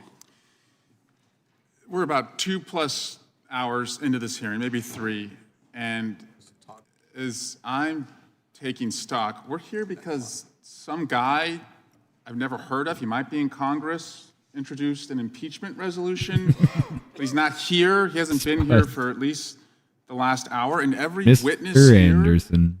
is in agreement that we really shouldn't be impeaching judges. I haven't heard a single colleague. I mean, on I the don't know other why side you're say sitting there. You we fucking should be Chinese impeaching spy. The gentleman yield. Not yet. And this guy's just raising bucks on this issue. This is like a fundraising ploy, but You we all farted are on live here, like, we're in TV our and you were suits, fucking we're a wasting- Chinese spy. Why are we're you not here? dedicating ourselves to other I think it's funny you farted on live matters TV. because That's this actually guy hilarious, wrote though. some article. It just seems kind of absurd to me because no one even thinks that's the remedy. And I dare, whoever this person is, I hope he would come, I dare him to bring a privilege resolution because we could actually debate this, but it's just a stunt. I promise you, it's a stunt. I will contribute to his campaign Just like Fang if he Fang? brings before this committee an impeachment resolution. Now, Speaker, you said some of these judges are pretend presidents, How rogue much would the judges, gentleman give to his campaign? 700 district judges that are pretending that they're president. There's a judge, a single judge in a federal courthouse in Amarillo, Texas, where conservatives are forum shopping and having cases sent to him, Judge Kaczmarek. In 2023, he suspended mifepristone approval. That's a medical abortion pill. Can you direct me, Speaker, to the statement you gave objecting to him doing that?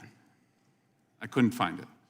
No, I haven't spoken out on this issue until I was invited to come here. Okay. I wrote about it in 2011, and I submitted that for the record. How about when Judge Kaczmarek ruled against ACA protections for LGBTQ individuals in November 2022? Well, Did you speak out against that rogue judge? I think the term "I have not spoken on this issue" until I was invited here was generic and included every single one of the cases you want to ask about.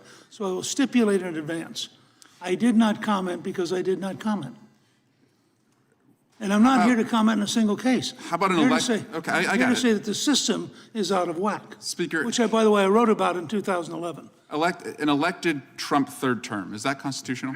So his argument is just like I think it's funny Negusi. too. If the You didn't say Congress anything wishes back to then. Why pass are a you saying something constitutional now? amendment, and the requisite number of states decide to endorse that amendment, of course he would have the option to run for re-election. In the absence of that kind of constitutional change, I think that it's impossible. Thank you. And with that, I'll yield to the gentlelady from Texas, Ms. Crockett. Thank you so much. And I appreciate the speaker for admitting openly on the record that it is unconstitutional. But the concerns that I have are around the fact that we are sitting here pretending as if we all are looking out for the Constitution, yet we are coming from completely different angles. So let me go to Professor Shaw. You were trying to destroy it. Which branch it of suits you. government is responsible for interpreting what is and what is not legal? Well, the Supreme Court, the Article 3 judicial branch has the final word. So the judiciary is who it is. So it's not the legislators. So it's not a lower court judge. Is that what you're saying, Crockett? A lower court judge does not have the power of the presidency. Right, Crockett? You know, I'd say every branch has an obligation to interpret the Constitution. The final word comes from the courts. From the courts. It's not the former speakers. It's not everyday people. It's not the president. It's not lower court judges. I just wanted to make sure that we understood who it was that was responsible. And what is so frustrating for so many of the American people, the ones that are watching right now and otherwise, and the reason that they're outraged and scared is because what we see right now is a diminishing of all these institutions. Right now, we have a legislative branch that has decided. We're proud of it because you're taking this whole judicial shit. Why was it that Joe Biden shoved, what was it, over 100 fucking judges? Like at one fucking time, tried to shove over 100 fucking judges into these these positions. Like at one shot. Why? Why was that a thing? Why was that a thing? Why did the Senate have to work fucking overtime just to get Joe Biden's federal court nominations into place before the next fucking Congress took power? Why was that a thing? Oh, that's right. You want to stack the judicial process with people who ideologically follow you so that rule of law is gold, right? Didn't Joe Biden ignore the Supreme Court several fucking times? But you defended that, didn't you, crock of shit?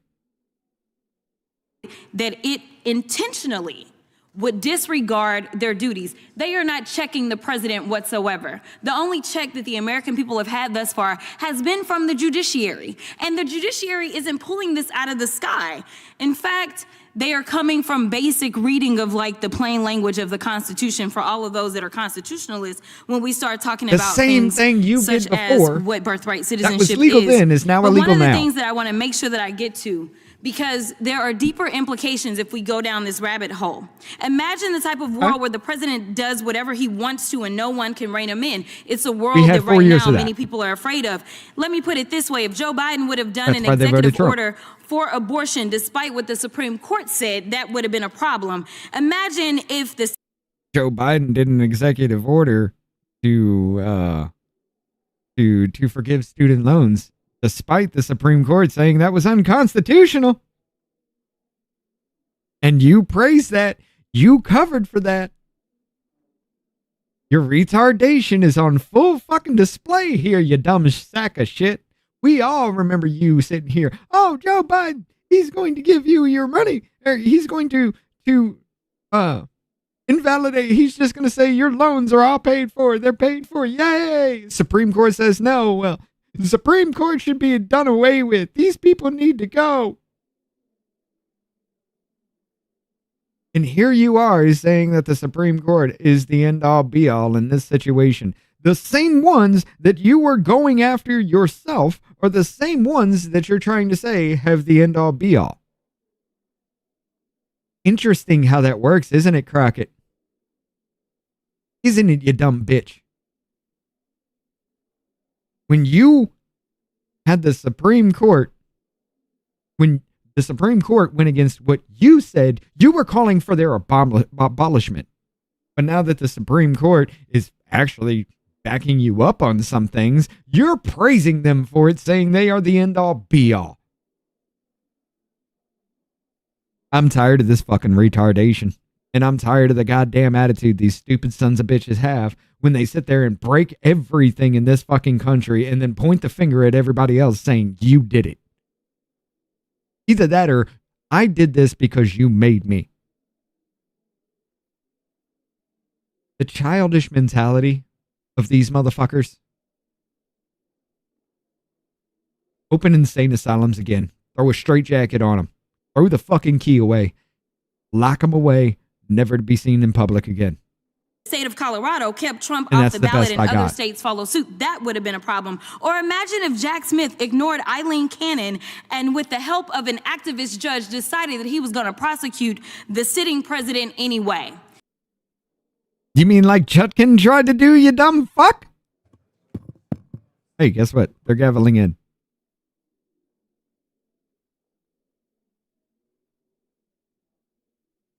No, they're not. Not yet. But just like the president, or just like Judge Chutkin tried to do, you retarded fuck. Because it was found that Jack Smith can't bring charges.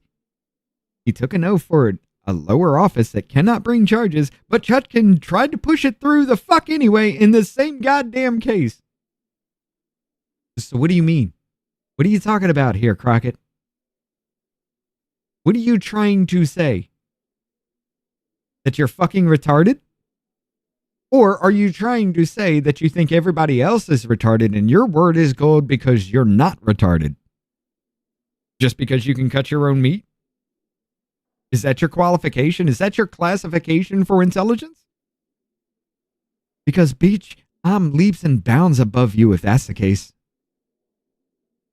And the fact that you willfully tried to obfuscate the facts that I just brought up here, and you want to, with your wonky fucking eyes, one dude's literally cross-eyed looking inward. You're apparently looking fucking outward, fisheye lens here. You're literally trying to say that what's good for the goose is good for the gander, unless the gander has a D by its name. That's the only thing I can think of from this. But we got more to talk about with Crockett tonight because this bitch is advocating for segregation and racial purity within the black community. The problem that we have right now is that if we continue down this road, then we will not have a rule of law because we have people that are currently serving and they're saying things like, ignore the judge's order. What it means to have law and order in this country is that you follow the order and you go through the appeals process, even if you dislike what the judge did. Thank you, and I yield. And I'll yield back to Mr. Issa. Mr. Issa, you had a question for me, which I'll yield to you now if you want to. Now that there's no time left. Thanks, I'm Eric. happy to entertain it. You're good. You're good at that, but I'll take my own time. I'll recognize myself, and I'm She going to really note can't see that past her when Ms. Ocasio-Cortez, 30 minutes late. or AOC as we know her, filed articles of impeachment on Justice Thomas and Alito. Ms. Crockett was one of the co-sponsors along with Mr. Cohen, both members of this committee. It does seem interesting that when the shoe is on the other foot, everyone is self-righteous. And I think this is a good example. For the last 3 hours, I have had to listen to one side talking about impeachment as though it was the nature of this hearing.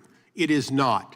Yes. I keep looking at my friend, the late Henry Hyde, and remember that although he led the impeachment when it was necessary, he did so only during that time and then never mentioned it again in hearings. In fact, he was religiously able to focus on the hearing of the day. The hearing of today is really about the question of the future of the court's ability to do its job as intended.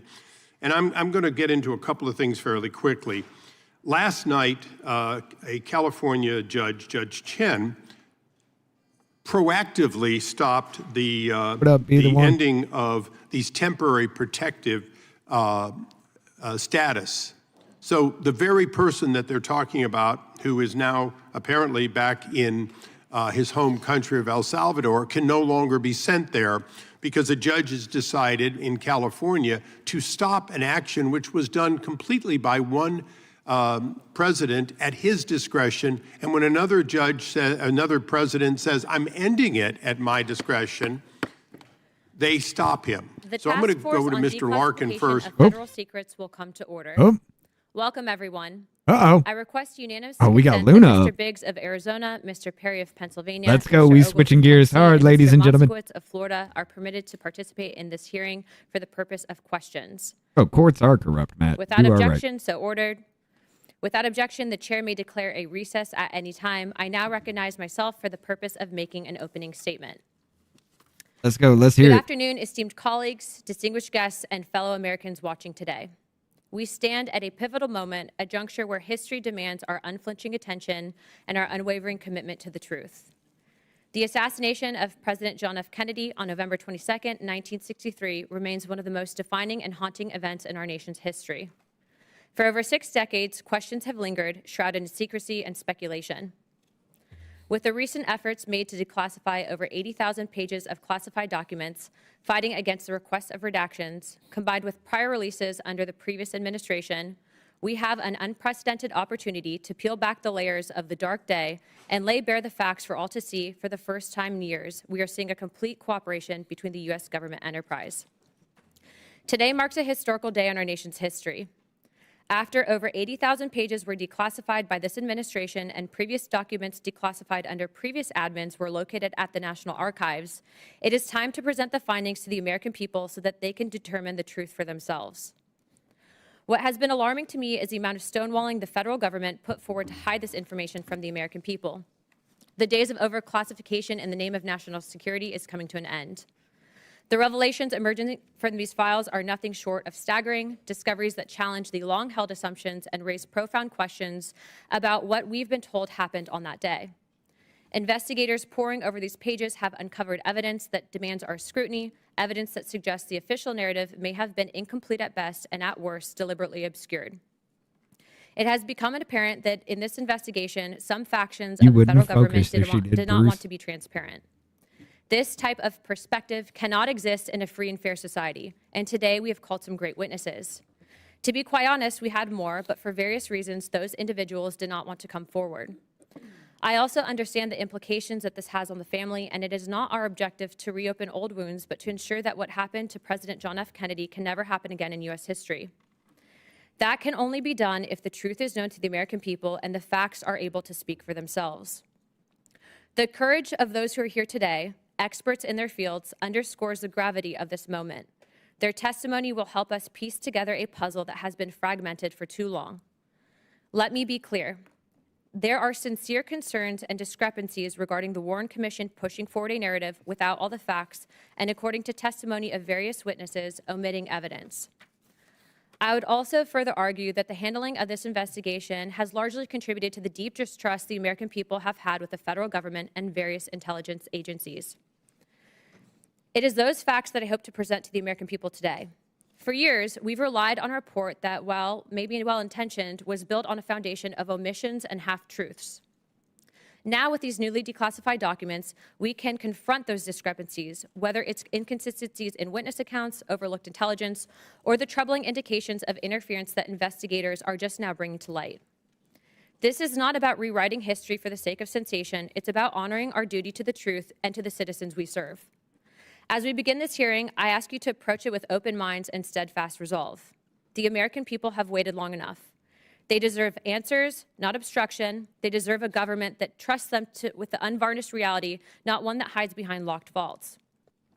What we uncover today may unsettle us, but it will also empower us to learn from the past to protect our future and to ensure that transparency triumphs over secrecy. Let us proceed with the seriousness this moment demands for the sake of justice, for the memory of President Kennedy, and for the soul of our republic. Thank you. I would like to now recognize Ranking Member Garcia for the purpose of making an opening statement.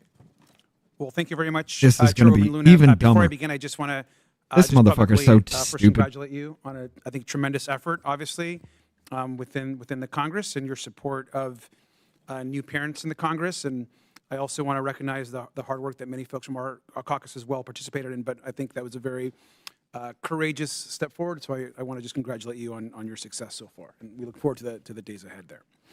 Now, I've been asked to serve as the ranking Democrat on this task force to ensure that we remain focused on transparency and have a focus on the truth.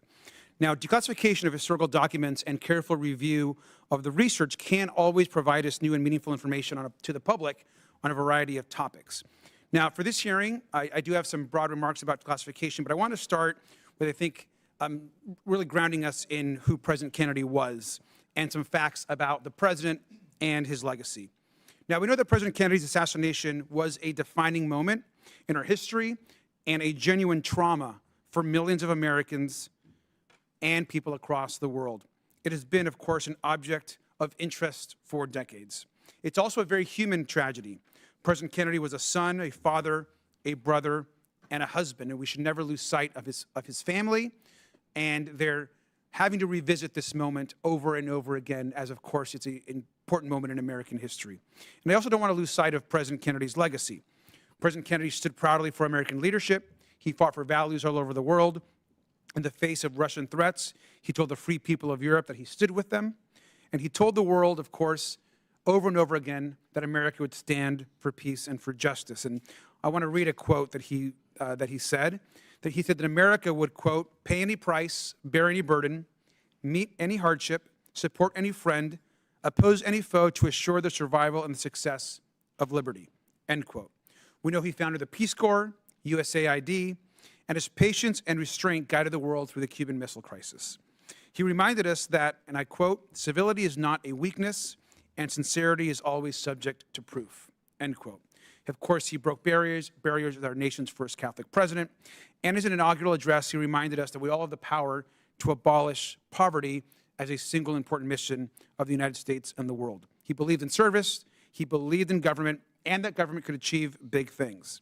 He also, of course, fought for everyday things that Americans cared about. He fought for unions. He fought for federal workers to organize. He increased the minimum wage. And he laid the groundwork for the Civil Rights Act and called upon Americans to address the moral crisis of racial injustice.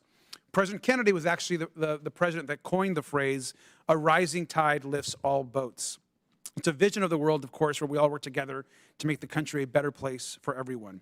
And I do not want to lose sight of his legacy in today's hearing or in any future conversations about this, of course, horrific moment in American history. His values are values that motivate us all to this day.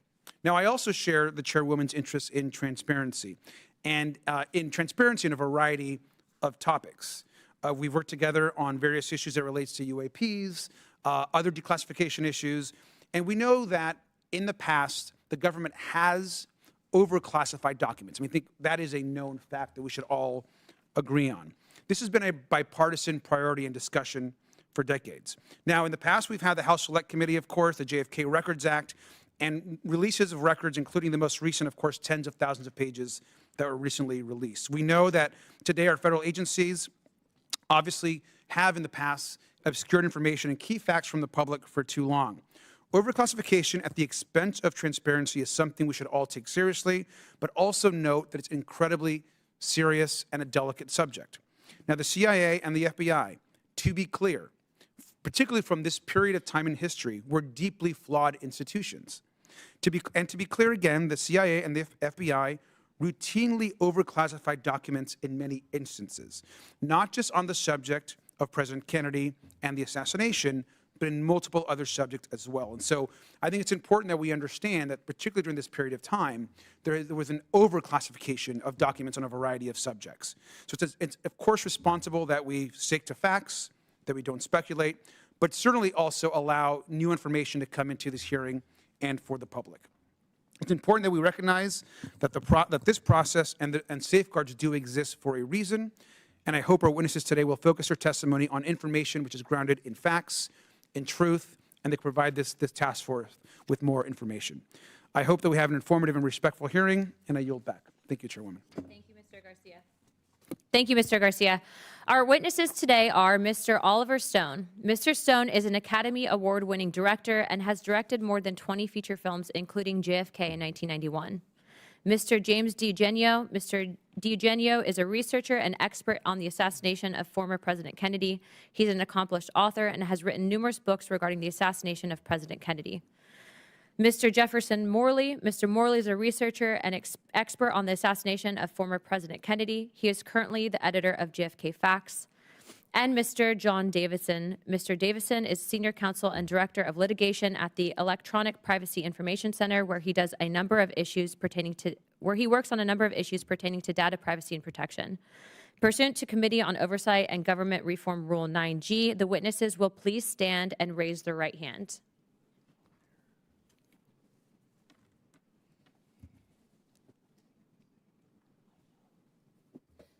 Do you solemnly swear or affirm that the testimony that you're about to give is the truth, the whole truth, and nothing but the truth, so help you God?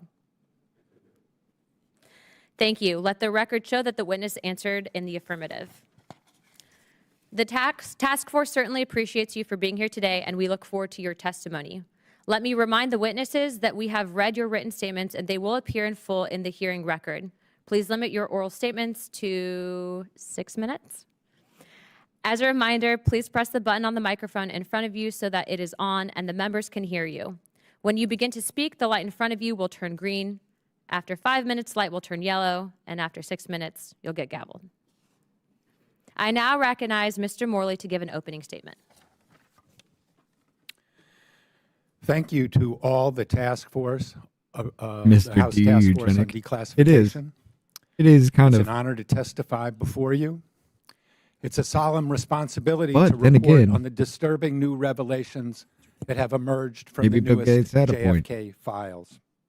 Yeah, I said it. And it is a grave matter to assert that CIA officers were culpable or complicit in the death of a president. So I want fact checkers to have all the evidence that I'm used to support my testimony today. I speak with the benefit of 3 decades of reporting Jesus on Christ, the 5 JFK fucking story. books of that shit? My first article on the Or is role that of the the same one, CIA just in the events that led to multiple the times? assassination was published in the Washington Post 30 years ago this week. As I pursued this story, I practiced the tried and true techniques that I learned at the Post. Knock on doors, get 2 sources, follow the money, start with the cover-up and proceed to the crime, and always ask the question, what did they know and when did they know it? I did not start with a conspiracy theory, and I did not go looking for a smoking gun. I started with an open mind and looked for a fact pattern. As I interviewed and reported and researched on this story and the role of the CIA, I consistently avoided judgment on who was responsible, individually or institutionally. My research and reporting simply didn't give me a clear answer to the question, who killed JFK? What was clear over time is a new fact pattern.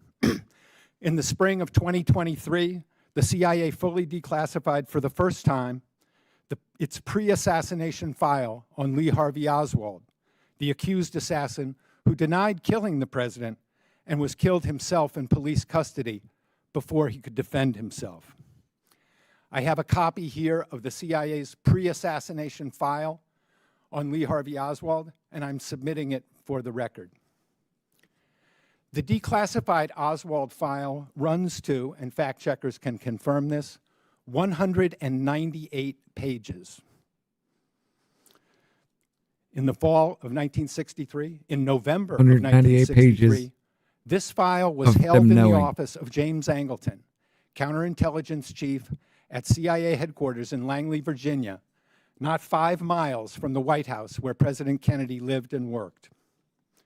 To be sure, the declassified Oswald file is not a smoking gun. I showed it to journalists whose judgment I trust, and they shrugged. They said this is evidence of incompetence. CYA, they said, cover your ass. I didn't quite believe that, but I couldn't prove them wrong until March 18th. That was the day that the National Archives began posting long secret Whoever's JFK throwing this shit up assassination on the records screen, that had y'all been should be fired. withheld from the public view This is for decades. this is horrible. What is this? I started by looking at 9 declassified documents about Mr. Angleton. He was the man who compiled the Oswald file. And when I came to a long secret transcript of Angleton's testimony to the House Select Committee on Assassinations in 1978, my reservations about passing judgment on the responsibility vanished. One newly declassified passage showed that Angleton had lied under oath about his surveillance of Oswald's correspondence while he lived in the Soviet Union from 1959 to 1962. Oh, shit. And that, for me, was a tipping point. The transcript, which the CIA withheld from public view for half a century, confirmed a disturbing fact. James Angleton is the 3rd senior CIA officer known to have lied under oath about what they knew about the alleged assassin Oswald before JFK was killed. The first was Deputy Director Richard Helms. He lied to the Warren Commission in May 1964 when he said under oath the CIA had only, quote, minimal information about Oswald before JFK was killed. 198 pages of information cannot be truthfully described as minimal. The second CIA officer who lied was George Joannides, chief of the Covert Action Branch of the Miami Station in 1963. His agents in the top-secret AMSPEL program generated propaganda about Oswald's pro-Castro activities both before and after the president was killed. 15 years later, in 1978, the CIA inserted Joannides into the House JFK investigation, and he blocked any investigation of contacts between Oswald and his AMSPEL agents. That shit was Obstructing true. Congress cannot be considered evidence of incompetence. And this is what I believe in summary. One false statement might be incompetence. A second false statement might be CYA for the first false statement. But 3 false statements by top CIA officers about Kennedy's accused killer, that is a pattern. It's a pattern of misconduct. It's a pattern of malfeasance. If 3 police officers lie about their knowledge of a homicide defendant, that cannot be considered exculpatory evidence. To the contrary, it shows guilty knowledge and criminal culpability. It is, in a word, incriminating. The new fact pattern leads to a new conclusion. We know now what they knew about Oswald and when they knew it.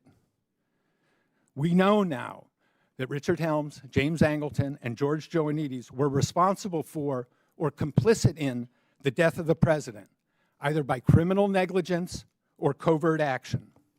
My recommendations to the task force are 1, secure and release the personnel file of George Joannides, and 2, ask the CIA to provide a public statement answering the question, why did these 3 men lie to JFK investigators?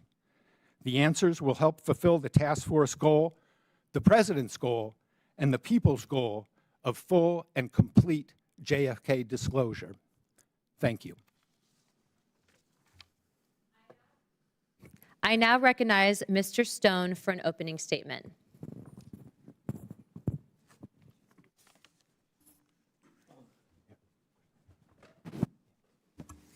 Thank you, Chairman Luna, Chairwoman.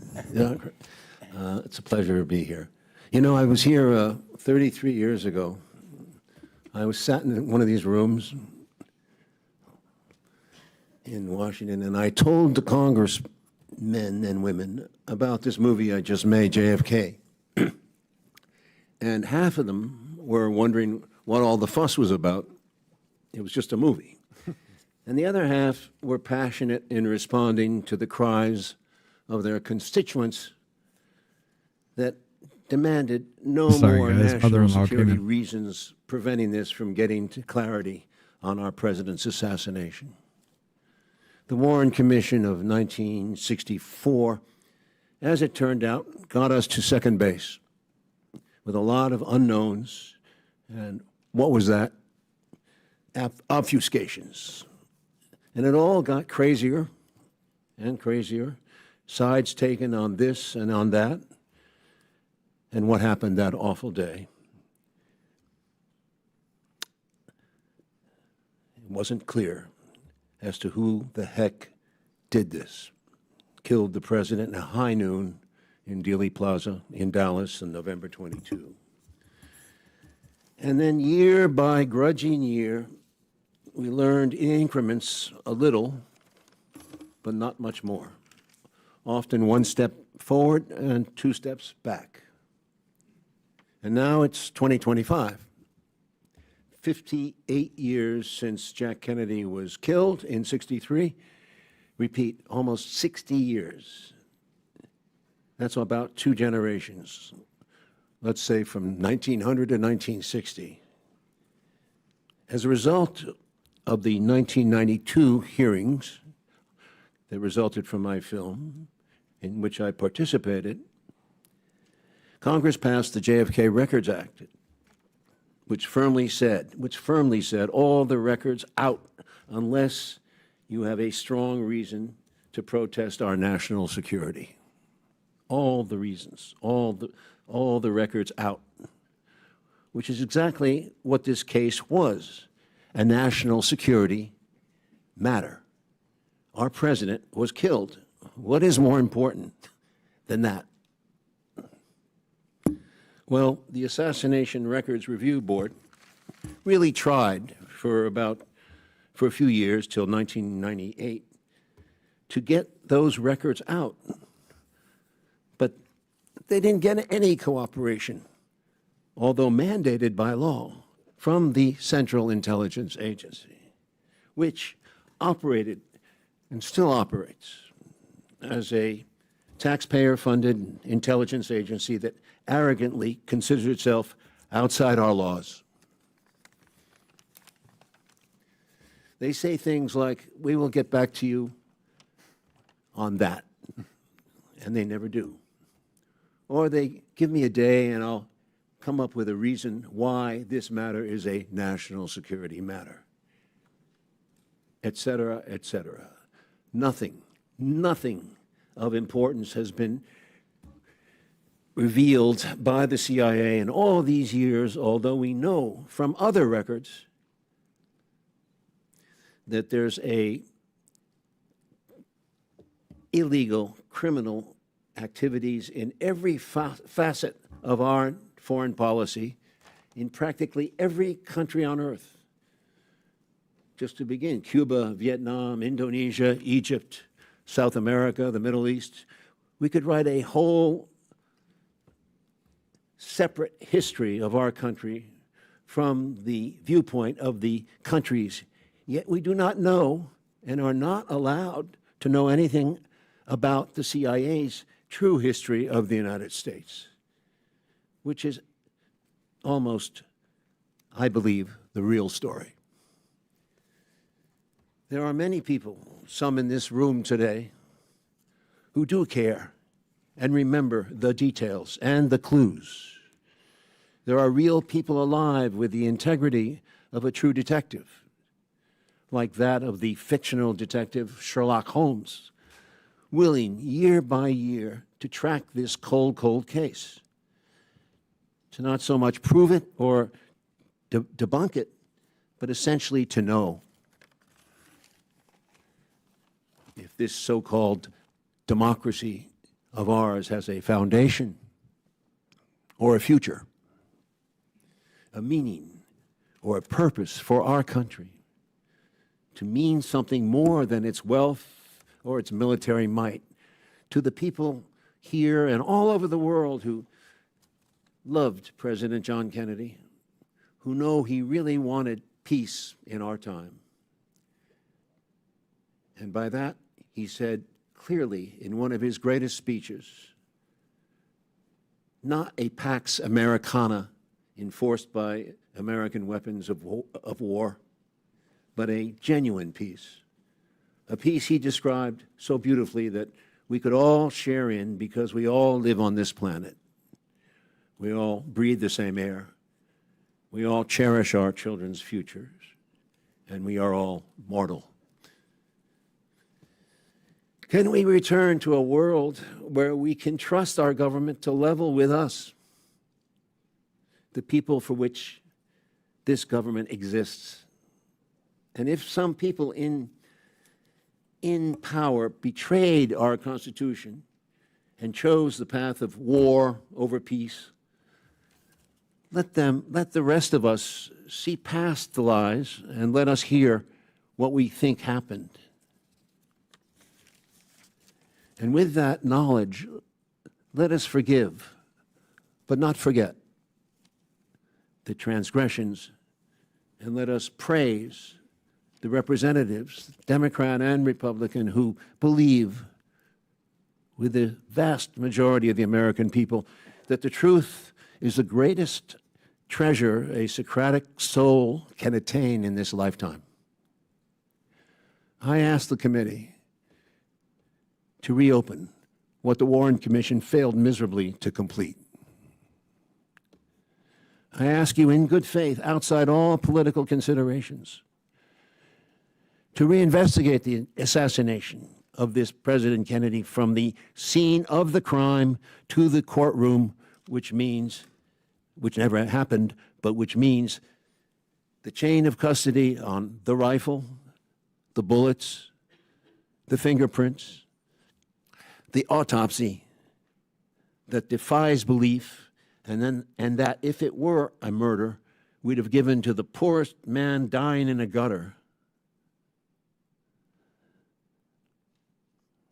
Let us reinvestigate the fingerprints of intelligence all over Lee Harvey Oswald from 1959 to 1960, his violent death in 1963. And most importantly, this CIA, whose muddy footprints are all over this case, a true interrogation. James Angleton, before he died,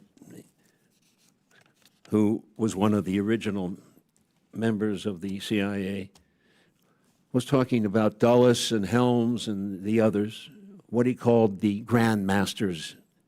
And he's a Catholic. Angleton was a Catholic in search, perhaps, of repentance before his death.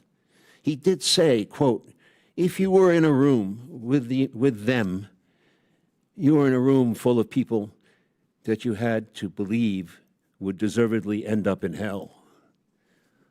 I guess I will see them soon. This is our democracy. This is our presidency. It belongs to us. Treat us with respect. Thank you. Good afternoon. The Committee on Homeland Security, Committee on Border Security and Enforcement, and Subcommittee on Emerging. Shit, I still had one other going. My bad. I was like, damn, you didn't have to beat the gavel that hard for the man. Fuck. It was a different one. I now recognize Mr. DiEugenio for an opening What up, statement. K-Bean? Thank you, and thanks for having this hearing. I think it's an important subject. Turn your mic on, I spent sir. about 32 years on it. Sir, please turn on your microphone. Thank you. Do I have to hit this? Yes, sir. Is The that big better? red button. Okay, good. Why are we here? Why are we dealing with a subject that occurred over 60 years ago? Well, the JFK case is one that simply will not go away, no matter how much the MSM tries to minimize it or make it disappear. 65% of the public does not buy the Warren Commission verdict of Oswald as the lone assassin. But even more startling, And this is very important. I think it speaks to the point that Mr. Garcia was talking about. Over 90% of the public believes that something monumental happened after the Kennedy assassination. Over 90% That of the the United public. States went from a country that was bathed in triumph and optimism after World War II to one that was now covered with cynicism and skepticism. All right, so as you can see, me, Oliver, and Jeff are not alone in those feelings. All right. Now, what's the immediate reason why we're here today is, well, according to a congressional statute, we should not be here. And I'm sure you're aware of this because the JFK Records Collection Act said that in October of 2017, everything on the Kennedy case should be declassified, no matter what. Mm-hmm. And President Trump actually talked about this about a week and a half before it was supposed to be done. And he said he was looking forward to doing this. And by the way, if you know the statute, he was the only one who could stop it from happening. So on the day this was supposed to occur, he was visited by some higher-ups in the intel community.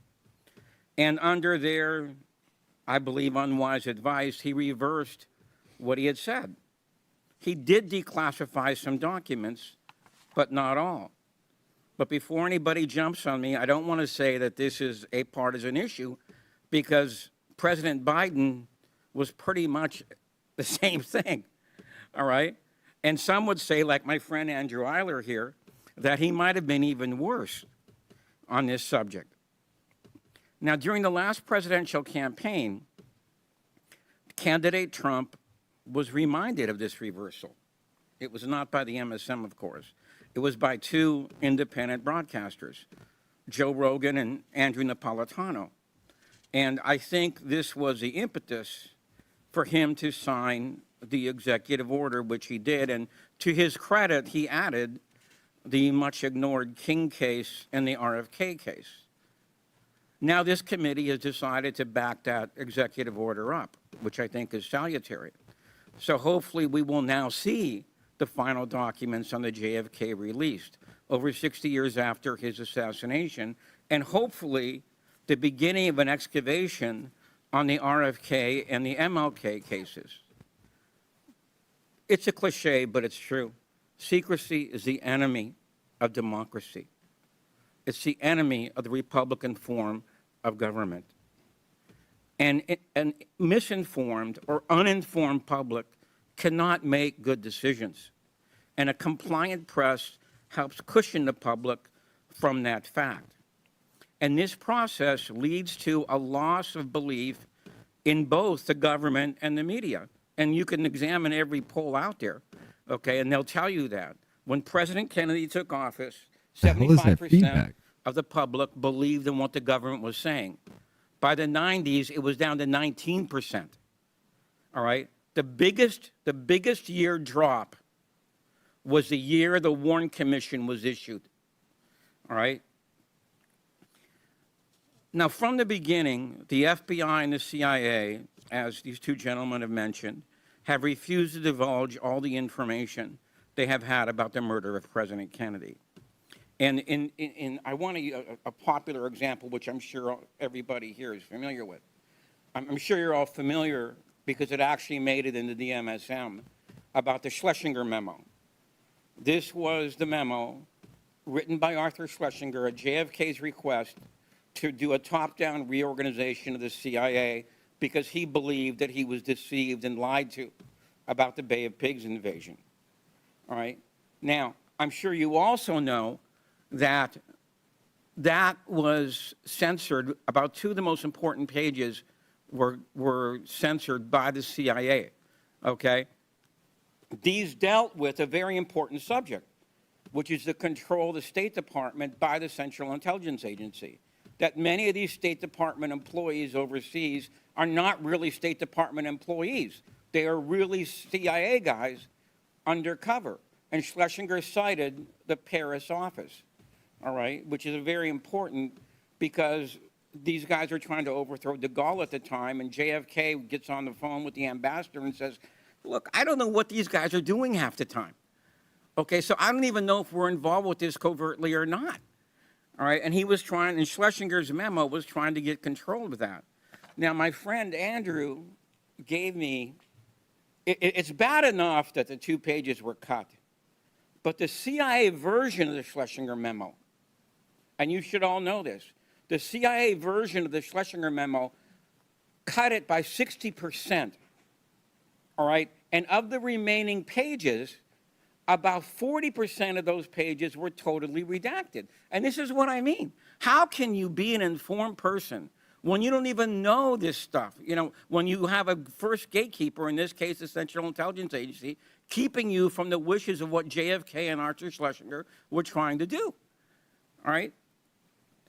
All right. Now, any attorney, which I'm sure we have some here, and any investigator will tell you that you cannot conduct a full investigation unless you have the whole case file.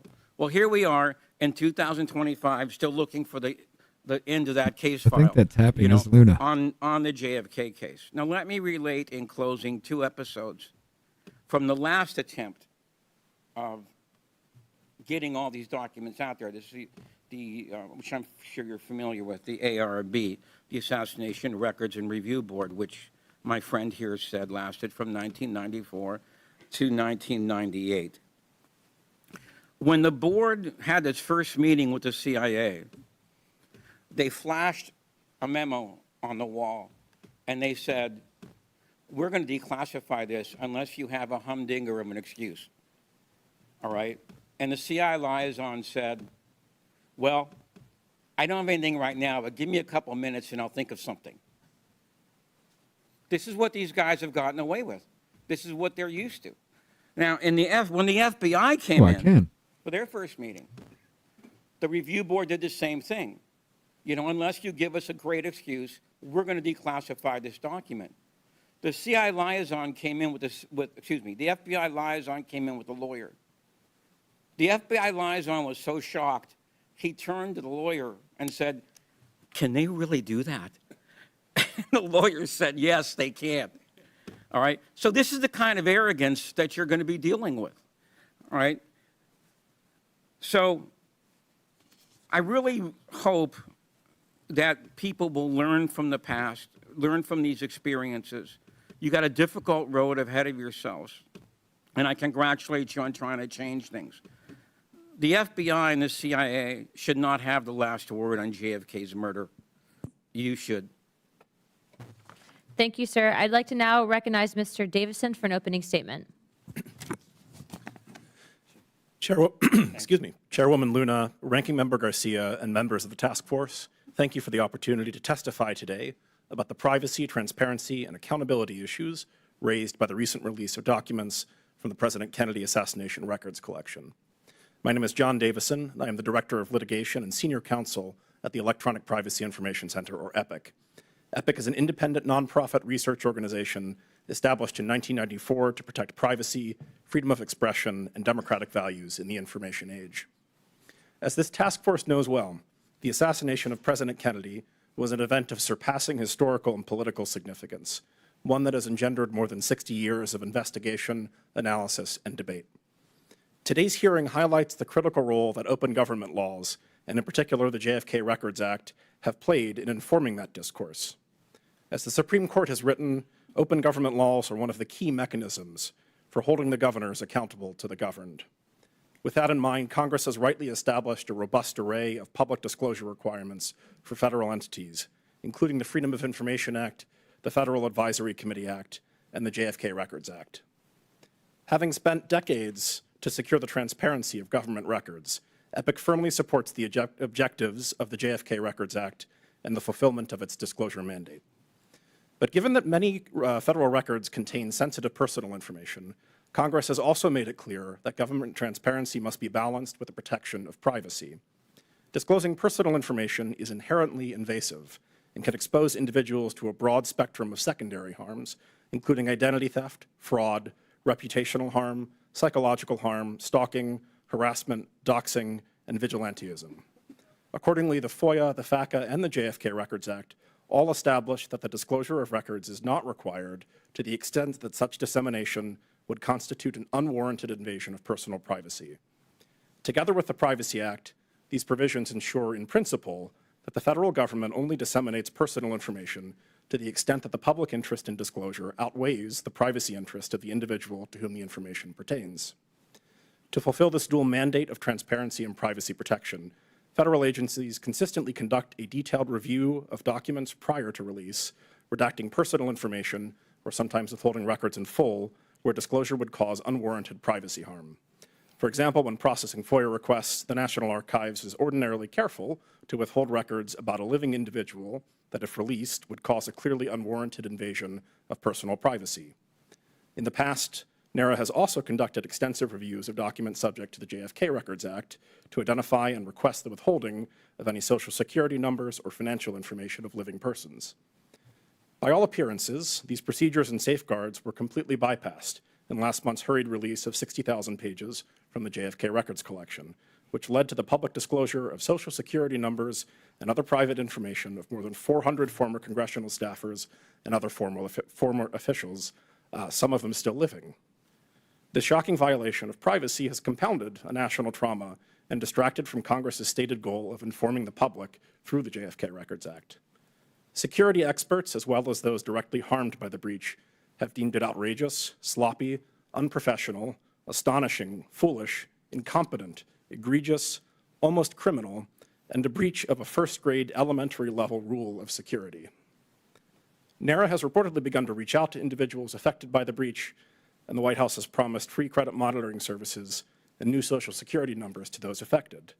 But these steps are too little, too late. The bell can't be unrung. There are several lessons to draw from this episode. First, Congress has mandated that agencies take steps to prevent unwarranted invasions of privacy resulting from records disclosures for good reason. This incident illustrates why those procedures must be followed, even when logistically or politically inconvenient. Congress should explore updates to the FOIA, the Privacy Act, and other federal record statutes to ensure that such procedures are both readily enforceable and followed without exception. Second, while prompt disclosure of public records is essential, fire drills that make it impossible to ensure the redaction of sensitive personal information are a threat to privacy and to the public.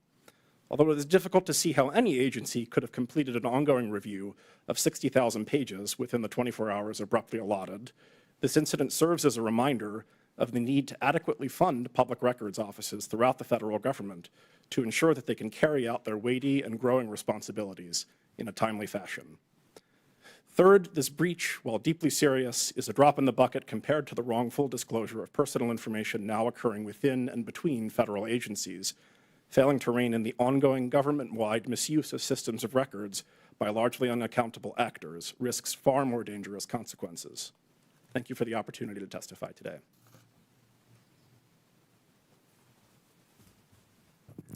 Thank you, sir. I now recognize myself for some questions.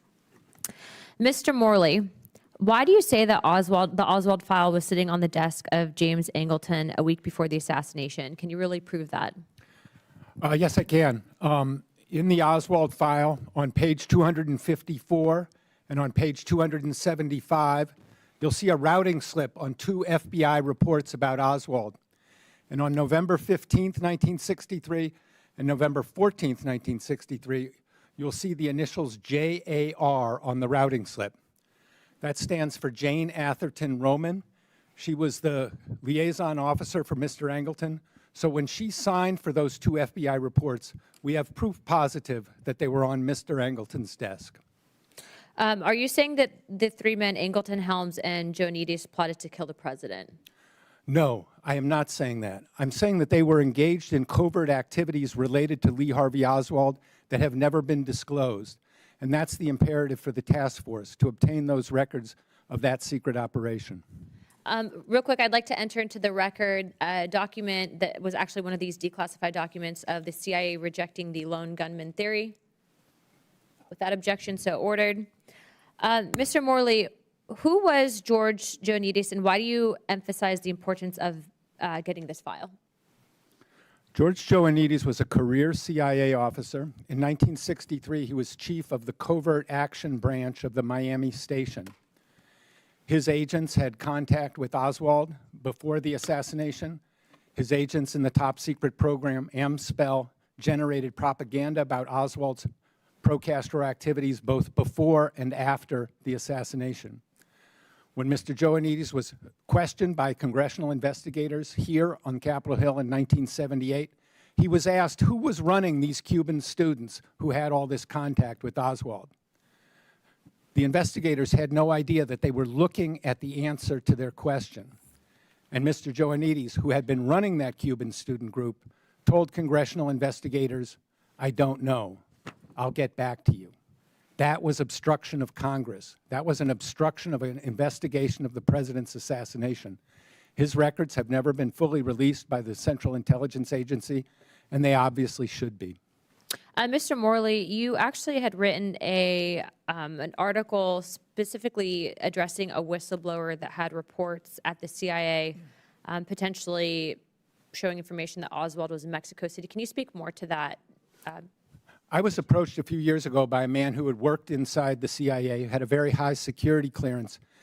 And in 2018, he came to me and said he was concerned that there was a JFK assassination document that he had read while he was working at the CIA, and he was afraid that it would never become public. The man was taking considerable legal risk by talking to me. He was talking about classified or potentially classified information. So I published his story last year without his name, which is not something that I usually do. I don't like stories with anonymous sources, but I felt that it was important to get out, and he felt it was important too.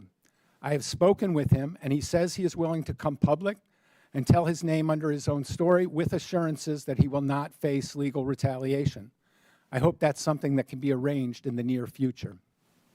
Thank you. Mr. Stone, if you could for a moment, you had mentioned earlier about some anomalies in the autopsy. Would you be able to speak to that? I have about 1 minute and 19 left. One of the things that we did in our documentary, JFK Revisited in 2021, was show as much as we could about the autopsy, including the fact that there are 40 people still alive, as far as I know, who witnessed at Parkland and at Bethesda a large gaping wound in the back of President Kennedy's right head, indicating a shot from the front that blew out the rear of his, and they all point, if you look, there's a picture, they all point to the same place on camera, right here, in the back of his head. That's one very disturbing point.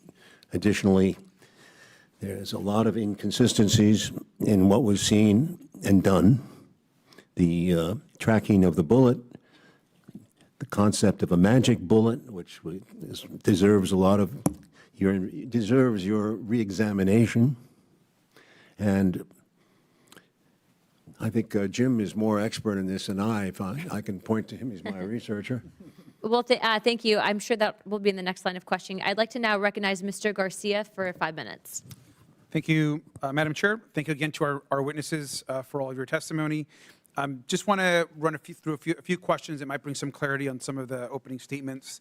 And I do want to just recognize also and restate the concerns that we should all have about overclassification over the last few decades, especially when it came to the CIA and the FBI.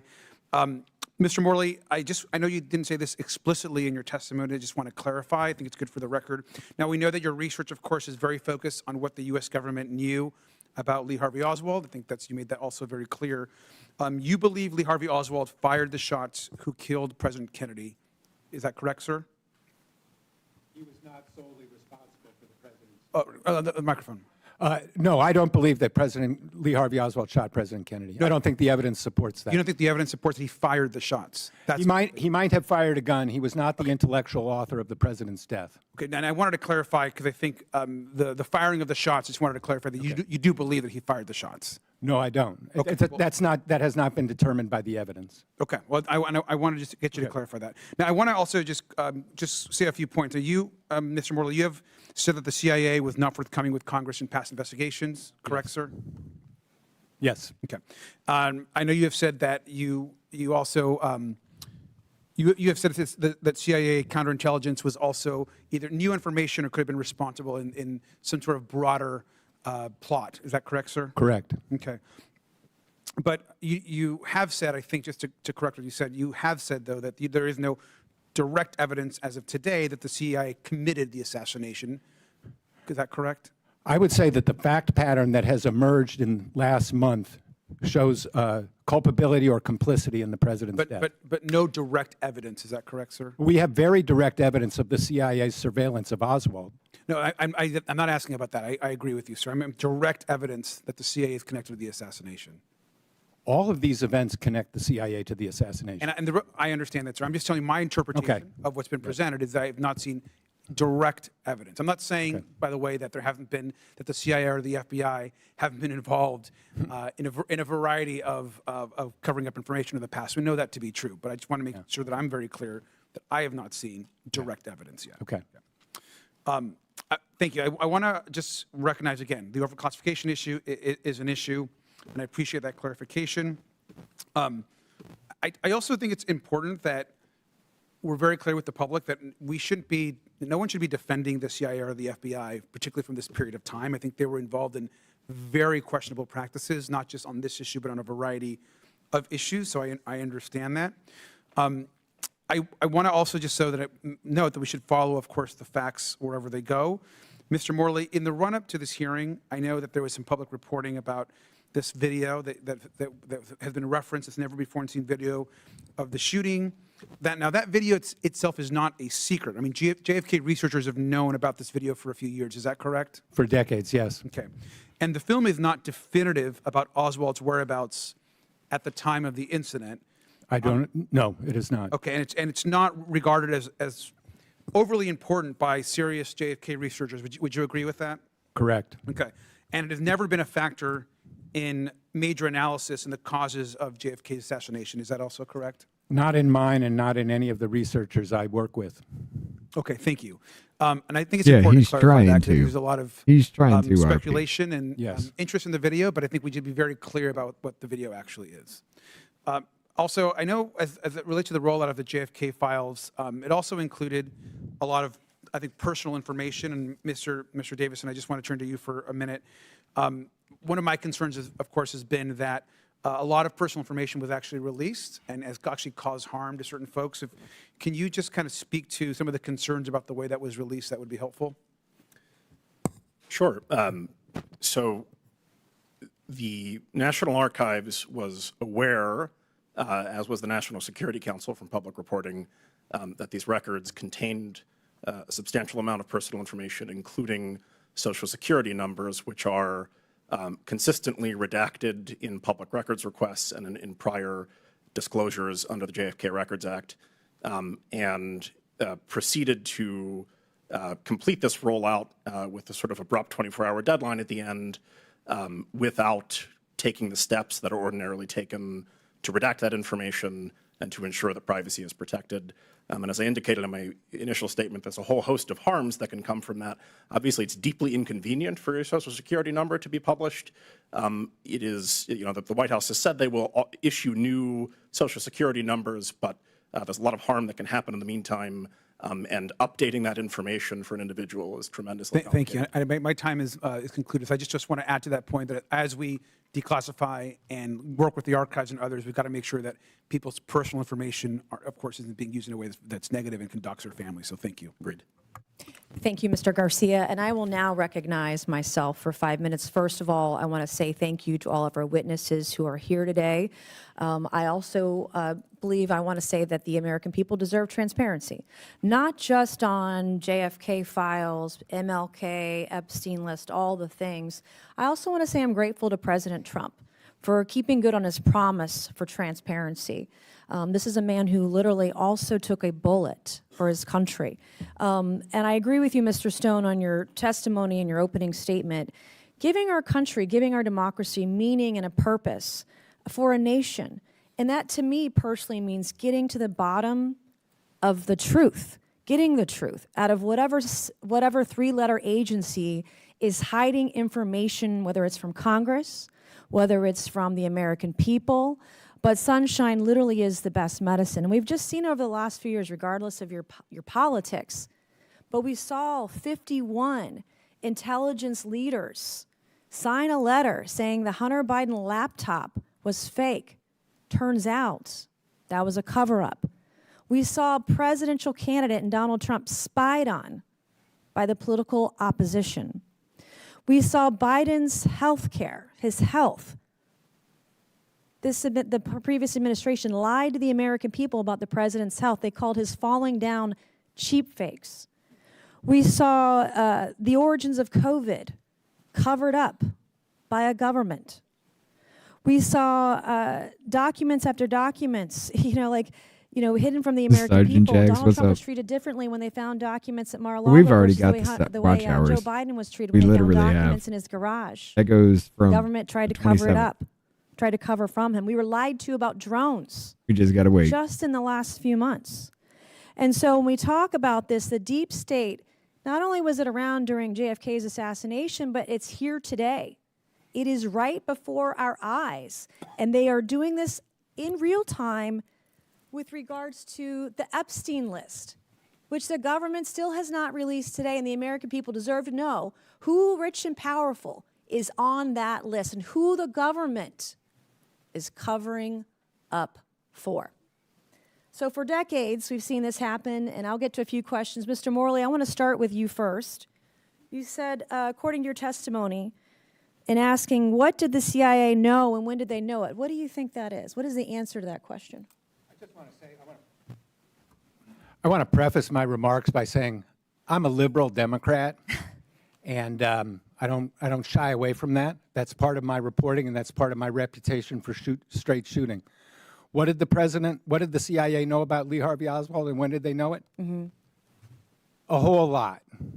198 pages worth of information were on the CIA's desk when President Kennedy left for Dallas. So that foundational fact should guide us in understanding what happened. So who do you think fired the shot? I don't know. You don't know, but you don't believe it was Lee Harvey Oswald? Oswald was not the intellectual author of Kennedy's death, even if he fired a gun that day. Who do you think was the intellectual author of Kennedy's death? Kennedy's enemies high in his own government is as specific as I can be based on the available evidence. Probably CIA and Pentagon. How long had the CIA been surveying Lee Harvey Oswald before the assassination attempt? 4 years. 4 years. And what are some of the highlights of the CIA's pre-assassination file on Lee Harvey Oswald? They started reading his mail on November 9th, 1959, and they intercepted a number of letters between him and his mother. Those letters were forwarded to James Angleton in the summer of 1962. In the summer of 1963, Oswald attempted to infiltrate the CIA's favorite Cubans in New Orleans. He was arrested. The FBI sent reports on Oswald's arrest to Angleton's staff. They knew that he had attempted to infiltrate a CIA-funded group, that he had been arrested. And then they learned that he had attempted to travel to Cuba, a violation of U.S. law at the time, and he had made contact with a KGB officer in Mexico City. Okay, Mr. Morley, did the CIA or FBI have intelligence prior to the assassination of President Kennedy that Lee Harvey Oswald intended to kill him? No. Did the FBI did not either? No. No one did. And then how do we, You know, this Mr. was one of the Davison, how do very we, few things me and how my do we- father actually how do we agreed make on. sure the government is more transparent with Congress? You have 20 seconds. Good luck. I think in general, the most important thing is to provide the resources to agencies to process public records requests or requests from Congress so that this information can actually be reviewed and disclosed in a timely fashion, whether you are concerned about the truth of the statements that you raised at the top of your presentation, or if perhaps you want to understand more about the Trump administration's hateful campaign against trans individuals. Either way, you would require more resources for public records disclosure and requests. Okay, and just for clarification, Mr. Morley, this is about as nonpartisan as this committee gets. So, good job. Thank you. I'll now recognize Congressman Christian Morphy for 5 minutes. Thank you, Madam Chair. President Kennedy's grandson, Jack Schlossberg, said conspiracies surrounding JFK's death have shifted focus away from the important lessons of his life and the critical issues of the moment. So I'd like to focus a little bit on some of those lessons and issues. Mr. D. Eugenio, it's the start of baseball season. Go Cubs. So let's begin with JFK's 1960 letter to Jackie Robinson, in which JFK highlighted Robinson's role in the civil rights struggle. JFK said, quote, "I believe I understand and appreciate your role in continuing the struggle to fulfill America's promise of equal opportunity for all. Just last month, President Trump bizarrely ordered DOD to purge its website of all references to black history, black veterans, and even the reference to Jackie Robinson's own military service. In response, Mr. D. Eugenio, you posted that what Trump did was, quote, really sick. That's what you said, and that's what you believe, right, sir?" Yes? Did I say that? Yeah, you did. And okay, I'm sorry. I don't recall saying that. Okay, maybe I did, maybe I didn't. Okay. Yeah, it's I right wish here. you'd have This is given the me tweet. before so I could have looked at it. Mr. Morley, you said that JFK, quote, took great risks on behalf of all Americans in resisting the forces of militarism and racism. Yes. Donald Trump, on the other hand, recently eliminated, believe it or not, the prohibition on federal contractors using or maintaining racially segregated facilities. JFK would have rejected what Trump recently did, correct? What does this have to do with the declassification of the JFK files? This is your modern Democrat Party. This is why nothing gets done, ladies and gentlemen. What does his line of questioning at this point in time have to do with declassification of the JFK files? He is using this to campaign. Because everything's Orange Man bad and Asperger's Man bad at this point in time. He is using this to campaign. He is not staying on point. He is trying to get people to unknowingly or unwillingly try to shit on Trump to use for political gain. He is campaigning at this point in these fucking hearings. What does this have to do with the classification or declassification of the JFK files?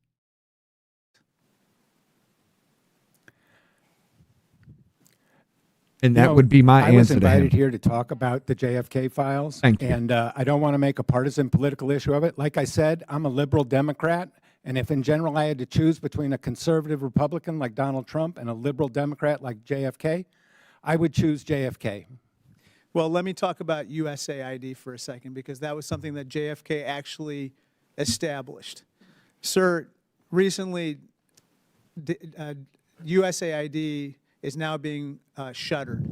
Again, that is something that is a very important part of his legacy, and that's something that he would have opposed, obviously, correct?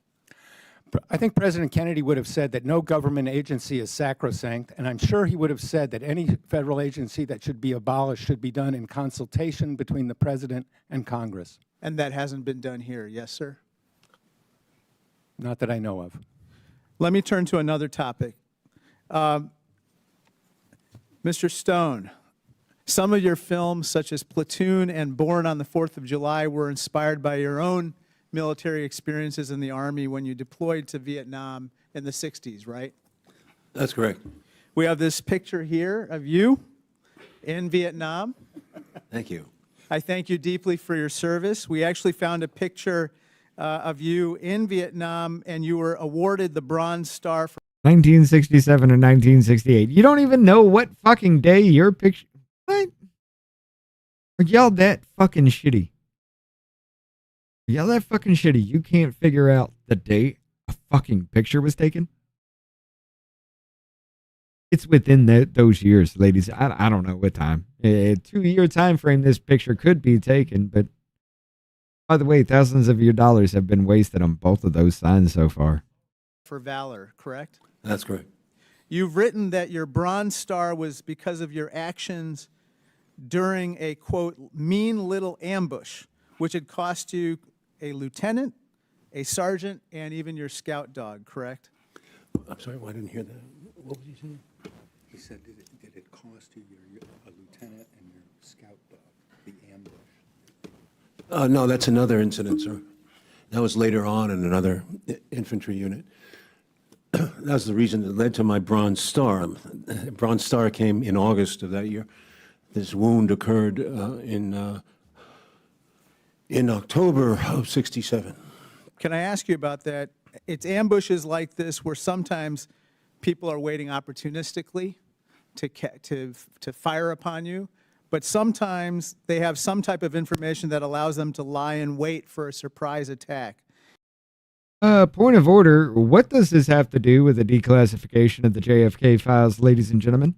Again, Chairwoman, what is the point of this?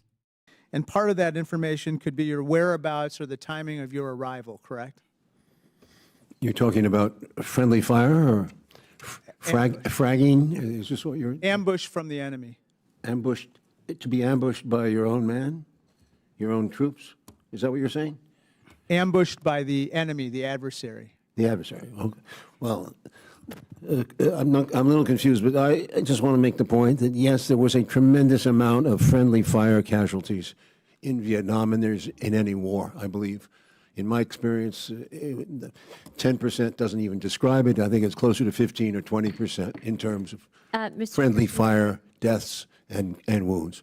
Yeah, Mr. Stone, we'd like to thank you for your service to this country. You are a war hero. You have a Bronze Star and a Purple Heart, and I think this committee reflects that. Thank you. The chair would like to now recognize Mr. Burchett. Thank you, Chair Lady. For over 50 years, the assassination of President Kennedy has been shrouded in secrecy and corruption.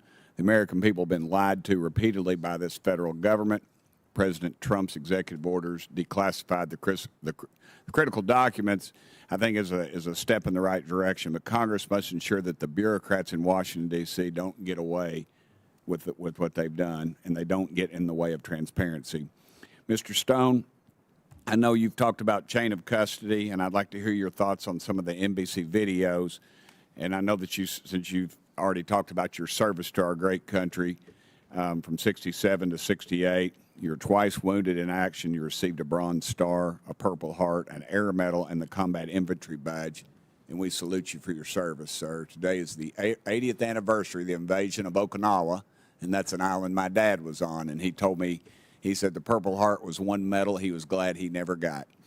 Mr. Stone, I'm going to ask for the indulgence of the chair lady and the members if I could just yield my time to you and you to discuss anything you would like to pertaining to this subject and to ask any of the other men up here on the dais with you any questions you would like.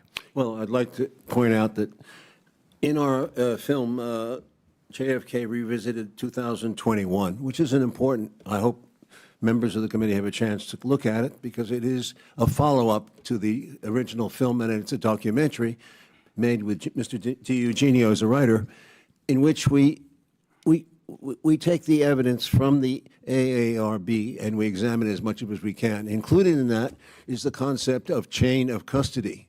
We interviewed Henry Lee, who is one of the country's leading what would you call him? He's the leading criminalist in America. Okay, a criminalist, whatever that. Okay, he was saying to us repeatedly, and he's on camera, a chain of custody has to go from the scene of the crime to the courtroom. Otherwise, it doesn't. You cannot bring the charge on Oswald or anybody. Well, that doesn't exist in this case. We went through this in the documentary. The rifle itself is not the one that is described in the film. It was shown of a man, a detective walking out with a rifle in his arms raised. That rifle does not resemble the one that was bought by Oswald out of the Chicago, supposedly bought by Oswald. Hidell was his name. The one held up was a Mauser, and the one he allegedly shot him with was a Mannlicher Italian carbine, I believe. The difference is that the one in evidence is longer. It's about 4 inches longer. It has a sling to it, and it has a screw in the butt of the rifle, which I consulted with some rifle experts, and they said, Oswald could not have done that by himself. All right. So those are the differences between the one that the Warren Commission says Oswald actually purchased versus the one that they put into evidence. No rifle and no bullets, I said. Now, the bullets is even more ridiculous. As you know, there's been a long amount of controversy about the CE-399, the so-called magic bullet, which came out apparently undamaged after wounding 7 or 8 wounds. We don't have Thank you, chain of Rhonda. custody proving that those bullets were ever used. So those are not, they do not match the ones at the 6th floor that were pictured. And that's the bullet that was found on the gurney, correct? Beside one of the bodies. Yes, except we don't know which gurney it was found on. Okay? And then if you go to the chain of custody from, well, let me use this as an example. According to the evidence, all right, that bullet was turned over to the FBI at 9:20 that night. Okay, well, here's the problem.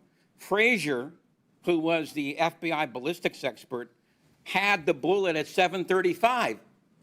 How on earth can you have a bullet that hasn't been delivered into the White House? Because that's where the exchange took place. So that's one of the big problems. And I could go on for 2 hours on what's wrong with CE-399 as a piece of evidence. I don't think any district attorney in the United States would even try and submit CE-399 because it would blow up in your face.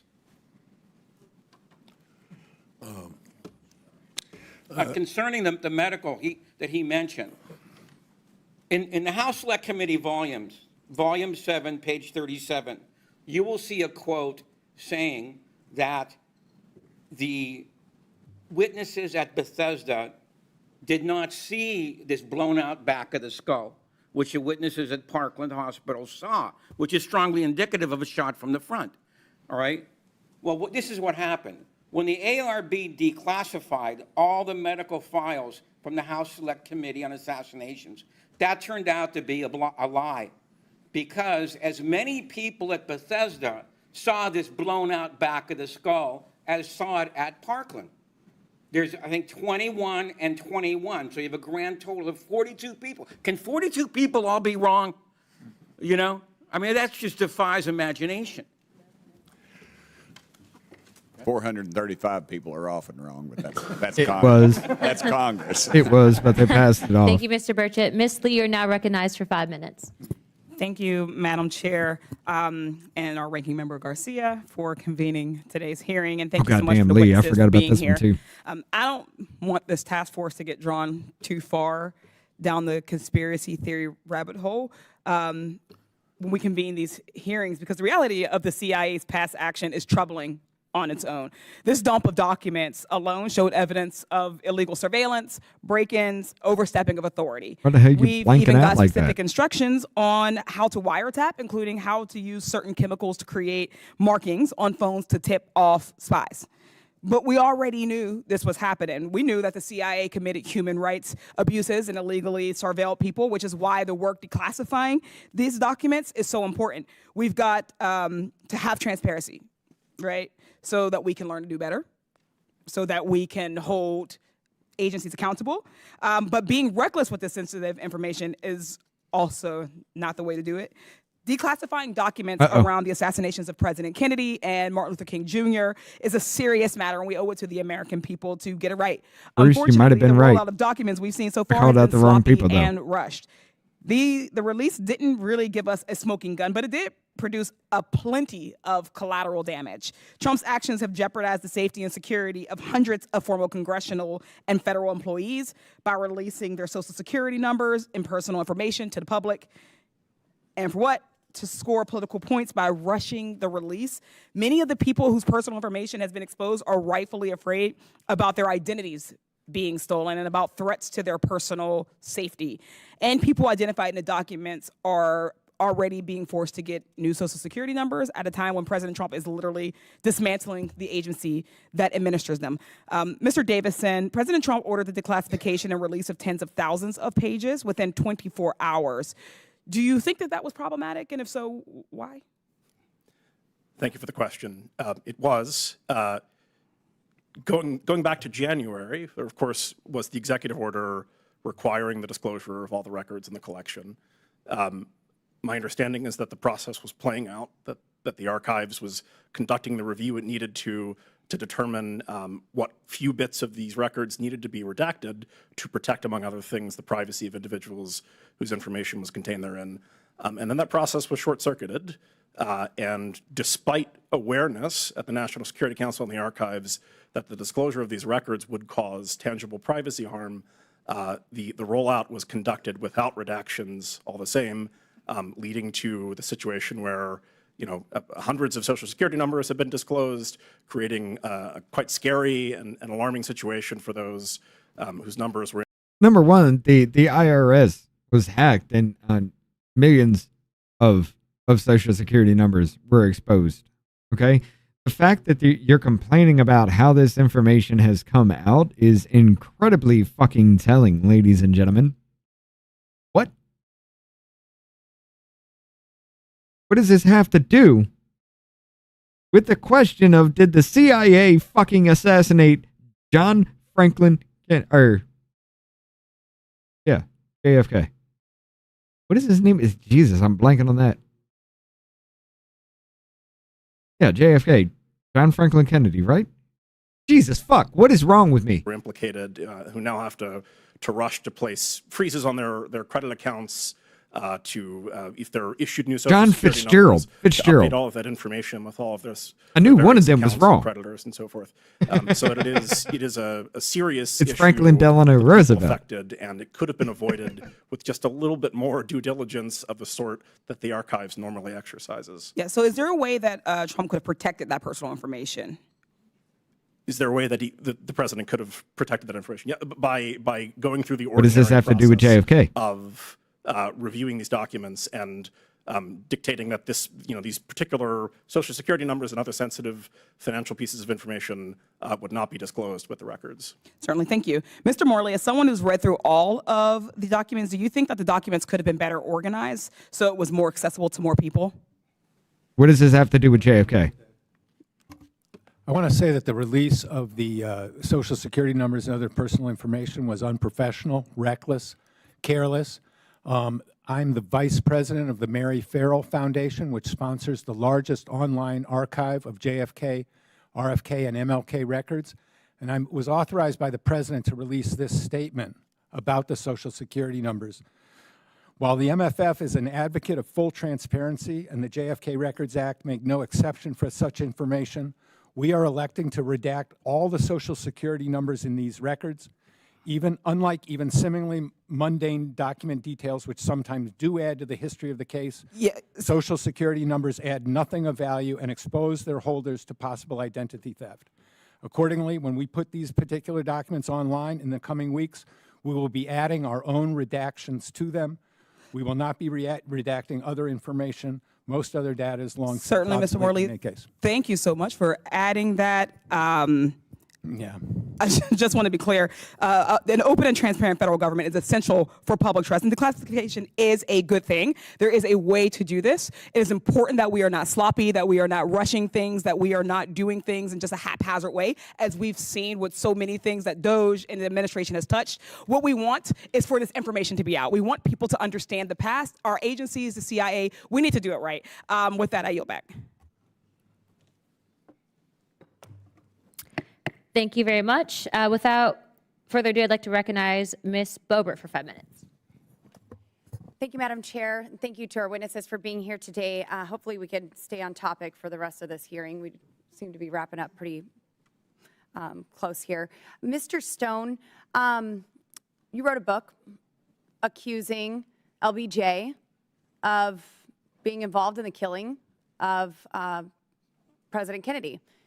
Do these most recent releases confirm or negate your initial charge? Being involved in the assassination of President Kennedy. No, I didn't. In the film, if you look closely, there's no such statements. No, I didn't. If you Yes, look sir. closely at the film, there's no. It accuses the President Johnson Okay. of being part of a complicit in a cover-up of the case, but not in the assassination itself, which I don't know. What do you think that he was complicit with? Yes, sir, I'll get to you. The cover-up, well, how about, for starters, appointing Alan Dulles, the head of the CIA, who was fired by Kennedy, to the commission itself, to the Warren Commission. And he goes to almost every meeting, and he's pretty much in charge of the Warren Commission from the beginning.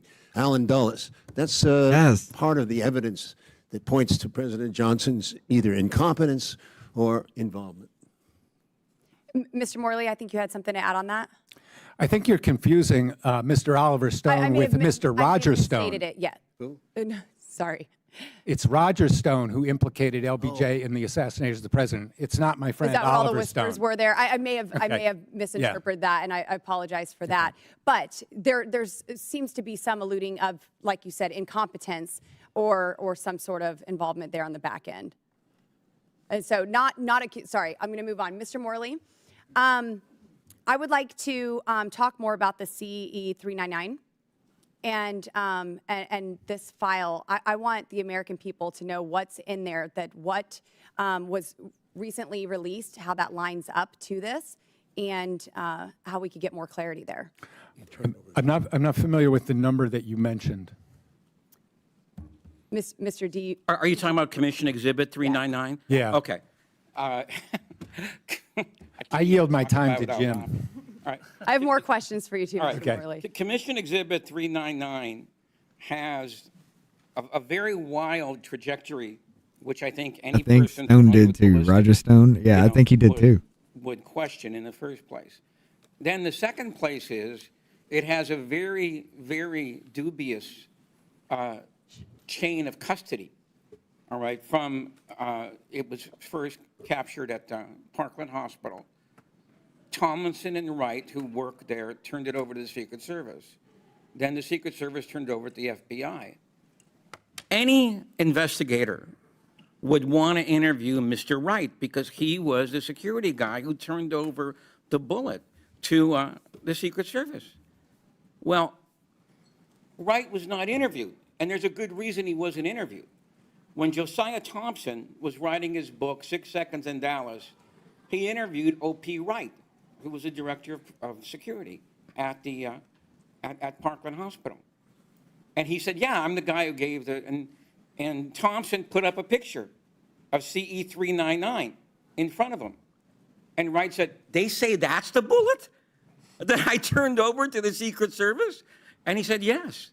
And he says, no, I did not turn over that bullet. And he opened up the drawer, okay, and because he was in charge of the whole security thing, and he pulled out a bullet and says, this is the kind of bullet that, it wasn't a hunting round, okay, all right? And so he said, and he was, by the way, he was so stupefied that after the interview, he chased Thompson down the hallway.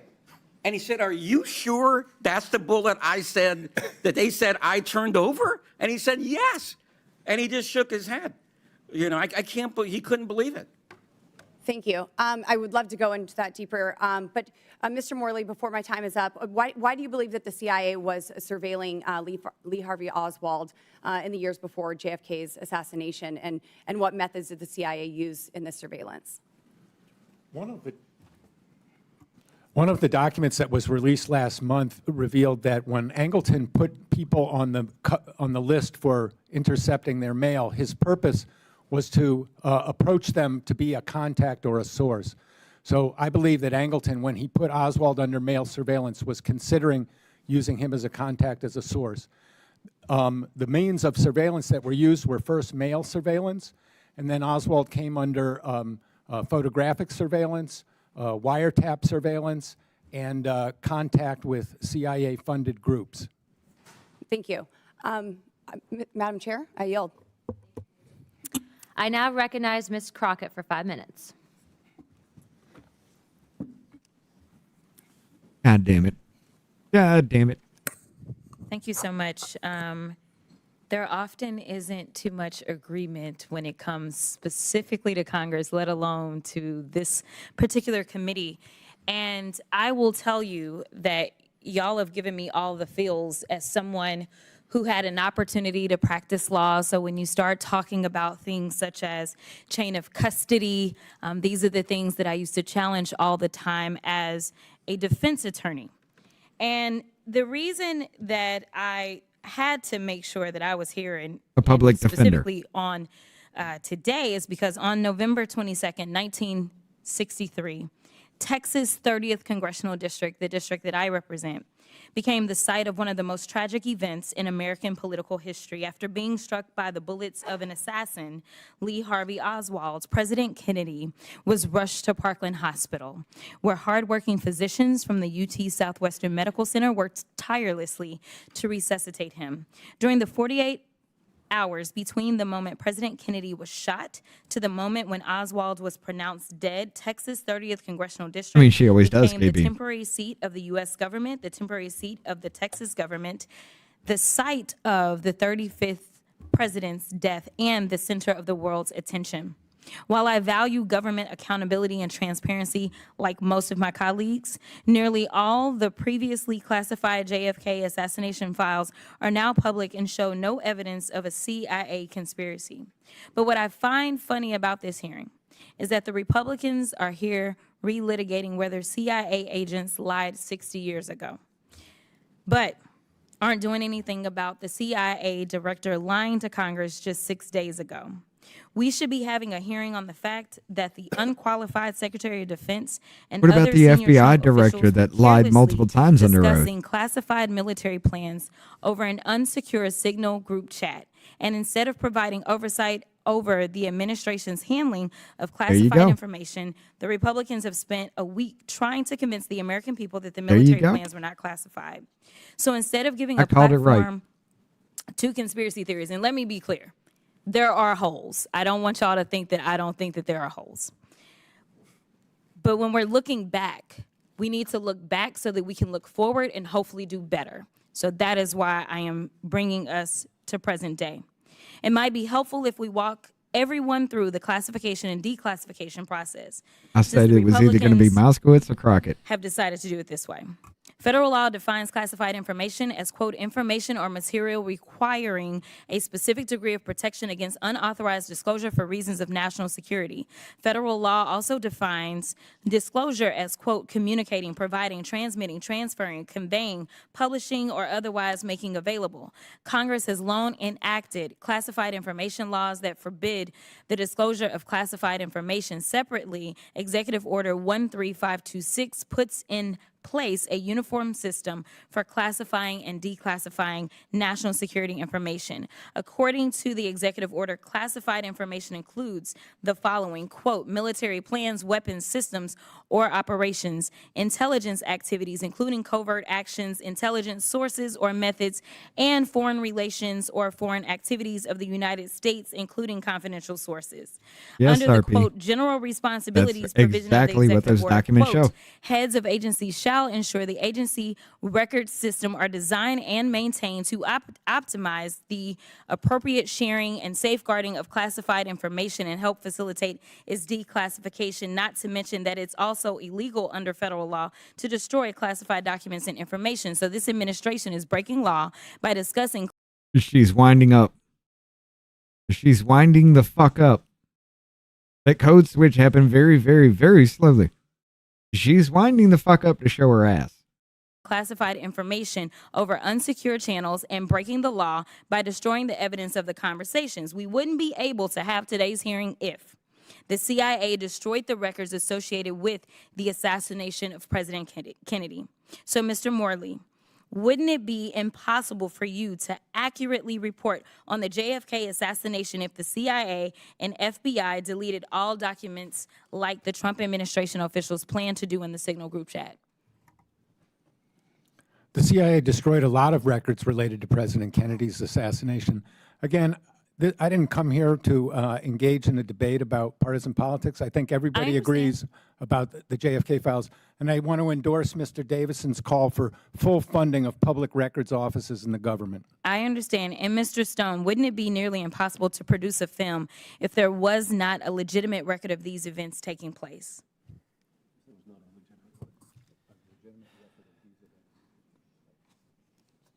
Well,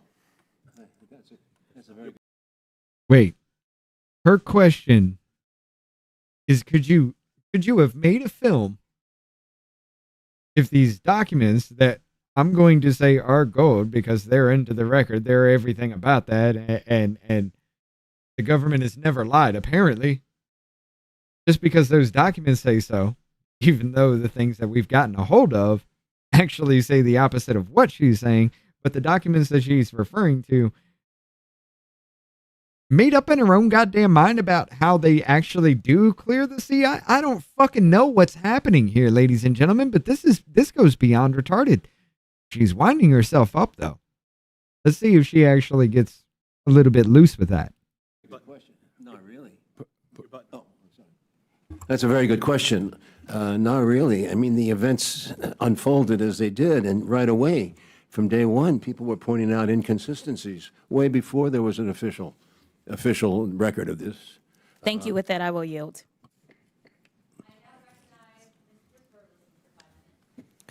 Mr. Morley, Mr. Stone, Mr. Eugenio, I just want to say thank you for being here, taking time out of your day, and I want to apologize that not everyone on this hearing seems to want to use this time to its fullest extent. And so I want to start by saying thank you, Mr. Stone. Shortly after your film's release, the United States Congress passed the JFK Assassination Records Collection Act of 1992, and you did something that I don't know that I've done in my career. It passed unanimously. I want to give you an opportunity to talk about how it felt and the impact of having a movie that not only has spurred multiple hearings of Congress, but unanimously passed a bill through Congress. Sir, I was at the time, I was told that by many people who were involved, and they were very happy and thought that this was a great public duty. I didn't feel that way. I felt like I was being skewered the whole time in the media. And many people volunteered, important people volunteered negative impressions that were not based, I don't think, on reality. That the people didn't even bother to see the film, for example, and were saying that he's got Lyndon Johnson and all that involved and blah, blah, blah. And he's got 55 people, different agencies involved. I mean, this is nonsense. Well, I just want to say on behalf of the American people, thank you for what you did, because thank you. Because of your work, That's we wonderful. now have documents like this Bubbles. one. Madam Chair, I'd like to enter into the record a I'm CIA sorry, Burleson. document that ends in number He looks like Bubbles from the Trailer Park Boys. 10056. Without objection, so ordered. In this document, it describes that, it dispels the narrative that when Oswald visited Mexico City, that he only met with Sylvia Duran. In fact, in this document, he met with a KGB official. Remarkably, the individual by the name Moskowitz isn't coming back. Fuck of yeah. Kostakov was actually a member of KGB and Department 13. Yeah. Because of your work, we now have this kind of evidence. He actually met with a member of the KGB who was part of the Wet Works, the assassination team. I also want to say thank you because of your work, we have another document that I want to enter into the record. This is ends in 10191. Without objection, so ordered. In this document, we have a testimony that an individual named Francisco Tamayo, otherwise known as the El Mexicano, accompanied Lee Harvey Oswald into Mexico City for his meetings in both the Cuban embassy and the Russian embassy. Mr. Stone, I'm shocked that this narrative is only really been something that we've seen only in the last few years. You would think that the Warren report would have reported the fact that Oswald had met with a KGB individual in the Department 13 of, basically the assassination division, and that he was accompanied by an individual known as El Mexicano that later an FBI report indicated that this individual, El Mexicano, was captured in Venezuela for attempting to assassinate another individual. Mr. Morley, I want to ask you about Mr. Angleton. Who is Mr. Angleton? James Angleton was the chief of CIA counterintelligence from 1954 to 1974. In that period, he was one of the most influential men in the CIA, serving under four different directors. And what did he tell the Warren Commission? Hold on, I got to do it. He looks like Bubbles. I'm sorry. He looks like Bubbles. Bubbles from the Trailer Park Boys. Oh, wrong one. Let's get rid of them so I can stay on task. This dude right here, Burleson, looks like Bubbles from the Trailer Park Boys. That's why I'm laughing. In 1963 and 64. When the Warren Commission came asking Angleton for information about Oswald's visit to Mexico City, Angleton wrote a memo or told his aides that he wanted to, and this is a quote, wait out the commission. He did not cooperate, and like like Richard Helms, they both basically fooled the Warren Commission and deceived them about what they knew about Oswald. And later, we now have, because of the work of Mr. Stone and others, we have Mr. Angleton's testimony that he gave to the Assassination Committee, the House Select Committee on Assassinations. What insights did we gain from that?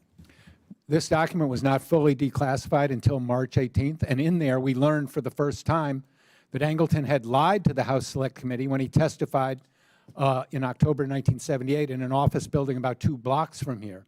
And that was never known before until March 18th that he had done that, and that is one of the most significant revelations to come out of this. People will say, oh, well, there's nothing new here. No, there's something new here. The New York Times, the Washington Post have never reported that 3 top CIA officials lied to the JFK investigators. Yeah, and the fact that we have 3 CIA officials that lied to Congress for decades, and that it took decades to get documents that should have been released that had very compelling information, and it took 60 years to get that information released, is appalling. And that's why I want to say thank you to all of your work in helping to get this information released. Thank you. I'd like to now recognize Mr. Crane for 5 minutes. Oh, sorry. Unanimous consent without objection to ordered. So I have some more documents I want to enter into the record. Here's from the National Archives, a NARA letter dated 2017 that the CIA withheld docs regardless of the JFK Act. Without objection, so ordered. Another document from the archives that the Warren Commission did not have original classification authority. Without objection, so ordered. And then another document from the archives that the FBI's reasoning for redactions dated 2017 in the NARA letter. Without objection, so ordered. I'd like to now recognize Mr. Crane for 5 minutes. Thank you, Ms. Chairwoman. Thank you guys for coming out today. You guys have probably forgot more about the JFK assassination than I'll ever know, so I'm still going to ask you some questions, and I appreciate your, just how dogged you guys have been on this for decades. Mr. Morley, I want to start with you. What is the most interesting information you found in this newest release of documents on the assassination of President Kennedy? The 9 memos about James Angleton that were fully declassified on March 18th is the most important collection that I've seen so far. There is a lot of information that has come out. Jim mentioned the Arthur Schlesinger memo. That really sets the stage for the alienation between the Kennedy White House and the CIA that lasted for the rest of Kennedy's presidency. So I would say that the Angleton memos and the Schlesinger memo are the most important things I've seen so far. Thank you. Mr. Morley, do you believe that Oswald was recruited and being handled as a source for the CIA? I believe Oswald was an agent of influence who was manipulated by the CIA. Okay. And as I was going through some research, one of the things that I found interesting, and please correct me if I'm mistaken here, any of you guys on the panel, but Mr. Underhill, who was a CIA agent himself, who apparently left D.C. the days after the assassination in a hurry, Gary Underhill then confided in a friend that a clique within the CIA had assassinated Kennedy. He also told his friends that he may need to leave the country and that he feared for his life. Mr. Underhill was then found dead 6 months later. I'm going to start with you, Mr. Morley. Do you find those types of stories surrounding Mr. Underhill to be credible? Mr. Underhill was hardly alone in suspecting CIA involvement of the assassination. President Harry Truman suspected it, President Johnson suspected it, and President Richard Nixon suspected it. So I think that Gary Underhill was a man who worked in the intelligence community and was in a position to know something. His story's not confirmed, but it's consistent with what lots of other people thought. Either operative what was his title? or Do you remember, Mr. Morley? associate. He was not a CIA employee. He was an arms dealer who assisted CIA in acquiring weapons and, shipping them. Do you know how he died, Mr. Morley? I don't know anything more than was reported in the documents. Mr. Eugenio, do you know how he died? Eugenio. Sorry about that. You're not the first one. Yeah. Do you know how he died, sir? Mr. Underhill.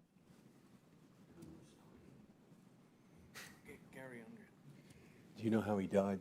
Gary Underhill? Yeah. Gary Underhill his body was discovered by his friend Asher Burns. I gotta pee. I'll be right back. Who was a magazine writer at the time. And the door was open, ajar a little, and Burns entered the room, and he thought Underhill was sleeping. But as he approached the body, he saw that there was a hole, a bullet hole in his head, all right? Asher Burns was so disgusted by the investigation that came after that he didn't even want to talk about what had happened. But one of the things about the Underhill death is that for him to have taken his own life, the gun was in the wrong hand, okay? All right, so that was one of the most puzzling things, about that particular case. Underhill has been, I believe, very much ignored, by a lot of people, and I'm glad that this memo finally got out there. Thank you, sir. Mr. Morley, are you familiar with Michael Franchese, who is a capo for the Colombo family? I've appeared with him twice on the Piers Morgan show. That's all I know. Okay, thank you. He claims that the mob was involved in this hit since the deal between the Kennedys and the mob was broken after the election. Do you find that to be credible? I think Mr. Franzine's contention that the organized crime role in President Kennedy's assassination is very clear, and he said that it was common knowledge among the crime bosses who he dealt with that their role in the assassination was to eliminate the chief witness, Lee Harvey Oswald. Mr. Franzine said that both times when I was on Piers Morgan with him, and I believe him. Yeah. Thank you. This question is more based on the future, or I should say the present day. After 2 assassination attempts of President Trump within the last year, and the little that we now know about Thomas Crooks and Ryan Ruth, do any of you guys on the panel believe that we are seeing history repeat itself? No. Mr. Stone? I expressed my own surprise that so little do we still know about Mr. Crooks and the other assassination attempt. So I would see similarities here. Thank you. I'm out of time. I yield back. Thank you very much. I'd like to now recognize Mr. Gill for 5 minutes. Thank you, Chairwoman Luna. According to Pew Research, trust in the federal government has plummeted from 74% in 1958 to 22% in 2025. That's a trajectory that is utterly unsustainable and in the long term incompatible with democratic self-governance. Unfortunately, a lot of that decline in trust is justified. The JFK assassination the JFK assassination happened over 60 years ago, and we still don't have all of the facts about what happened that day. Mr. Morley, thank you for being here, and thank you for all of your work that you've done on this.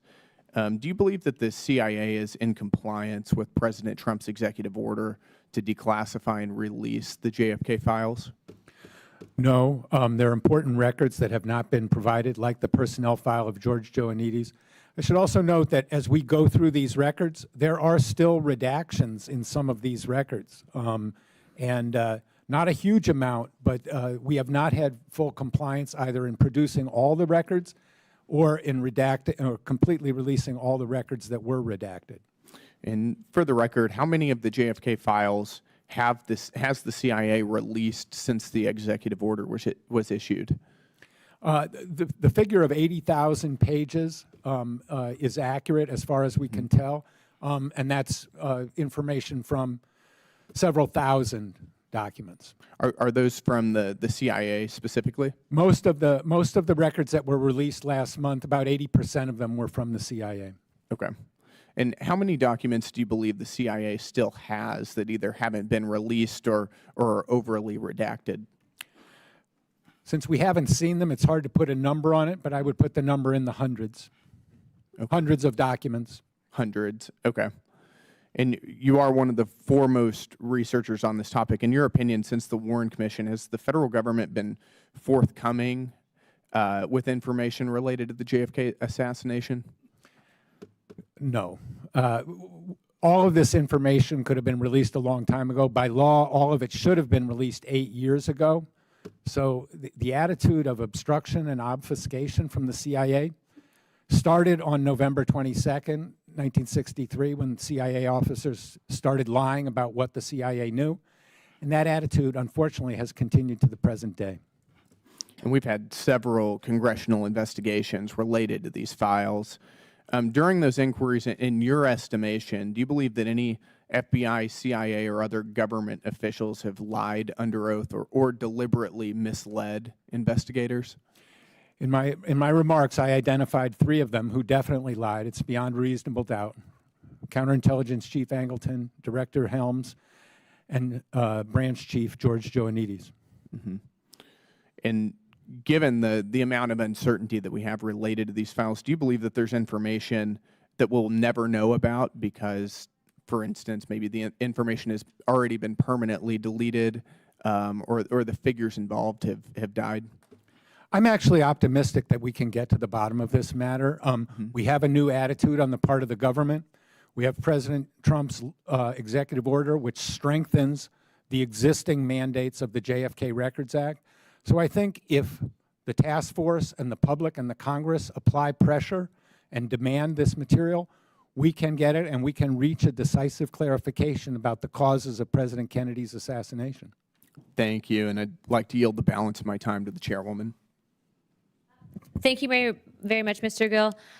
Mr. Stone, I'd like to ask you specifically, in talking with you earlier, you mentioned 3 women that were witnesses that had their testimonies omitted by the Warren Commission in regards to seeing Oswald in the book depository. Can you speak to that a little bit, please? Yes, it's a very interesting piece of information that we put into our documentary, JFK Revisited. It came out of the AR. It came out of the ARB, or it came out from... I'm not sure if it... Anyway... it came out in recent years. It came out in recent years around that time. Barry Ernst wrote about it and was interviewed in our film, in which he says that in addition to... There were 3 women on the 4th floor who, during the time of the assassination, they witnessed it from above, and immediately they were headed down to see what was going on at a closer angle. 2 of the women went downstairs quickly. The 3rd woman, Dorothy Garner, who was a supervisor, an older woman, watched them go down the stairs. They were down, all this happened within 30 seconds. Oswald was if he was on the 6th floor, which I sincerely doubt, had to be a track star to store the weapon, to run across the floor and go down those same stairs, and appear as he did to Marion Baker in the 2nd floor lunchroom. All of this was highly unlikely, and I think that should be addressed. 2 of the women are still alive. See, no, Victoria Adams passed away. I think Sandy Stiles is still alive. The Garner, it's called the Stroud document, and it has Garner's testimony in it. All right. This was discovered by writer Barry Ernst in 1999 as a result of the ARB, all right? And it turned out that the Texas Attorney General, Stroud, had talked to Garner, the supervisor, and sent this information to the Warren Commission in the summer of 1964. But you won't find it in any of the Warren Commission volumes, even though it's a kind of important piece of evidence, because Garner said that, you know, she never saw Oswald on the stairs, and the two girls went down before the policeman and the supervisor, Roy Truly, came up. So it's very hard to believe that Oswald was tearing down those stairs, you know, and this woman never saw him. Yeah. Mr. Oswald, Mr. Stone, sorry, lots of Oswald today. Mr. Stone, one of my last questions for you before we wrap up this hearing. Would you recommend that the task force send a letter requesting NBC make a clear copy of the film? Certainly, that'd be very interesting. Mr. Eugenio and I saw a film of, before it was potential digitized and easily Oswald stored. watching the It's motorcade easy to go get rid of by, evidence, which John. means that he was downstairs at the time of the shooting, and that would be very interesting to see. We couldn't say for sure that was Oswald, but it's a man who looks like him. So I think it would be a very good idea for the task force to subpoena NBC, which has the original film. Yes, they supposedly have the original, yeah. They have the original film. They've refused it twice to be shown. Yes. And if this task force could easily get that, and the American public should have a right to judge for itself who was standing there. First of all, I would like to thank our witnesses for being here today. There are those in our country who may ask why this task force seeks to pursue the truth underlying the facts surrounding the assassination of President John F. Kennedy in 1963. And the answer to that is the truth. Even the truth delayed and justice, even justice delayed, is always worth attaining. And the men and women who have sought answers regarding the assassination of the American President John F. Kennedy for all the world to see have been obstructed and hampered by our own government for over 60 years.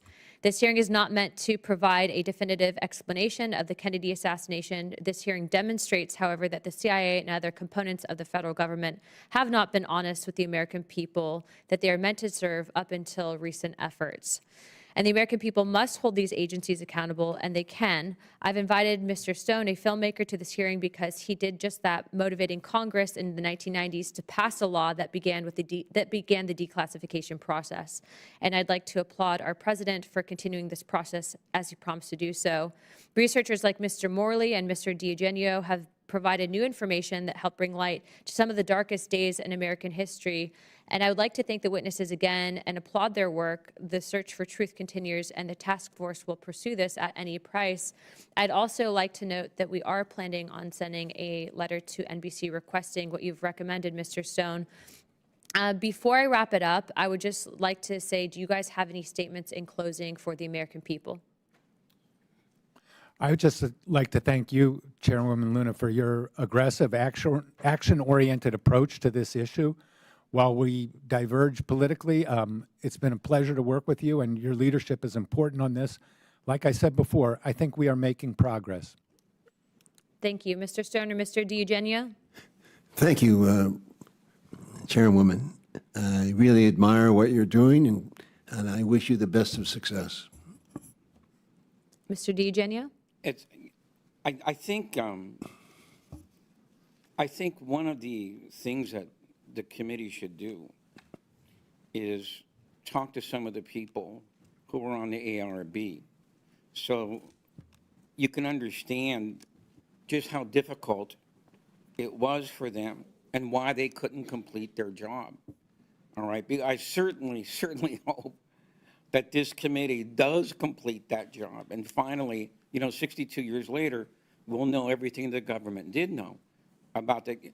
One thing that the gentleman down here asked about, see, very few people know there were 3 attempts on JFK's life in November, okay? There was one in Chicago, there was one in Tampa, and then there was the successful one, in Dallas. The Chicago attempt so much resembles what happened in Dallas that if the Oh, no, Secret that already Service would happened, have Muffin. given all those records over, okay, then the Dallas one might have been prevented. At the one in Tampa, that one, there was just the opposite of Dallas. You had wall-to-wall Secret Service, FBI, et cetera. And Kennedy was so happy It is a little that bit he got away. off-putting there, That he stayed RP. after at the Floridian Hotel and insisted on shaking hands with every single officer that was involved in that attempt. And when he puts his hand on my shoulder, it's a little So bit these are some of the records unnerving that are as still well. out there. Thank you very much, Mr. DiEugenio. Mr. Davidson? I'll just thank you again for the opportunity to testify and to encourage the task force again to take all steps possible as this process moves forward to ensure the protection of the privacy of individuals who are named in these records and to ensure that federal public records offices have the resources they need to provide valuable public information to the public in a timely fashion. Absolutely. I know that, although I do not speak for this administration, that I know that everyone is well aware of the Social Securities and working to the best of their ability to ensure that those people are taken care of. So that is being looked into on our end. Without further ado, without objection, all members have 5 legislative days within this to submit materials and to submit additional witnesses or written questions for the witnesses, which will be forwarded to the witnesses for response. If there are no further business, without objection, the task force stands adjourned. Thank you. Well, I mean, again, how much is left in this one? Oh, not much? Oh, they went to fucking break.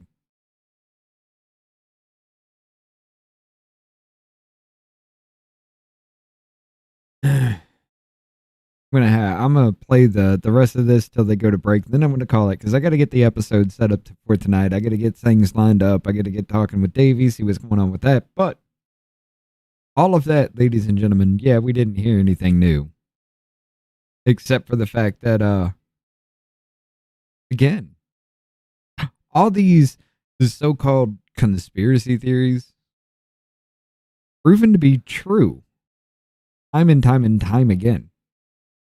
It's a little weird how that happens.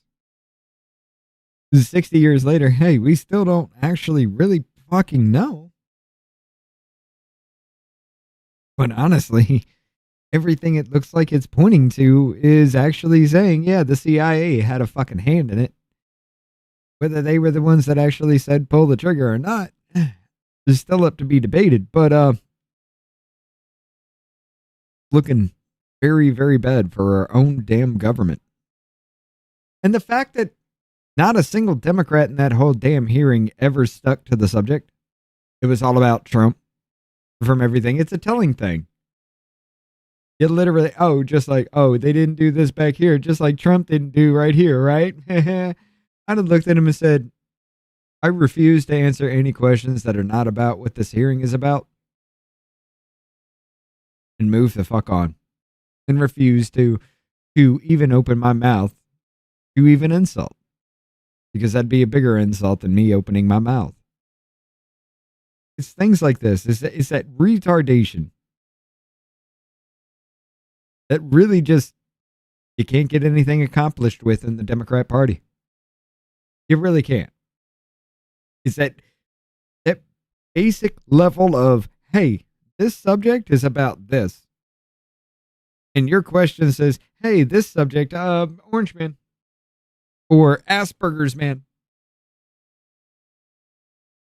It needs to fucking stop. How the fuck do you think you're going to get any kind of voter base back when you can't stay on the fucking subject at hand and all you want to do is make little fucking social media clips about you raging about that fat orange fuck because you can't keep his Cheeto out of your goddamn mouth? It's bad. It's really fucking bad. This is why the Democrat Party is dying and these stupid sons of bitches cannot and will not even try to recognize that this shit ain't fucking working no more. But maybe the Democrat Party as it stands today does actually just need to die the fuck out because nothing you have ever done has helped the American people since Orange Man walked down that or came down the escalator. Nothing you have ever said or done has helped the American people in any way since then. All it has done is levied war against the people, using the retarded among us as the cannon fodder for your overthrowing of our constitutional republic. But let's finish this up. Ain't that much more till they go to break. Sorry, we're not going to be able to get to the other ones. I still got to set up for tonight's show. Maybe I might do something tomorrow and bring some more. But what up, Greg? How you doing? You mentioned earlier on Alaska. Oh, you son of a bitch. You mentioned earlier on Alaska. We just heard from Crockett there, and then we hear from Crockett when we walk into that other goddamn one. Is that? Yeah, this is it. And Alito. Ms. Crockett was one of the co-sponsors along with Mr. Cohen, both members of this committee. It does seem interesting that when the shoe is on the other foot, everyone is self-righteous. And I think this is a good example.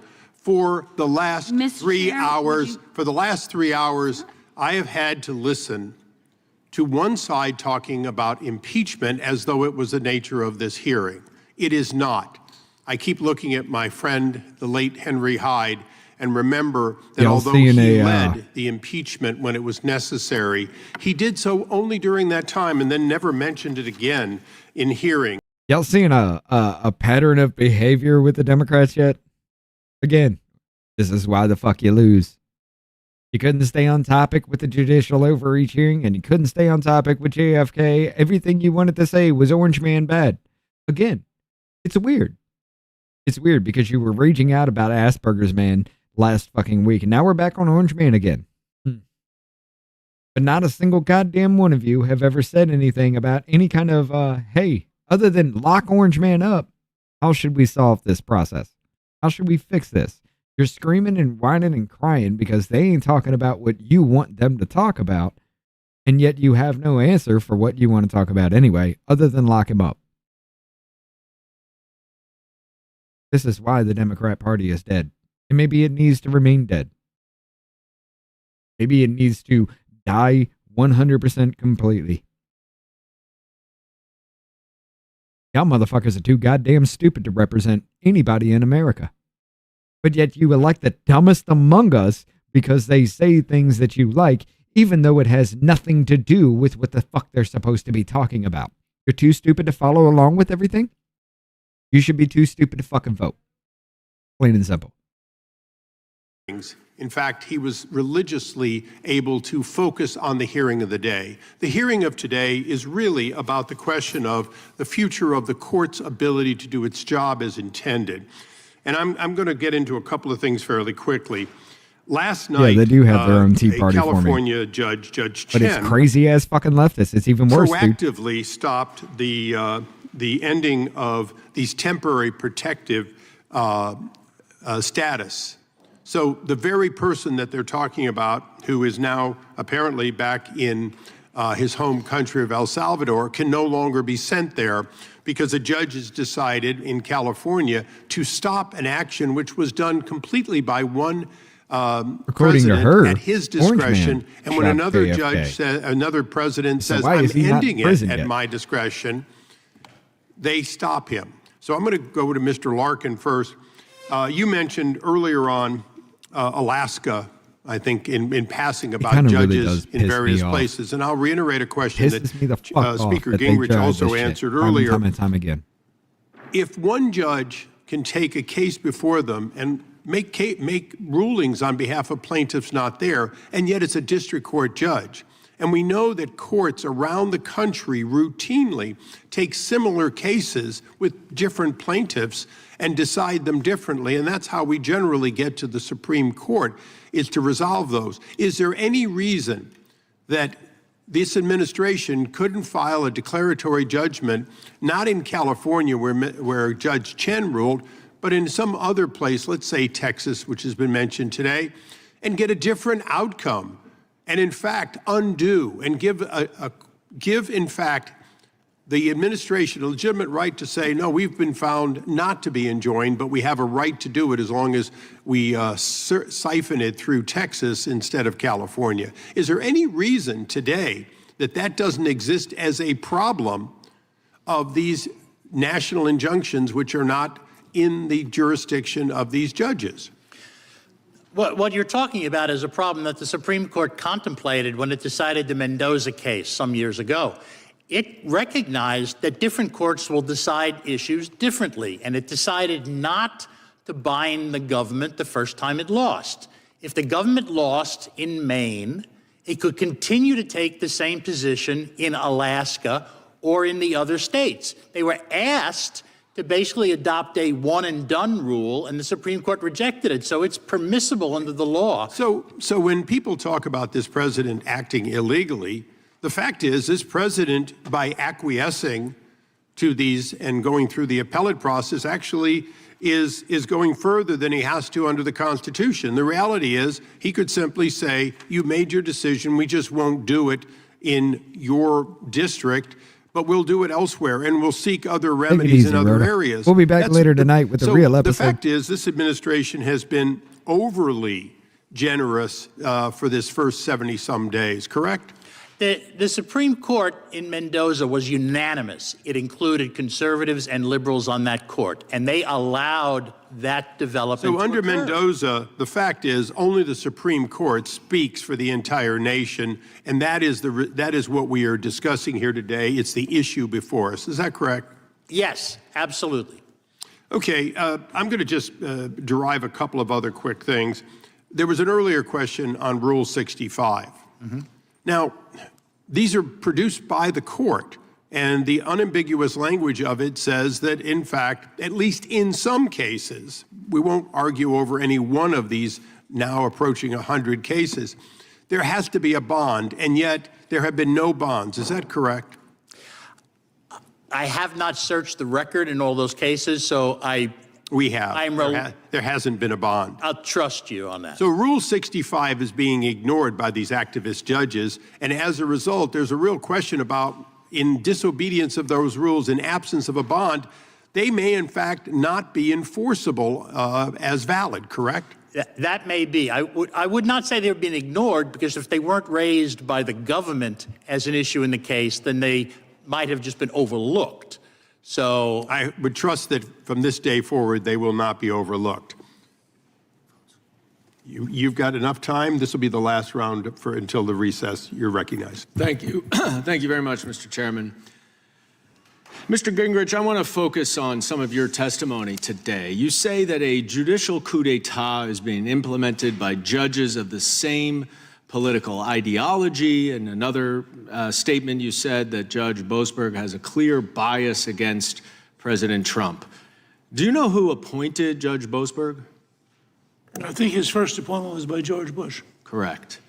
And we've been talking about nationwide injunctions. There's been a lot of discussion about the injunction. I'm sorry, wasn't George Bush coming it up with a lot of Democrats back in the day? So what's it matter if you're trying to play party politics with that shit? What does it matter that Boasberg was appointed by Bush,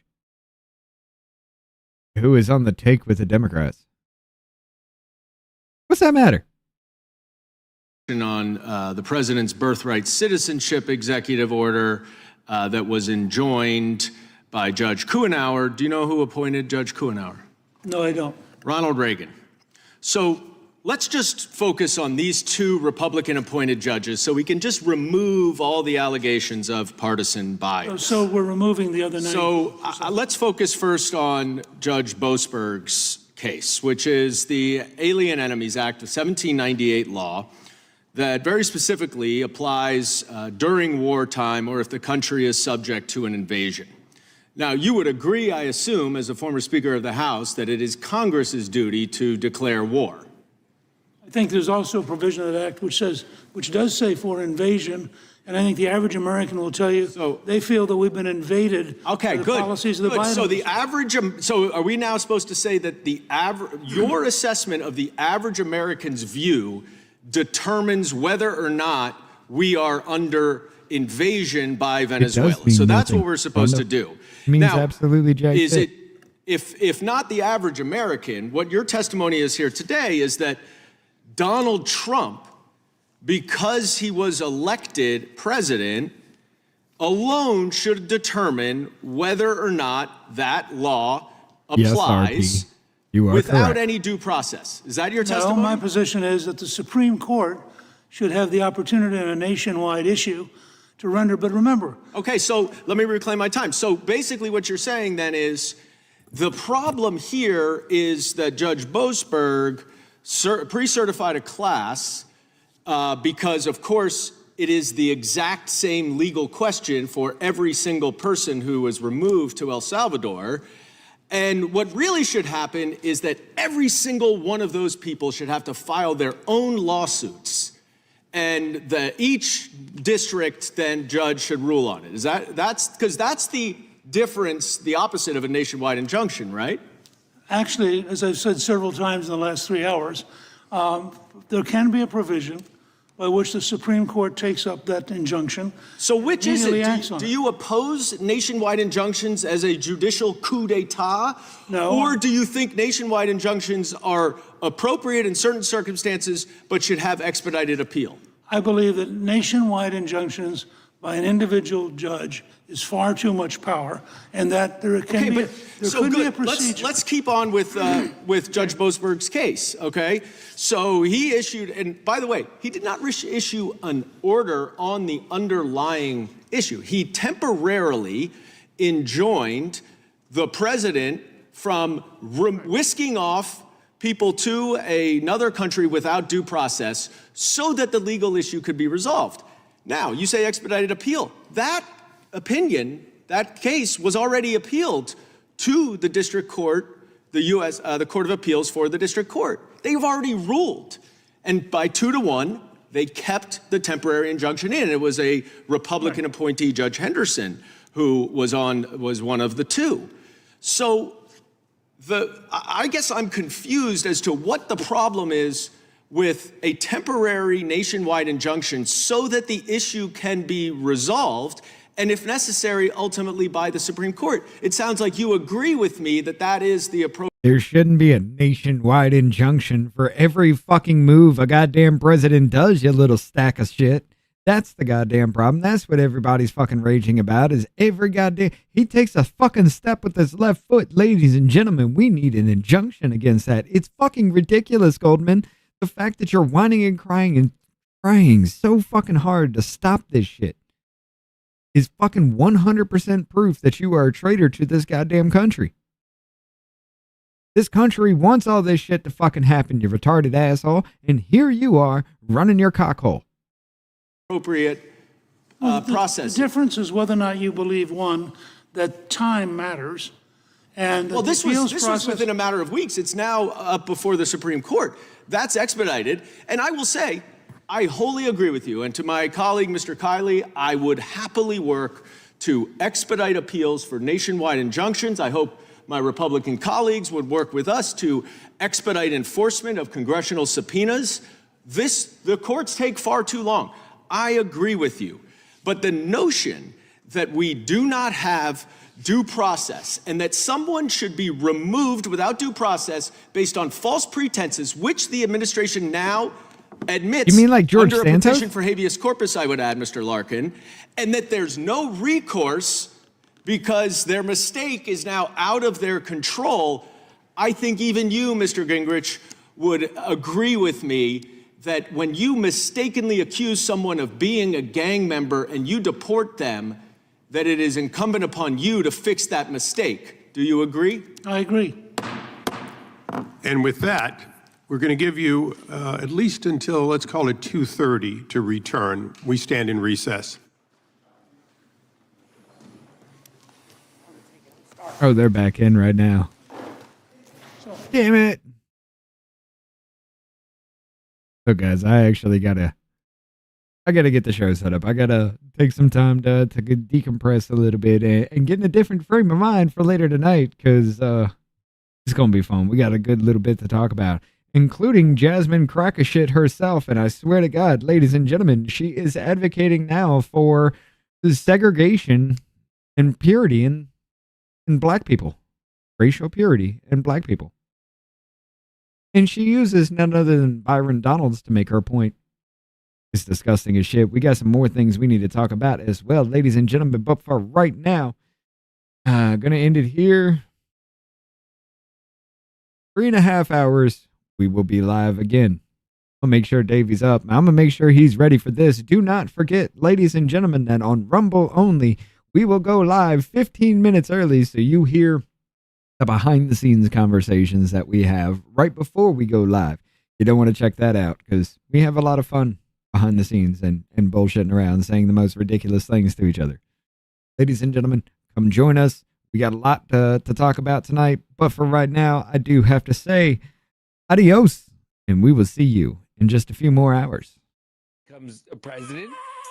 We can't start our own little business here. That's all I need.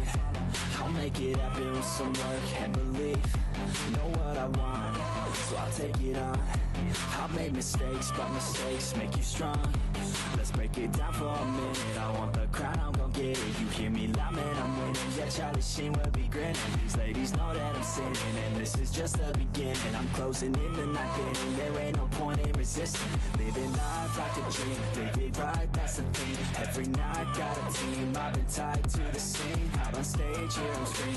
Okay, it's a dream, and I pray as a team. One day it'll be me. If I want it, then I'll get it. Head down, don't regret it. Push myself to the limit. If I play it, then I win it. I'm just saying, I'm just living for today. For a minute, I don't stay. I just visit, have no shame. I admit it. Looking me to see if I succeed, to see if I believe. They're looking up to me.